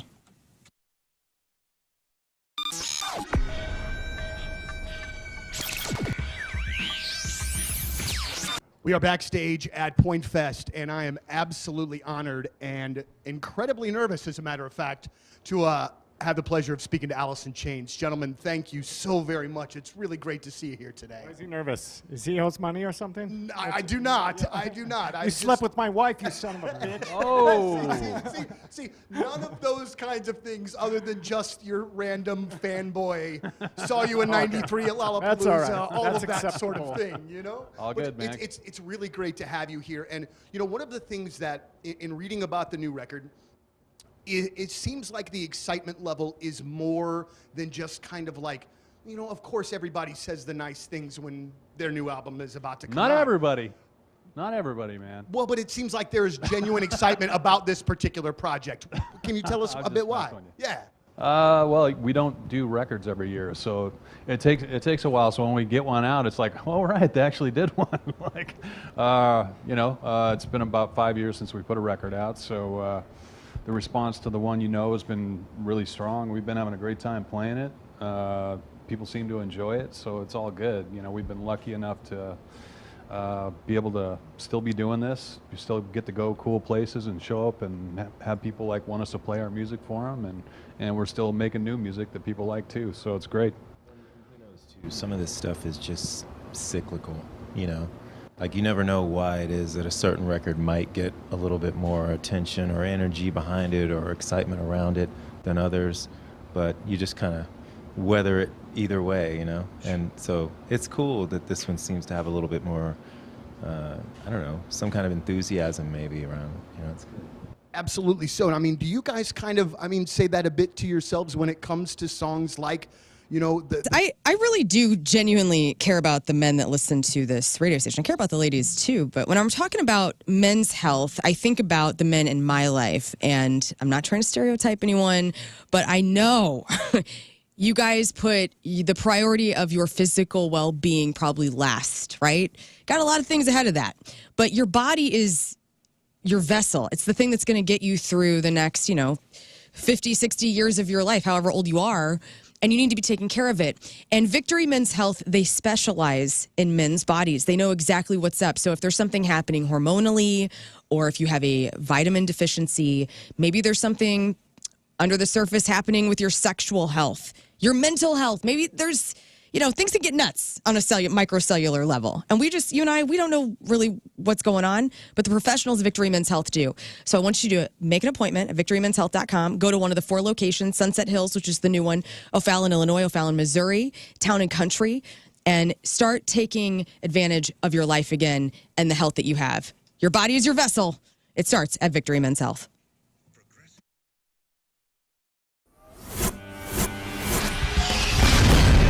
So way back Point Fest, we are backstage with The Urge, and we just learned a very valuable lesson, that when the microphone says mute, that means that they can't hear Steve. It's muted. That means it's not working. That is not working. It ain't happening.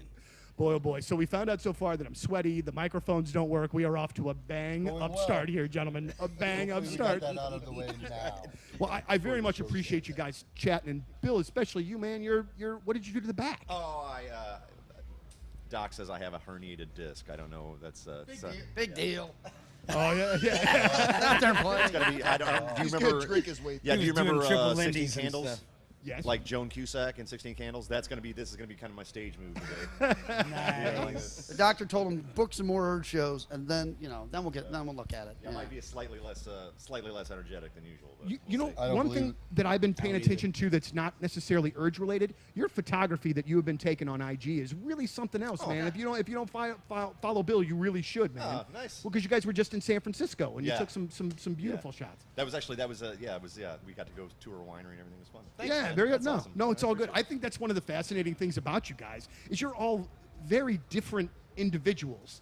And so when I hear from various members from time to time that sometimes it takes a little while for Urge business to get done, I'm not surprised by this.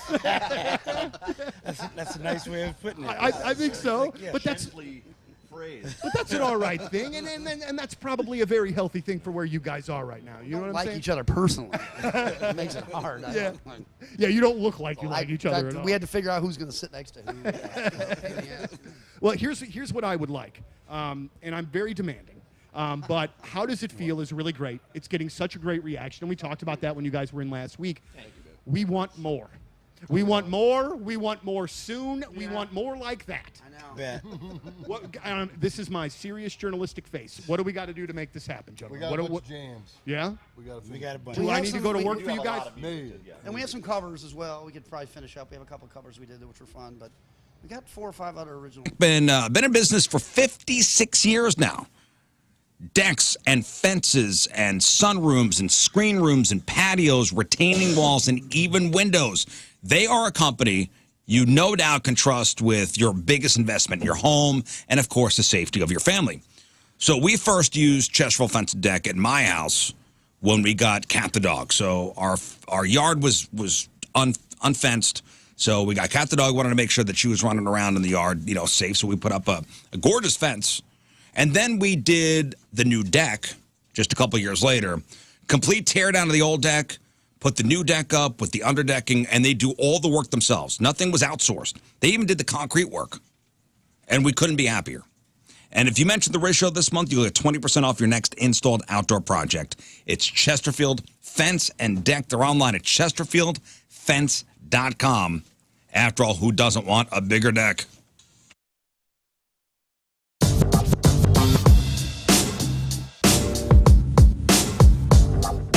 Backstage at Point Fest, and I'm completely honored to be joined by Ed from Live. This is one of my childhood dreams to always talk to you every time you're in town. Well, thank you very much. Appreciate that. Been following you. I was telling your tour manager, I've been following you guys since, and I'm sorry if nobody out there cares, but I'm going to walk down memory lane with you. MTV 120-minute tour, Springfield, Missouri. Oh, yeah. Shrine Mosque, I think is what it was. I think so. It was our first tour. That was your first tour? Yeah. Because, I mean, you guys were like, talk about just being with the guys you grew up with. You guys were like 12 at the time or something. Yeah, we started the band when we were 30. Yesterday, officially, Red Lobster filed for bankruptcy. Bummer. So it's bankruptcy protection. It doesn't mean that they're going out of business, but so Red Lobster said they have $1 billion. They're $1 billion in debt. They only have $30 million in cash. As a part of the reorganization, Red Lobster's already started closing locations. We'll continue to get rid of more. I don't know about any of the Red Lobsters in our area here. So the company's also going to have to get financing to stay viable. Red Lobster grew to become the biggest seafood restaurant in the world. So they have 578 locations right now, 44 states and in Canada too. So they've been deteriorating over the past couple of years. With diners down around 30% since 2019. Dang. Yeah, they were saying that ultimate endless shrimp deal, that really killed them last year. That really did them in. They filed for cheddar bankruptcy. So the $20 ultimate endless shrimp last year cost $11 million. It cost the company $11 million. But they're $1 billion in debt. They're $1 billion in debt, but that did nothing to help anything. Yeah. In fact, it made it a lot worse. Okay. If they were, I guess they didn't realize that Americans are fat, and we eat a lot of shrimp. Oh, $20 all I could eat? Fine, I'm taking full advantage of that. Yeah. I'm picturing like the big blue whale mouth getting all the krill. That's just what we all looked like. That's what Americans are. Yeah. Just our mouths wide open and just shoving endless amounts of shrimp. How to beat the house. And we beat the house. Yeah. We put them damn near out of business. To a bloody pulp, yeah. There was also a problem with sharing plates. Oh, yeah. That was, families were going in and like buying like two and then passing around passing around the shrimp. Shrimp are happy with this news, though. And so are the lobsters. They're like, finally, we don't have to be in the tank anymore. They're still in business, but some are closing. In fact, they've closed more than 50 locations across the country, and they're doing like an auction. They're auctioning off some of like the some of the contents of the store. So hey, I don't know of any around here, but you want a fish tank? Yeah, I'm sure they got. Hey, easy, Scott. Sorry. Gets excited. Is there a biscuit warmer I could get? I wouldn't mind that. I'll just take all of the Cheddar Bay biscuit fixins. I have a box of it at home last night, and it was devastating because I don't have any cheddar. You have to add cheddar you to gotta it. add cheddar. And I go, oh my gosh. And I was too lazy to go to the store, of course, and we didn't have them last night. So Stop at the store on the way home today. I'm going to. I have a big agenda today. Blend up some What's on the agenda today? Well, after work, I'm going out to lunch with my friends Julia and Abby, and then you can stop by Schnucks and then on my way home, I'm going to go to Schnucks. Grab a box. I mean, you already got the box of Cheddar Bay biscuit mix. Let me ask you this: shall I shred myself? Always shred. Okay, yeah, that's what I thought. So I'll get a brick, and then I'll shred, and then when Tim comes home, we will have Cheddar Bay biscuits. Biscuits hot by the fire. So, and that's my agenda. Thanks for asking. You're welcome. Did you guys talk about when I was gone, like people washing their shredded cheese? Yes, we did. Idiots. And let's not talk about it again because it grossed me out. It's got that like. You did miss the Tillamook fandom that Rafe and I love had. Tillamook cheddar. The brand? Do you eat it out of the bag? I don't eat bag cheese. Look, I understand that stance, but please, just try it. Why? I have the bricks. Try the I'll shred myself. Tillamook. Well, do you ever have shredded leftover and in the middle of the night you just take a little pinch for yourself? We made tacos last night, and I shredded myself and Just do a little lipper.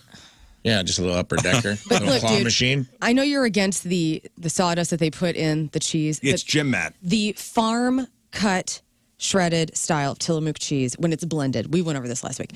It is the most delicious I have a box cheese. grater. I bring it right up myself. Look at his fingertips. You can tell. It's delicious. That's a great cheddar. I'm going to get that. Do it. That's a great cheddar. And you know what? Hey. Get you a little pinch. Take a pinch. A little pinch for Little Mama. claw machine for Mama. A little something for Mama while she makes some biscuits. Do yoga on for top Daddy of it. when he For comes Mama home. and Daddy. Speaking of tacos, legally now tacos are sandwiches. Legally speaking. Oh, did they finally come to a vote? Supreme Court finally leveled the declaration on that, huh? Yeah, according Sotomayor was holding out quite a bit on that. According to Judge Craig Babé in Indiana. Babé! Nice. Tacos and burritos can be classified as Mexican-style sandwiches. The ruling was vital in a restaurant's bid to expand. So what happened was a place called Famous Taco wanted to add a second location at a strip mall. Mm-hmm. But the Allen County Planning Commission in Fort Wayne had conditions for any new restaurant in the area. One of the concessions was that the eatery needed to offer made-to-order or Subway-style sandwiches. So the conditions were met to keep some fast food joints, in the place or out of the mall. And so tacos are sandwiches. What about hot dogs? Don't make this complicated. Why'd you sound like Rizzo from Greece when you asked that question? What about hot dogs? What about hot dogs? Danny? Tell me about it, Danny. We did not. They did not rule on that. Oh. Tell me about it, stud. They did not. They did not rule on that. Threw me a curveball there. Daddy. Sorry. Tell us about the hot dogs, Daddy. All right, listen. We got time for a couple emails. Actually, Polo weighing in, by the way. Polo, What's our up, Polo? Mexican buddy, says, "No effing way a taco's a sandwich." Okay, well. That's racist. Oh. Wow. Polo. Listen, I'm not. Take it up with the judge. We're just delivering the Bye-bye. news, dude. And you know what? He only said it so the taco place could go in the mall. That's it. That's right. I think the judge is helping our Mexican friends. Mm-hmm. All right, Rafe, a couple emails. All right. Hold up. Brought to you by Class Furniture. Lowest prices guaranteed. We have something for everybody. Thanks.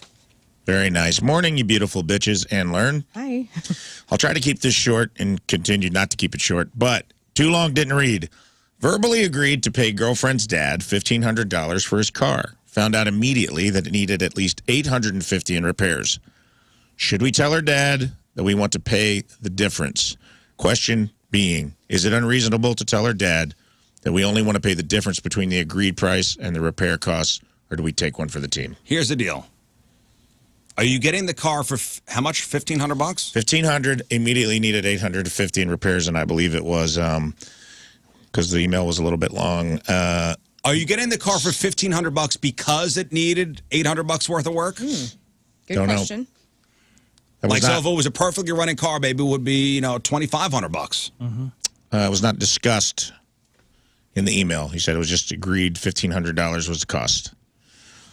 I say go with the golden rule. Just say thank you. Here's the thing. I think there's a way to tactfully, I think you mention it in front of him, and you see if he offers. If it's her dad, and he's not hard up for the money, and you're like, oh, man, because he said the car died on the side of the road, and they had to get it towed, and they needed $850 immediately. And safety inspection. So maybe bring it up, be like, man, I had to put $850 in it, and maybe he's like, because he said the dad was help you cool. out with that. He's like, you know what, just pay me the difference. Because if you ask for it,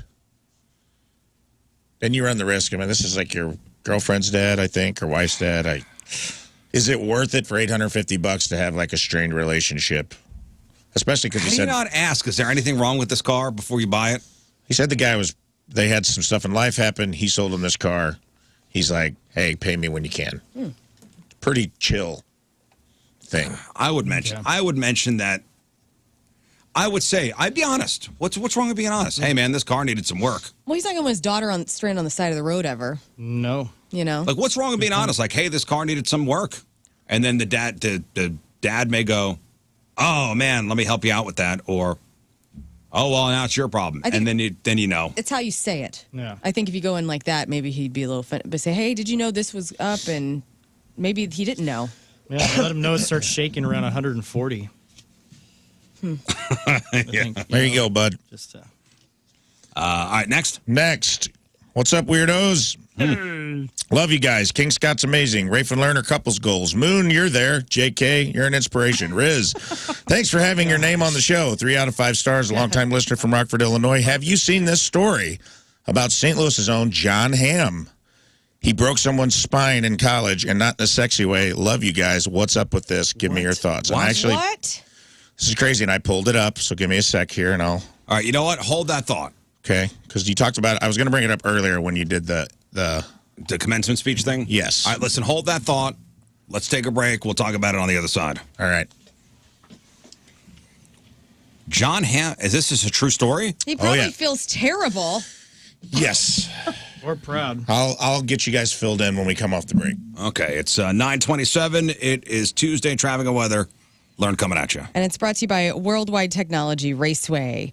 The Confluence Music Festival is happening alongside the NASCAR Cup Series June 1st and 2nd. You're going to see Ludacris, Riley Green, and more. Tickets available at www.raceway.com. On the roadways, we have nothing to report. Excellent driving today. Your point weather will get up to 90. It's going to be sunny, low tonight of 61. That storm is going to roll through around 8 o'clock. Tomorrow's going to be mainly cloudy. 73 right now at 9:28.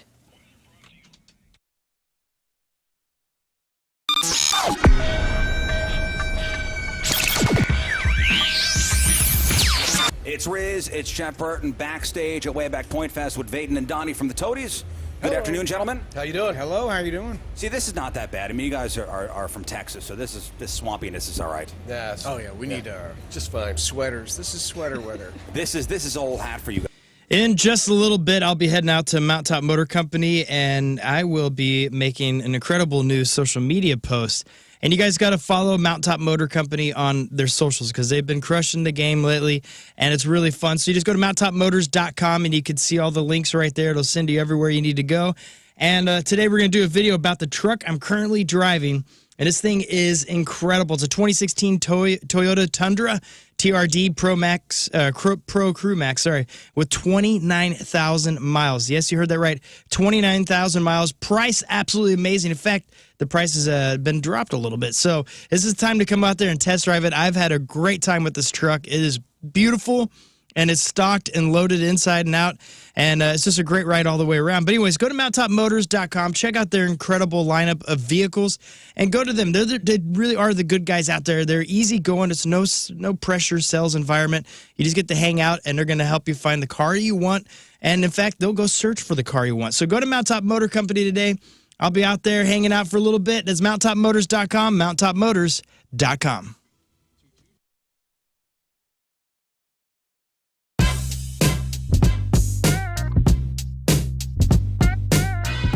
What's going on? It's Liv, and I'm in the Four Brothers Mead tent, joined by a few of the members of Papa Roach. How's it going, guys? I'm great. I'm great. great. I'm great. Good to be here. Point Fest again. Yes, and I know We're doing like it. you're a Point Fest veteran. This is my first one. Oh, really? And the guys were telling me, he's like, you know what? Jacoby one time came over here, took his pants off into the whole interview in his underwear. Damn, I don't So even you are a remember that. bit overdressed. Damn.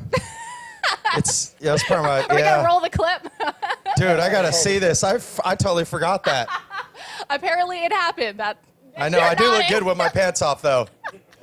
But yeah. That would push ticket sales for tonight. Totally. We're so excited that you guys are here. You got Ego Trip. Yeah. It's out. It's out. It's incredible. And we were just talking off the interview that I'm from Maine. A lot of snow in Maine, and I gotta say, Swerve is my snowstorm driving jam. Crank it up, and when it's coming down and people are driving all over the road, the perfect song. That's perfect for real. I can just imagine seeing all these cars just like That's exactly how it careening goes. off into the ditch. Yep.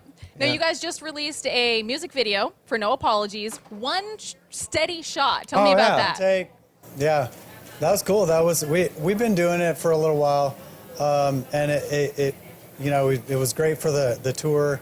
We did it pretty much every day, but we picked the best one, and it was like it just the crowd came alive, and it just made for a great show. And I think we'll do it again tonight. Do it up. I mean, we've been doing it every night. We're like, hey, one take music video, let's go. Yeah. It's so good. And your brother does it. Yes, he does all of our content, and it's fun having him. Mentality health. Guys, life is too short to go through it not feeling great. You want to be at 100% so you can take care of yourself, take care of everything that you need to take care of, and just feel good at the end and the beginning of the day. Mentality health is the best of the best. Men's health specialists. They specialize in making sure that we feel, look, and perform at our very best no matter what age, no matter what we're doing, no matter what the day brings or throws at us. Mentality health isn't about frills. They're not about trying to be everything to everybody. They're men's specialists. So guys, if it's time to stop making excuses and start making changes, do it with the best. You want the best in your life, so you can be the best for your life. That is Mentality Health. They got a South County and a West County location. So when you've decided it's time to stop making excuses and start making the right changes, start with Mentality Health at one of those two locations. You can get information, read testimonials from former pro athletes and guys just like you and me on the website, mentalityhealth.com.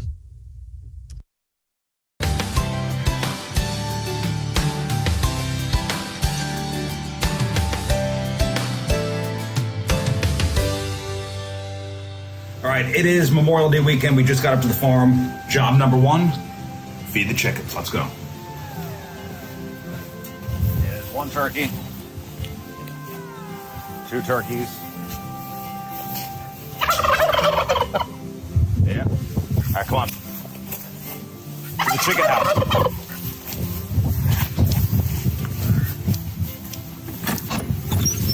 Okay, gotta feed the chickens. Here's what they eat. Look in here. Oh. Come here, camera guy. Here we go.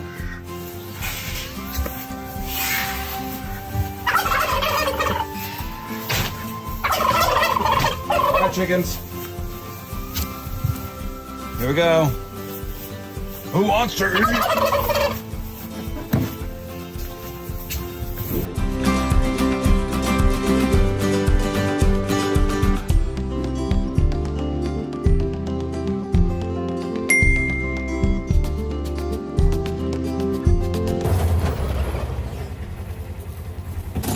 Guys, welcome back to the farm, and I think it's time to check out the chicken house. All right, welcome to the chicken house. Let's see inside. Check this out. Look in the nest. Duck eggs, those will hatch in about 28 days, and we'll have 5 more ducks hopefully on the farm. So here's the pen. The ducks hang out here, the chickens hang out here. The door's normally open because they just wander around, but this is home base.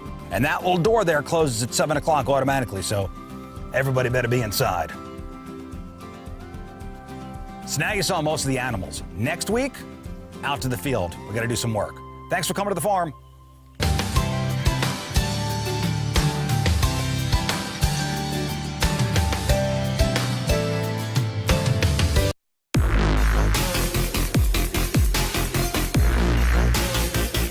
We are backstage at Point Fest, and what a day in which this has been already. Oh, yes. Ladies and gentlemen, joined by Hailstorm. Yeah. Thank you so very much. It's great to see you guys. Our invisible third member.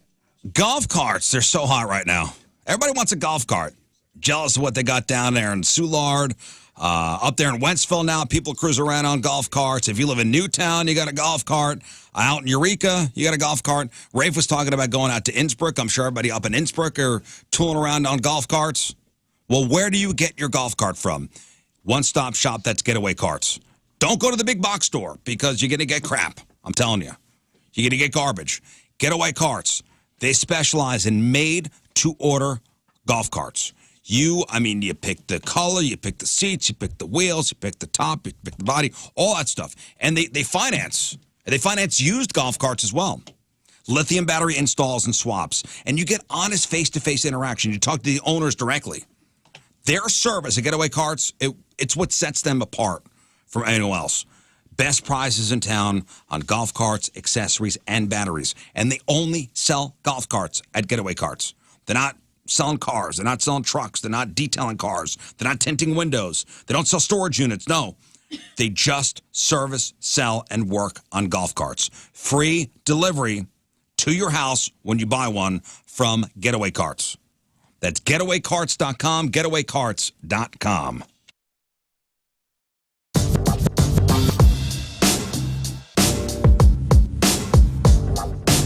joined by Seether. Gentlemen, how are you? It's great to see you, and thank you for being here with us. The first thing I want to bring to your attention, and I'm sure that you guys don't keep track of this because you have way bigger things to do, but this is your 6th Point Fest. All right. Out of the 30 some odd that we've done, you've done 6. Email segment. So, yeah, what did somebody write about John Hamm? Washington Post. I'll give you guys the details and tell me what you think. He was a fraternity. Well, just give the email first, just in case you're just tuning in. If you're just tuning in, the email was, what do you guys think about this story about John Hamm? He broke someone's spine, not in a sexy way. Love you guys. 3 out of 5 stars. And I'd never heard of this. So John Hamm is not a sealed. When he went to University of Texas before he went to University of Missouri 2 decades ago. He was arrested in connection with a violent hazing where a pledge was beaten, dragged by a hammer, and had his clothes set on fire. The actor was a 20-year-old sophomore at the time of the incident, was charged with hazing but not convicted. He instead received a deferred education. As AP reported, Texas law allows a case to be dismissed if the defendant successfully completes probation. Representative Hams did not respond to requests for comment.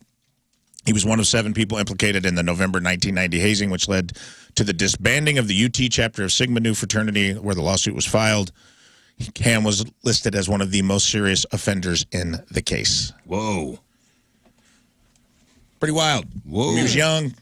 Young. Here's a Yahoo News article. John Hamm downplays college hazing incident in which a man's pants were lit on fire. Calls it a bummer of a thing. Yeah. Whoa. Dang. Young and dumb.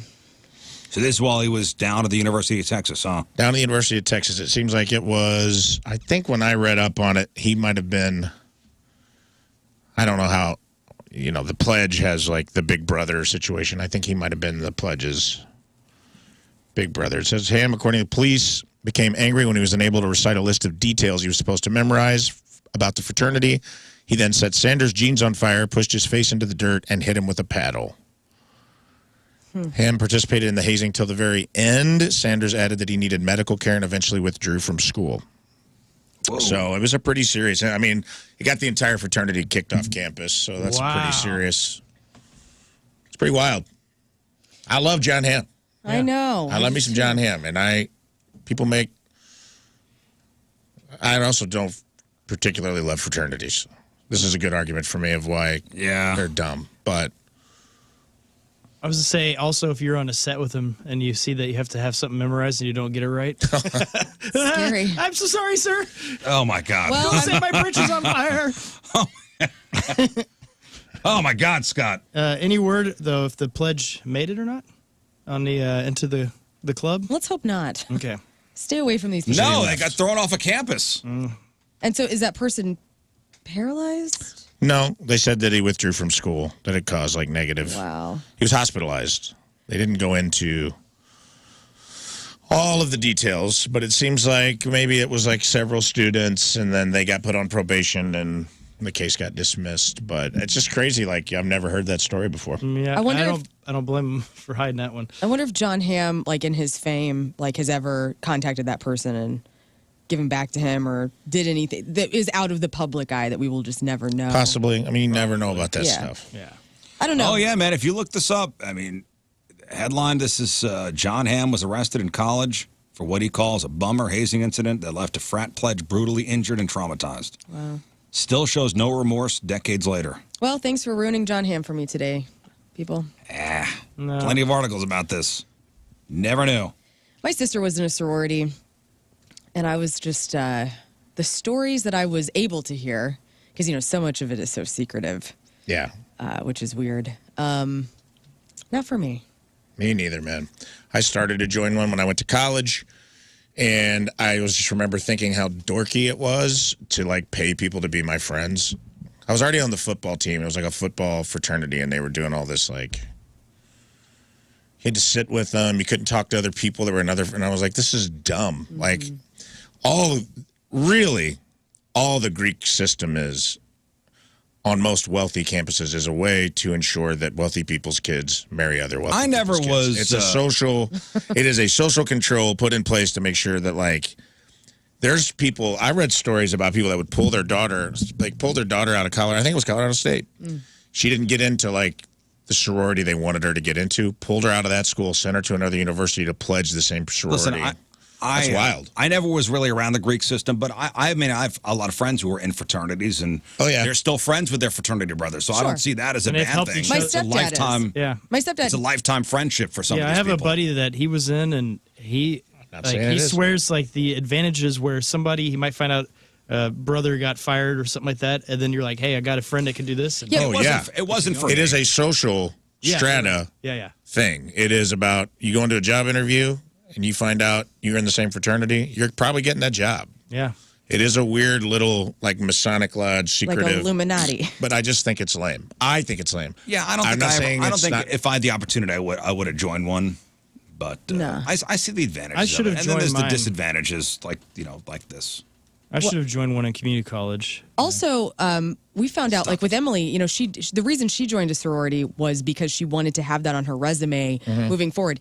That did not help her at all. Really? No. In fact, if you're trying to do like secondary education on any way, like if you go to college and then you want to go get your master's, you want to do your doctorate or whatever, and you think that Greek system is possibly going to help you pave the way, they look more at volunteering and giving back to communities. So listen, one day I'll just tell you that, guys about my time in Skull and Bones, but some of those sororities and President Rizz. fraternities are also like academic. They're not necessarily the it's a club. Sigma Pi. Sig Pi's. Yeah. Bryce! Listen, we got to take one final break. We'll come back. We're gonna wrap her up.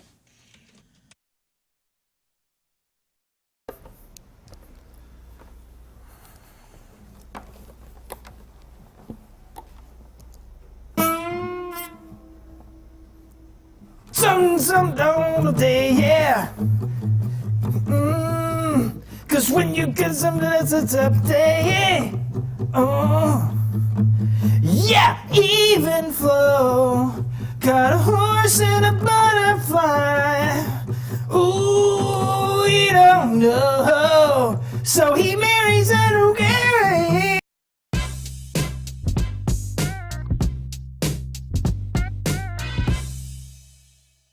How are you, good sir? About a week or two, I'll be going down to Glen Carbon for my bi-yearly checkup with Dr. Foley at Foley Dental Group. Yeah, every 6 months, I head on over to Glen Carbon, get my teeth cleaned, make sure they're pearly white. And I actually love going to the dentist. If you ask 13-year-old Rizz if he would one day love going to the dentist, 13-year-old Rizz would say you're lying. But patients over at Foley are constantly saying, I've never had a dentist talk to me about that before, because over at Foley Dental, they treat people, not just mouths. They discuss blood pressure and heart attack risk and sleep airway health and the function of your bite. And yes, of course, your gums, your bones, your teeth. But your experience at Foley will be different because their philosophy is rooted in complete health, not just oral health. If you're looking for any kind of dental work or you're looking to get your teeth straightened, like Invisalign, which is what I got down there, it's all good. It's Foley Dental Group, 590 Glen Crossing Road in Glen Carbon. FoleyDentalGroup.com, FoleyDentalGroup.com.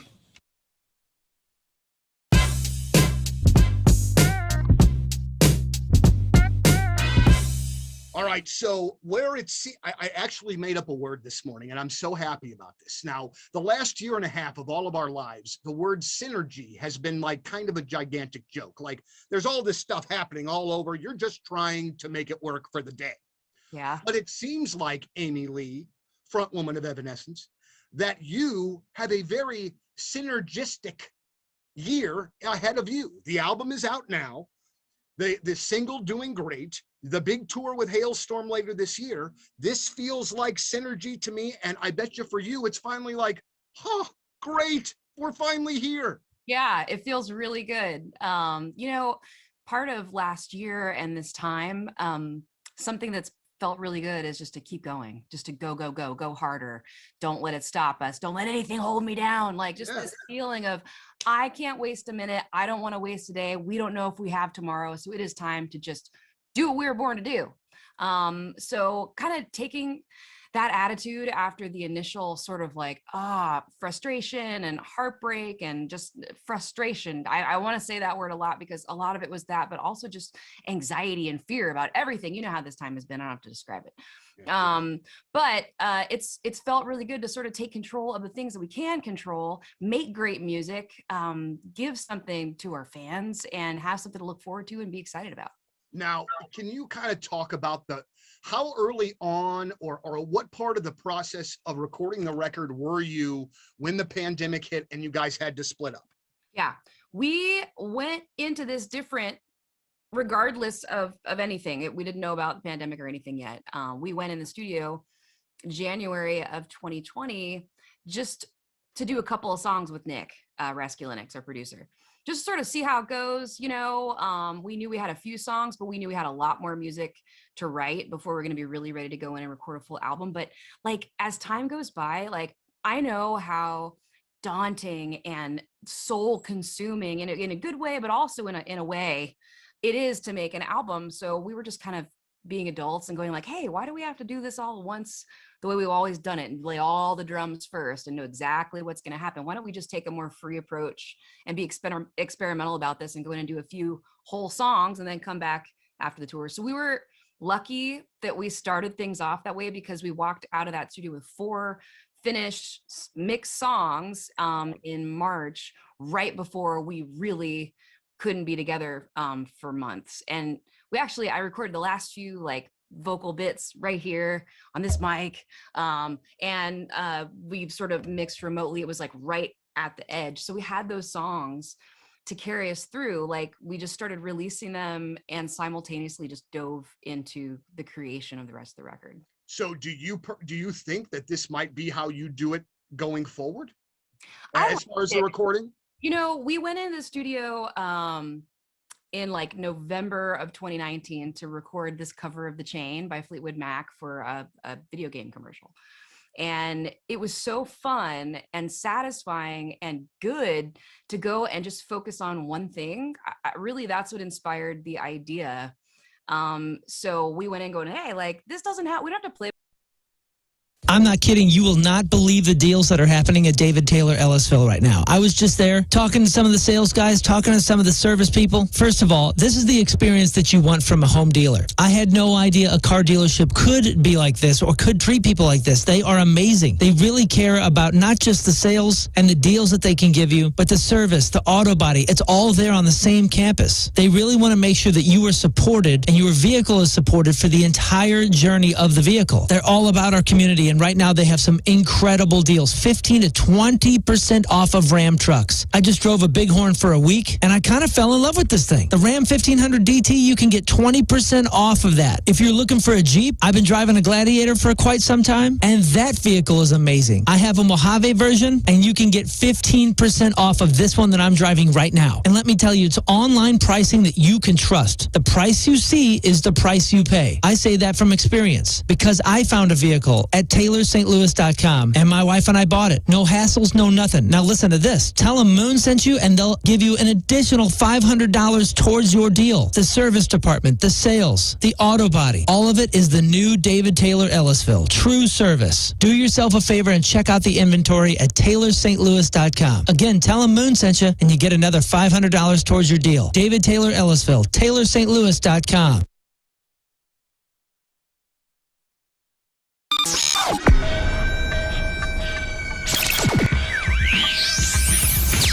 It's Rizz, it's Jeff Burton backstage at Wayback Point Fest with Vaden and Donnie from the Toadies. Good afternoon, gentlemen. How you doing? Hello, how you doing? See, this is not that bad. I mean, you guys are from Texas, so this swampiness is all right. Yeah. Oh yeah, we need just fine. sweaters. This is sweater weather. This is old hat for you guys. So. He took off a cardigan right before we started rolling, actually. I took off my shirt. That's my sweater. So you guys were spinning some yarns before we just went on the air here. I mean, do you realize the Point is what, over 25 years old? Yeah, 25. Do you remember coming to St. Louis in the mid 90s and playing for the Point or playing for St. Louis? I don't remember a whole lot in the mid 90s. Yeah, boy. Yes. Truth right there. Yeah, of course, yeah. Yeah, you guys are Point Fest guys from back in the day, man. Way totally. back in the day. Yeah. What's any go good ahead. memories from St. Louis from back in the day? Oh, jeez. We're kidding about the memory, right? No, it's gone. It's a mashup. Our first time here, we went and I think my brother got his tongue stuck to the arch because it was during. Yes, that would happen. Literally, does that sound? I mean, That sounds exactly Like it right. could have happened? yeah, no, it did happen. It did happen. No, he put his tongue to the arch and it did get stuck. So it was like during, I think, January. So it was pretty cool. You know, maybe advice for a younger band up and coming now is maybe write everything down or document everything. Can you imagine the Toadies in the mid to late 90s and there be social media? No. No. No, thank you. No. Do you think that's a decidedly a disadvantage for bands nowadays? You know, there's no more. All right, ladies and gentlemen, let's talk about Patricia's. It's where fun and fantasy meet. It's that time of year again. It's wedding season, so that means bachelorette parties. Ladies, if you're in charge of planning the bachelorette party or you're in charge of, getting all the gift bag stuff, you go to Patricia's, of course.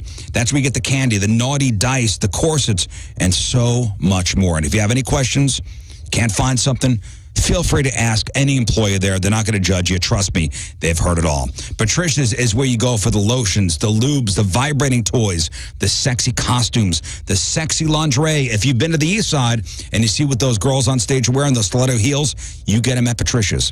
Things for the novice, things for the expert, and everything in between. And you have 3 very convenient Patricia's locations. St. Peter's at the Cave Springs exit, on Page, 3 miles east of the Westport Plaza, and at the corner of Grand and Gravois. For all your fun and adult toys, it's Patricia's, where fun and fantasy meet.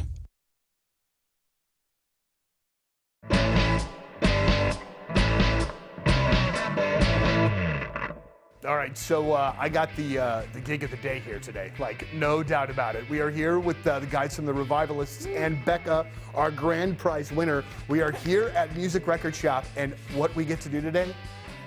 Record shop.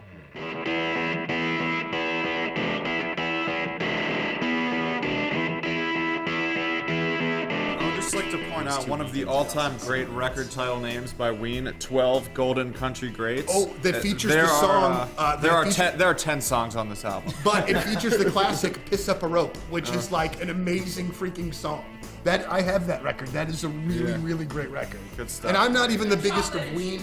And I don't get all the Ween stuff. Normally that's like my brother's thing, but that one I'm a big They got some great songs too. I love that this store has Angel Olsen and Roy Orbison together, because when I first started listening to Angel Olsen, I was like, this reminds me of Roy Orbison. Yeah. And I just love her records.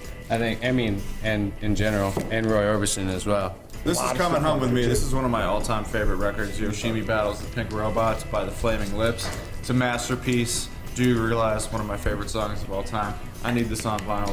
This is becoming part of my collection. And that's one that you gotta have, like you gotta listen to that where you can hear all of the sounds. Yeah. Because there's so much going on in the production This CD lived in my car for about 3 years. My high school Jetta, Volkswagen Jetta. Oh, very nice. I'm gonna get this on vinyl because I don't have it, but I had this on cassette, CD twice, bought the digital, digital version on iTunes or whatever, and don't have this on vinyl. It's funny because when we were in the car on the way here, I was thinking like maybe I'll get some Beastie Boys today. Yeah. Science. I have this already. It's surprisingly good to cook to. It's I would have never thought of that. Science by Incubus.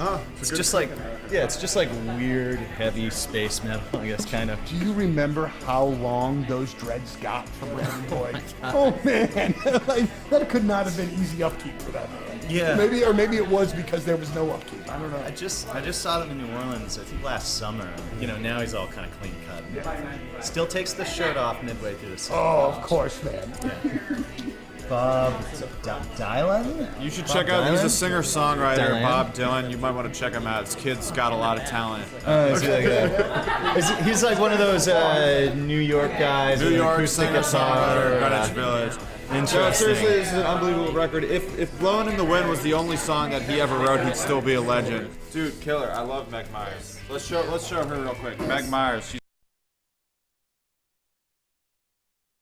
Hey, if I say the 2 words digital marketing and you're a business owner or you're a person in charge of marketing for a company, and I say digital marketing, ooh, man, you pucker up. You go, I don't computer. I don't know what any of that stuff is. Well, there's a company that can help you out. It's 2060 Digital, our sister company backed by a 100-year-old media empire, just like 105.7 The Point is. So if you're a business owner or a marketer looking for more ways, more strategic ways to reach and engage your customers, look no further than 2060 Digital. They specialize in simplifying digital marketing for you. Whether it's enhancing your brand's online presence or doing a digital campaign or just increasing your customer engagement online, 2060 Digital is going to propel your business forward. They've worked with some of the biggest businesses in the St. Louis area. Chesterfield Fence and Deck and Dobbs and Zero Res. Listen, they want to prove it to you. Go to 1057thepoint.com, click on the 2060 Digital tile, and fill out a couple things, and you'll get a complimentary digital audit. Do it today. That's 1057thepoint.com. Click on the 2060 Digital title and let them get you that complimentary digital audit on your company. Time to save some green. Go visit my good friends over at Mountaintop Motor Company out there in Troy. They have an incredible lineup of cars, trucks, SUVs. In fact, you can see the whole inventory right now at mountaintopmotors.com. And to top it off, no payments for 90 days. They have some of the best financing around, all kinds of ways to save some money. And what's amazing about them is they're just down to earth. It's a no pressure environment. So you're gonna find the right car. You're gonna enjoy the process because they're amazing. So aim higher, go to Mountaintop Motor Company. It's mountaintopmotors.com.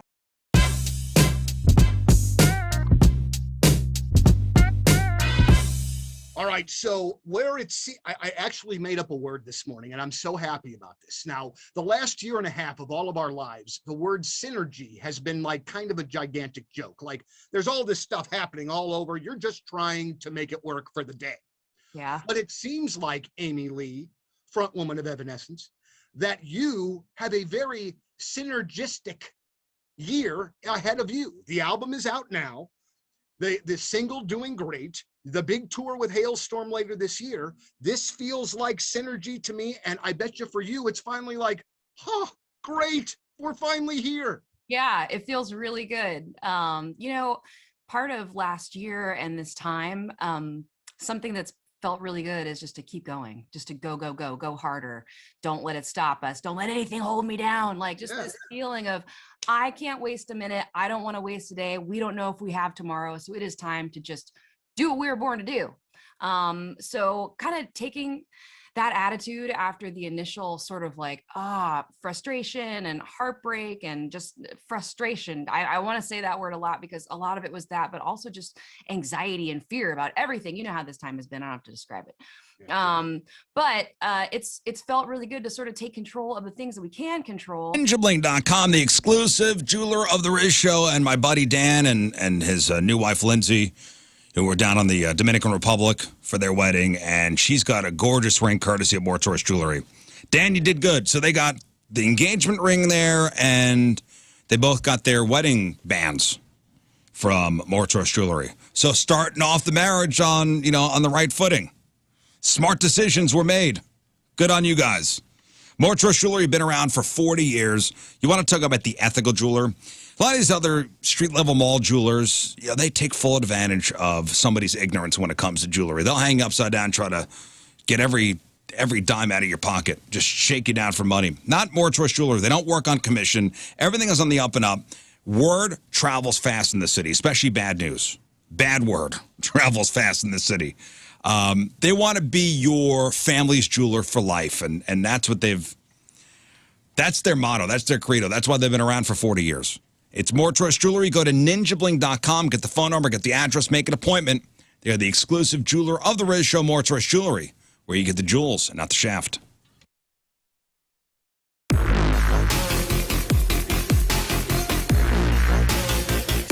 Hey guys, it's Lux and Jacoby from Papa Roach. What's up? How are you doing? Well, I mean, I'd like to say I'm doing good. I'm just much rather be playing a rock show tonight. I would much rather be watching you play a rock show. This is such a bummer. I know, very much so.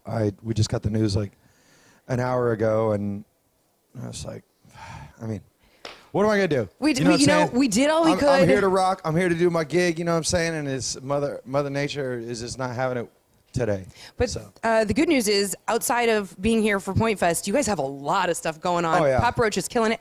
I was on TikTok today. Huge fan of your okay. TikTok. What'd you see? Well, I saw you reaching out to one of my favorite artists, Kay Flay, for. Oh, yeah. So I texted her that video this morning. I haven't heard back, but I did. You know her? Yeah. Oh, dude, she's I absolutely did, and I sent her that video. I love so, her, like, dude. I think she's awesome, man. Good energy, great artist, great live performer, great songwriter, great voice, just awesome. I'm a fan. Well, good. Obviously. Then you're happy. I sent the text message and not like, oh. Hey, let her know. oh, You God. know, if she ever want to collab, dude, let's do something. Yay! So what was it like writing Ego Trip while you were all in quarantine? I know you guys kind of got together, you know, had to get tested, do the whole thing. Yeah. So we,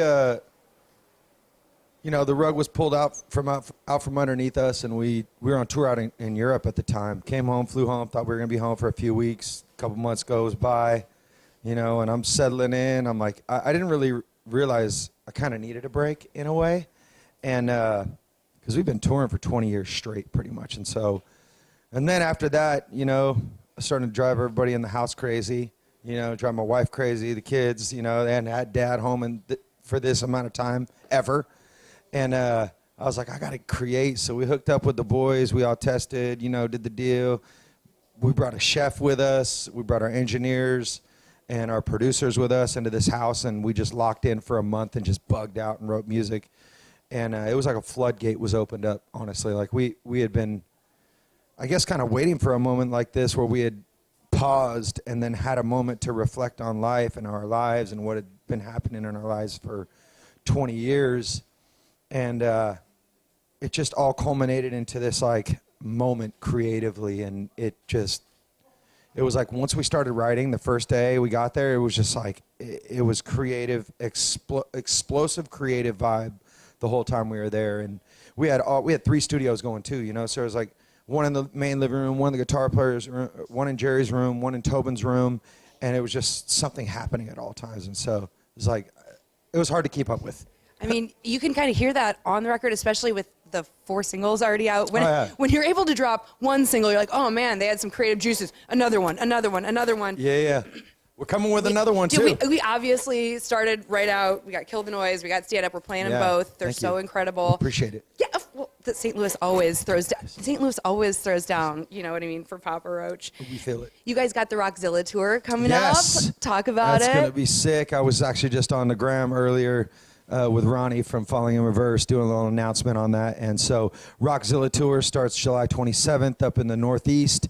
And it's P. Roach, Falling in Reverse, Hollywood Undead, and Bad Wolves. And so it's going to smash. That almost sounds like a Point Fest lineup. Yeah, it's going to be sick. So I mean, maybe that's what we'll bring back here. I was going to say, speaking of which, do you know how many Point Fests you've played? A plethora of Point Fests. I know that. And we've had some slam dunk performances here. Straight up, like I've had great memories from the shows here. The very first Point Fest I ever worked, May 12th, 2007, you guys headlined the side stage, which is ultimately the best. That's like the best slot of the day. It was because it was everybody's there, and it was unreal. It was off the chain. I remember that. It was hot as hell too that day. It was so hot I mean, what's that new, day. right? You know, being in St. Louis and it's hot. Well, Jacoby, I'm so thankful that you were willing to stop by, even though you're not performing tonight. Absolutely. We're so bummed.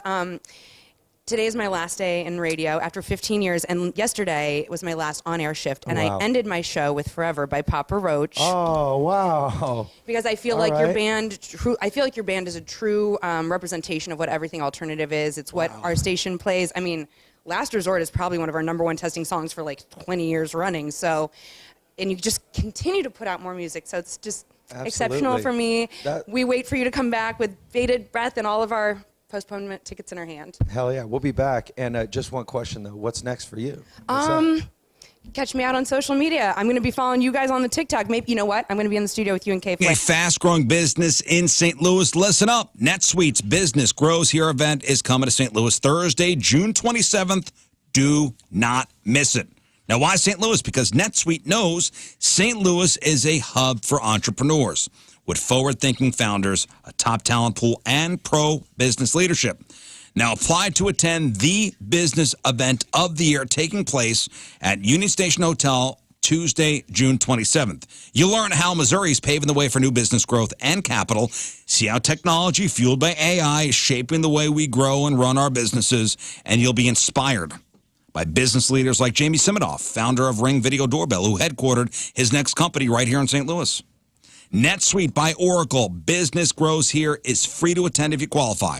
Apply right now to find out because seats are going quickly. Block out your calendar for Thursday, June 27th. Apply at netsuite.com/Missouri. That's netsuite.com/Missouri. Hi, I'm Rizz from the radio, and I've been playing guitar for about 10 months now, and that means I'm ready to... All right, that is it for us. Donnie Fandango is next. Appreciate y'all tuning in. Today's podcast is titled... It is titled My Golden Rule, Live Moss. Yep, that's how I live. Mm-hmm. All right, Scott, what else? You can follow me at King Scott Rules. I just talked about this earlier in that commercial break, but doing a lot of fun social posts with Mountaintop Motor Company, so follow me there so you can see it all. King Scott Rules. King Scott Rules. Learn. You can follow me on the socials if you want. Learn versus radio. It's cat content. Sometimes my band plays out, and it's fun and weird. And headstands. Yeah, and headstands. Okay. Rafe. Follow me on all the socials for high-octane comedy. High-octane, super double Dimetap comedy coming at you. Yeah, right. All the time. And at 11 a.m. today on the Points YouTube, 818-532-1420, we're going live with the number 2 show after the number 1 show. Nice. I'm high on cough medicine. So the number 2 show starts in 53 minutes. In 53 minutes. Tune in. Leave me a message. Go to the Point app. That's 818-532-1420. And I will be in 2 weeks at the streets of St. Charles. Wow. The mean streets of St. Charles. Can I escape? I don't know. I have 3 shows, 2 mics. No, wait. 2 days. 2 days. 1 mic. Funny Bone, Streets of St. Charles. That's right. So get tickets. I put that up on our socials yesterday and on all my socials. So get some tickets so I don't look like a freaking loser. That poster is excellent, by the way. You look like Kurt Russell in Escape from New York. Yeah, guy did a good job. Escape from LA. I want to see it. I want to see him. All right, we'll leave you with a selection from our teamers. Remember the day brought to you by Hot Shots. HotShotsNet.com from Jackson, Missouri. Dustin Rhodes is our teamer. And he says anything from Van Omens. This is what he wants to hear. Oh, and man. I cannot find that song. So I'm just going to play this one.